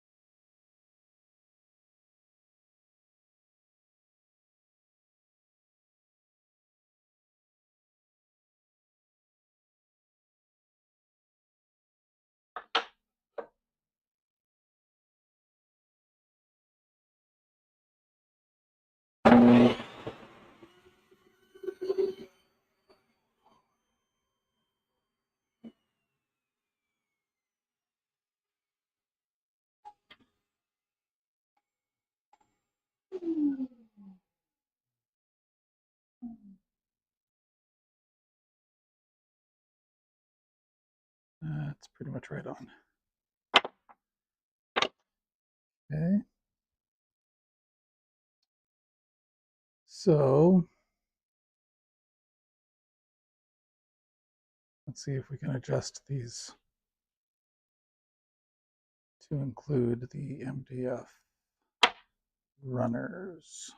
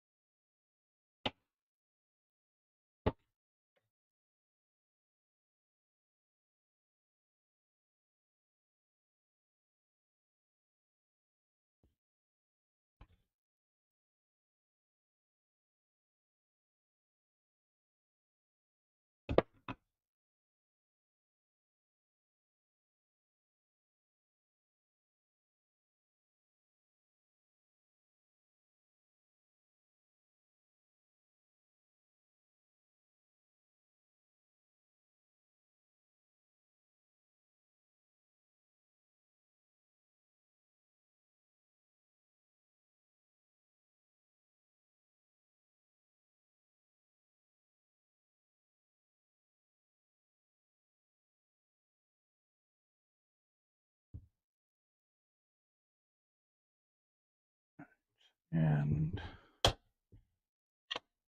last piece here.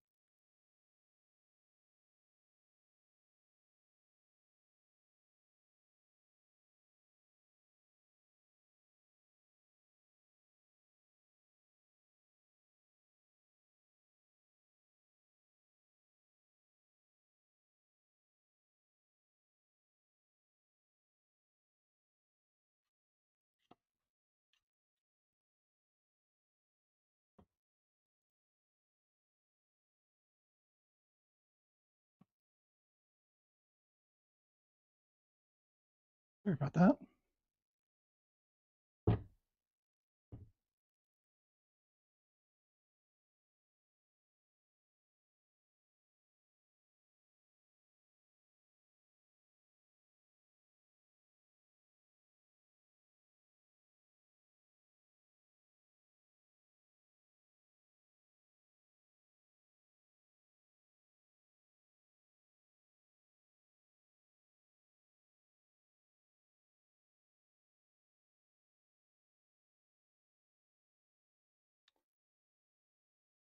All right.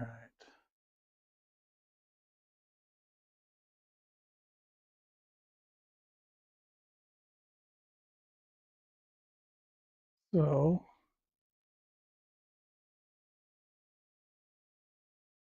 there's the fence. It's got the ribs here to try to keep it square. It's just over the width of the table.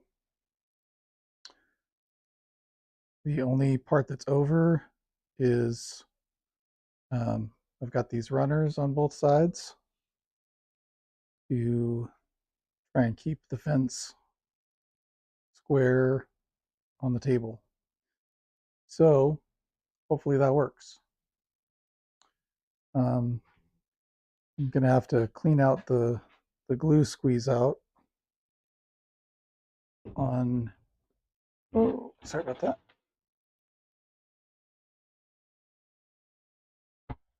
On the right in here along the runners, because I don't want that glue squeeze out to interfere with the fence gliding along. So I think I'm going to let that dry a little bit and then chisel it off.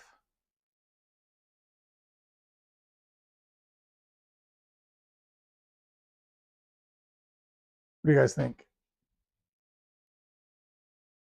So then this fence can be used tall side or short side. It's got the runners on either side to keep it square. It's got the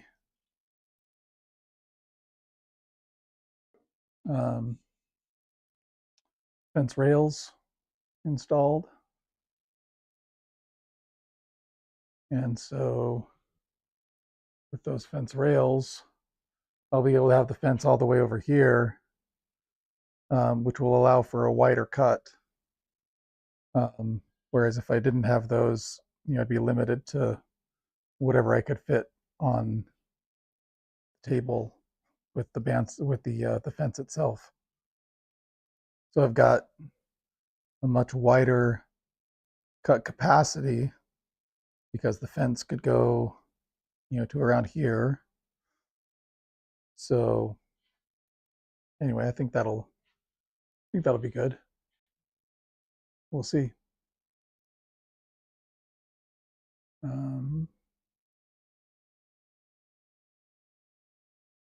And I've got lots of glue drying on my fingers here.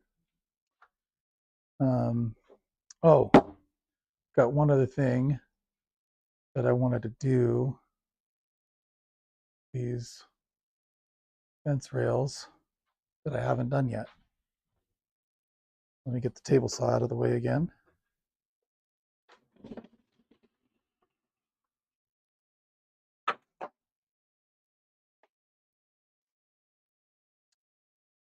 And let me get the bandsaw in the way.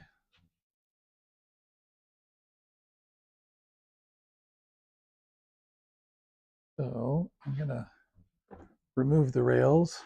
Actually, I'm gonna pull out the other.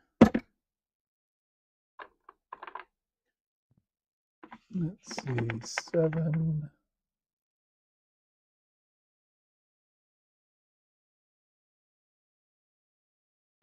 7/16. I'm gonna use the larger ratchet.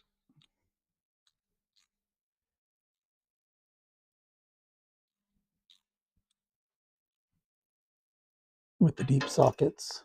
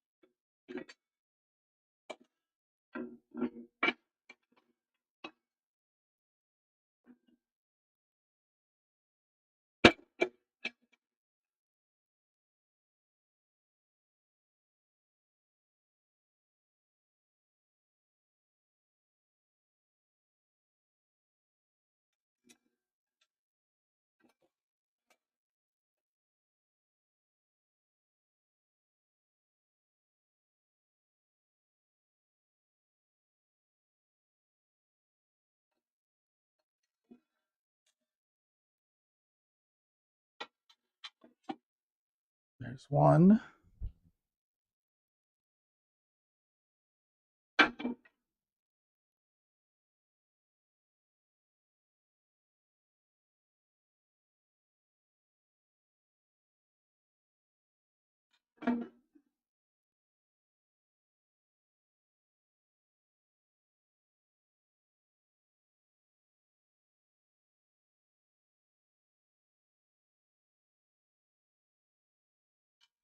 and 2.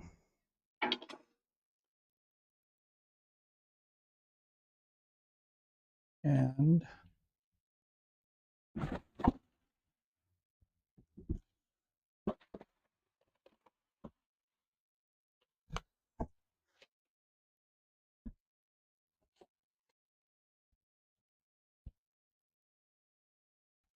let's see, probably on here is as good as any.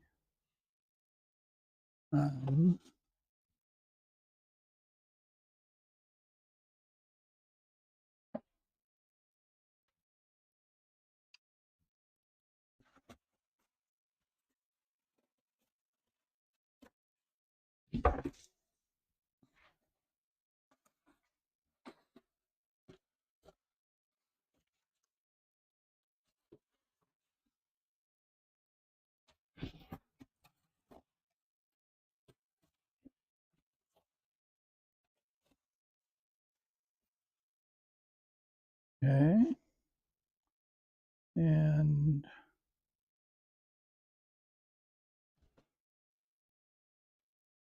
let's cut down here as well.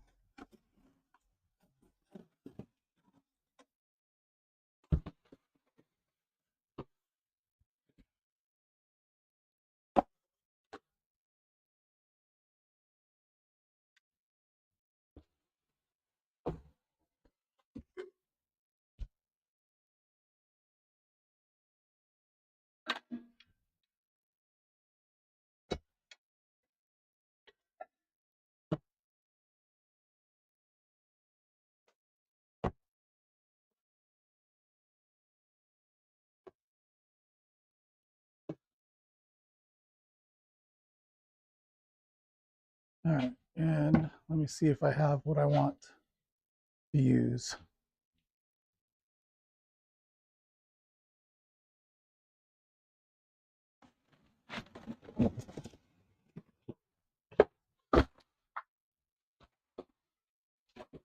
Just have to clear a few boxes out of the way here. And that's not what I want.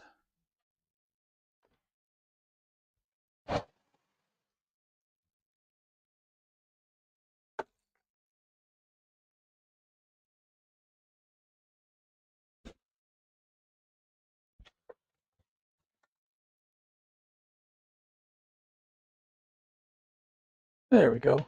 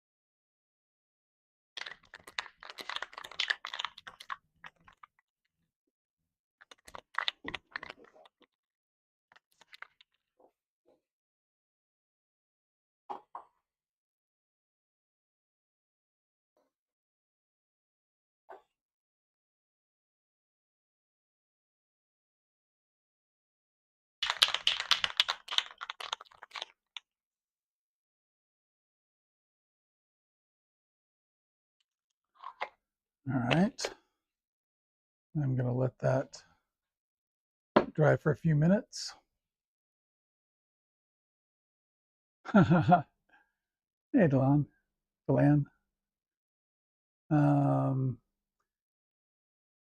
And Mike at Taz River, thanks for being here. Too early. It's not too early. It's just the right time.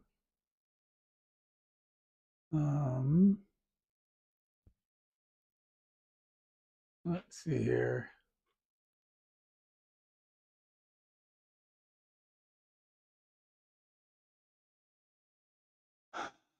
So, you guys get some good sleep.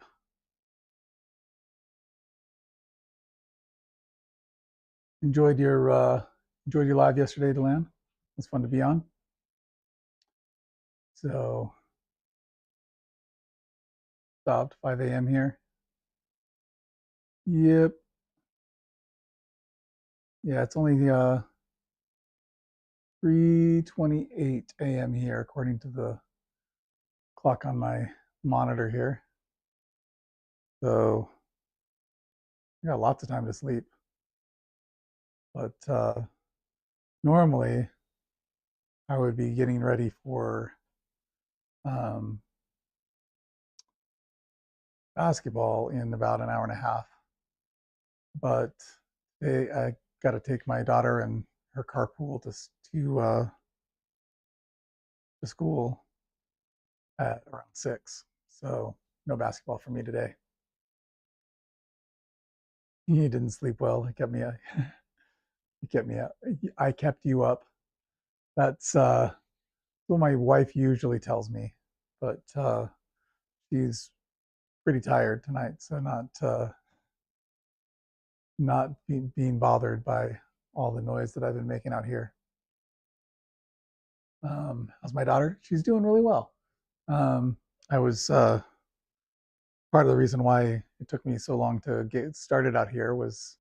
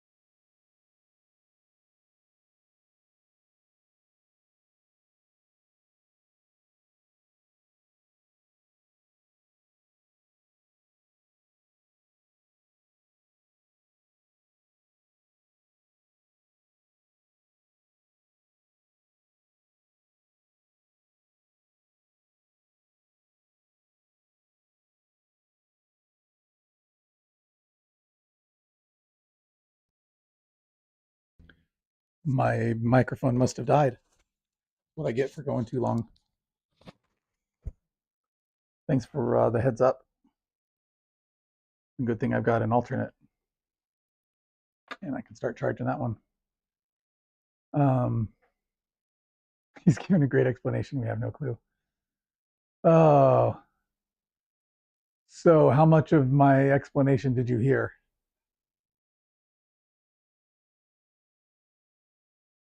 Did you hear any of it? I'm here. Yes, yes, I'm here. Um, so did you hear any of the explanation or not really? Um,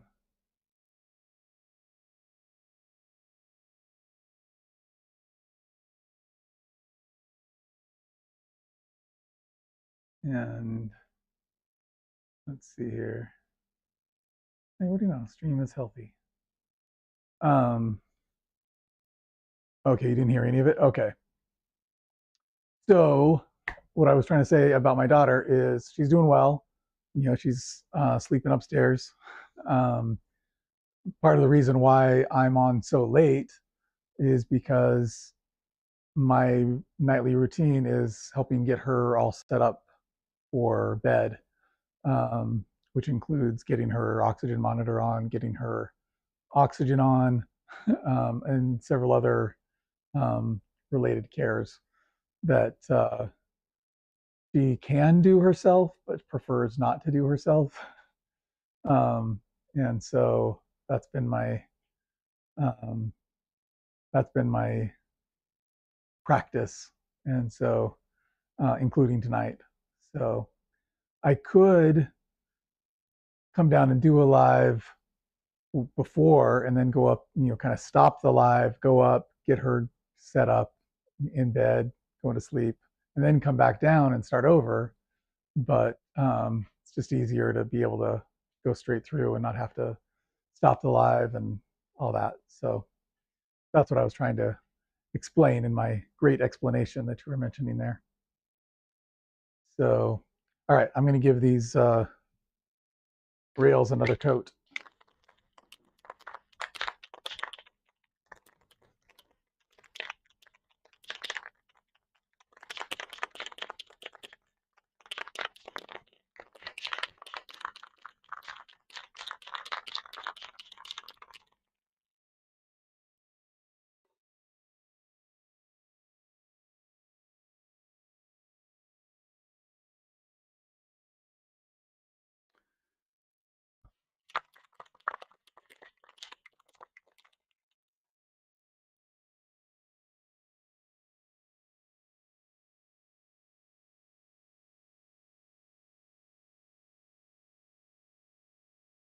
And I think that is probably enough to protect it from rust. Won't probably protect it from rusty, but hopefully it will protect it from rust.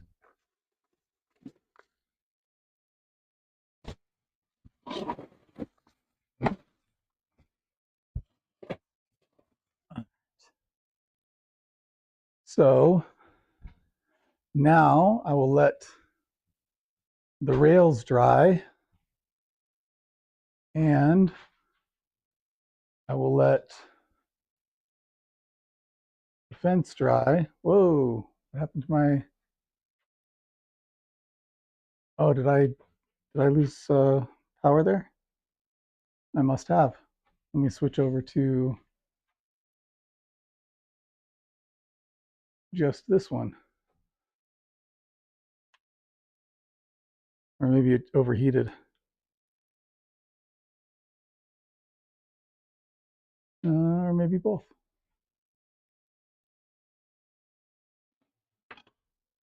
All right. All of my batteries are dying here. Okay. And then I'll plug this guy in because he needs to charge anyway.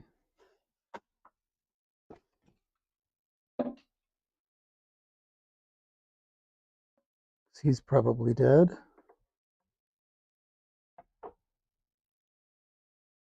All right.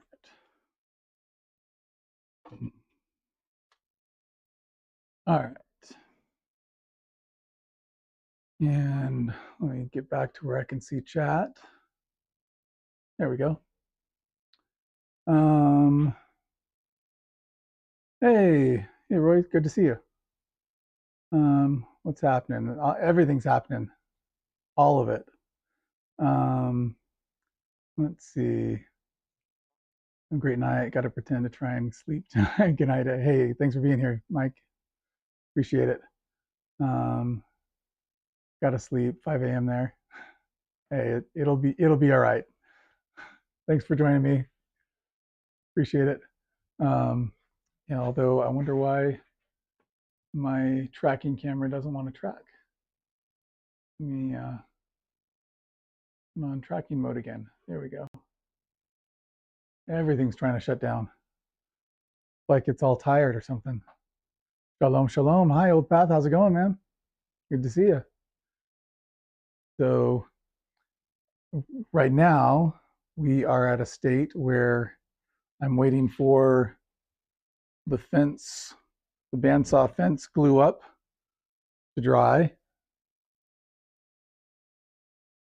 And I'm also waiting for the paint to dry on the bandsaw rails. So I think I'm at a stopping point, guys. And hey, old Pat, glad to hear you're doing well. I am also doing well. And yeah, Roy wants one of your stickers, Old Path. And see, I am back. Wife is leaving for vacation. Had to say goodbye. Where's she headed? Where's the vacation? And I guess anytime she's not around you, it's a vacation, right? So yeah, where's she headed to? Hey, Johnny. Thanks for joining us. Appreciate it. You're just talking about my bandsaw fence. He's all glued up and drying, and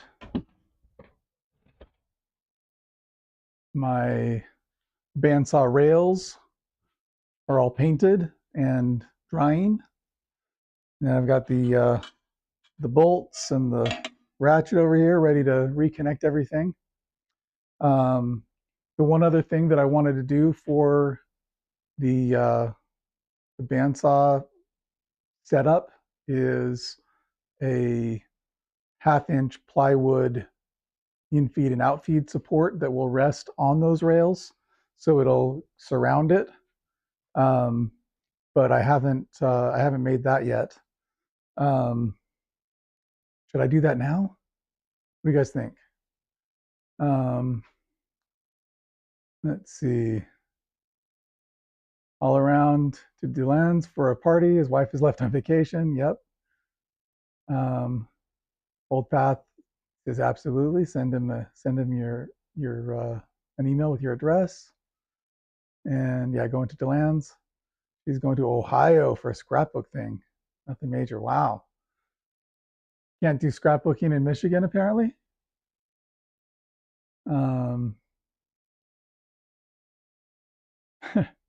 Let me see, because I pulled out that one. Yeah, I pulled out this piece of 1/2 inch plywood just as a demonstration of what I was intending to do.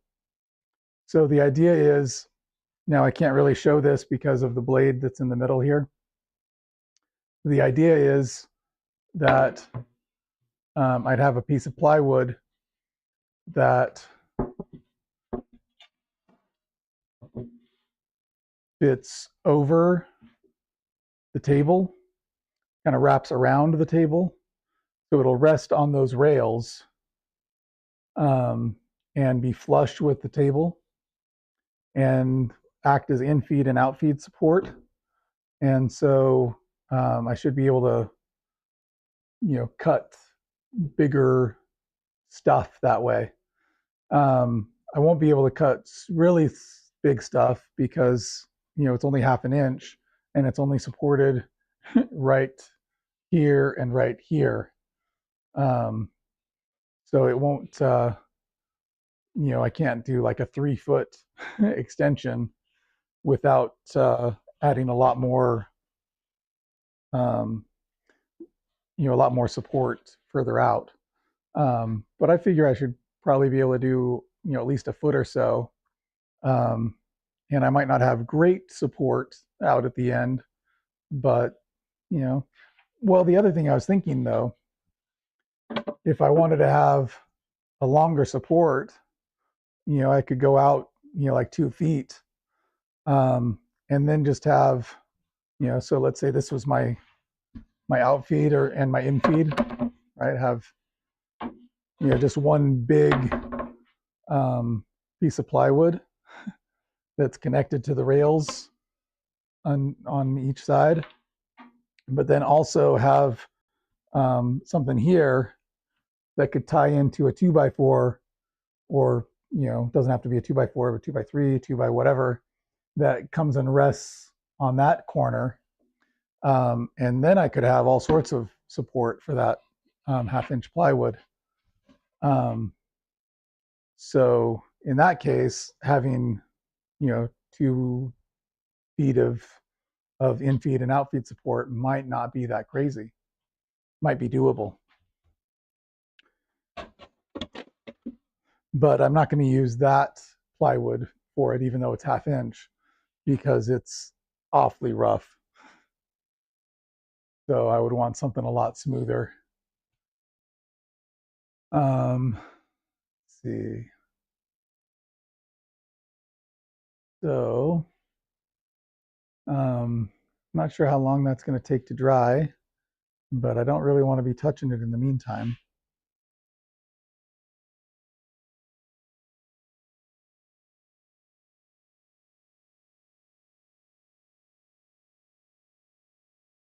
So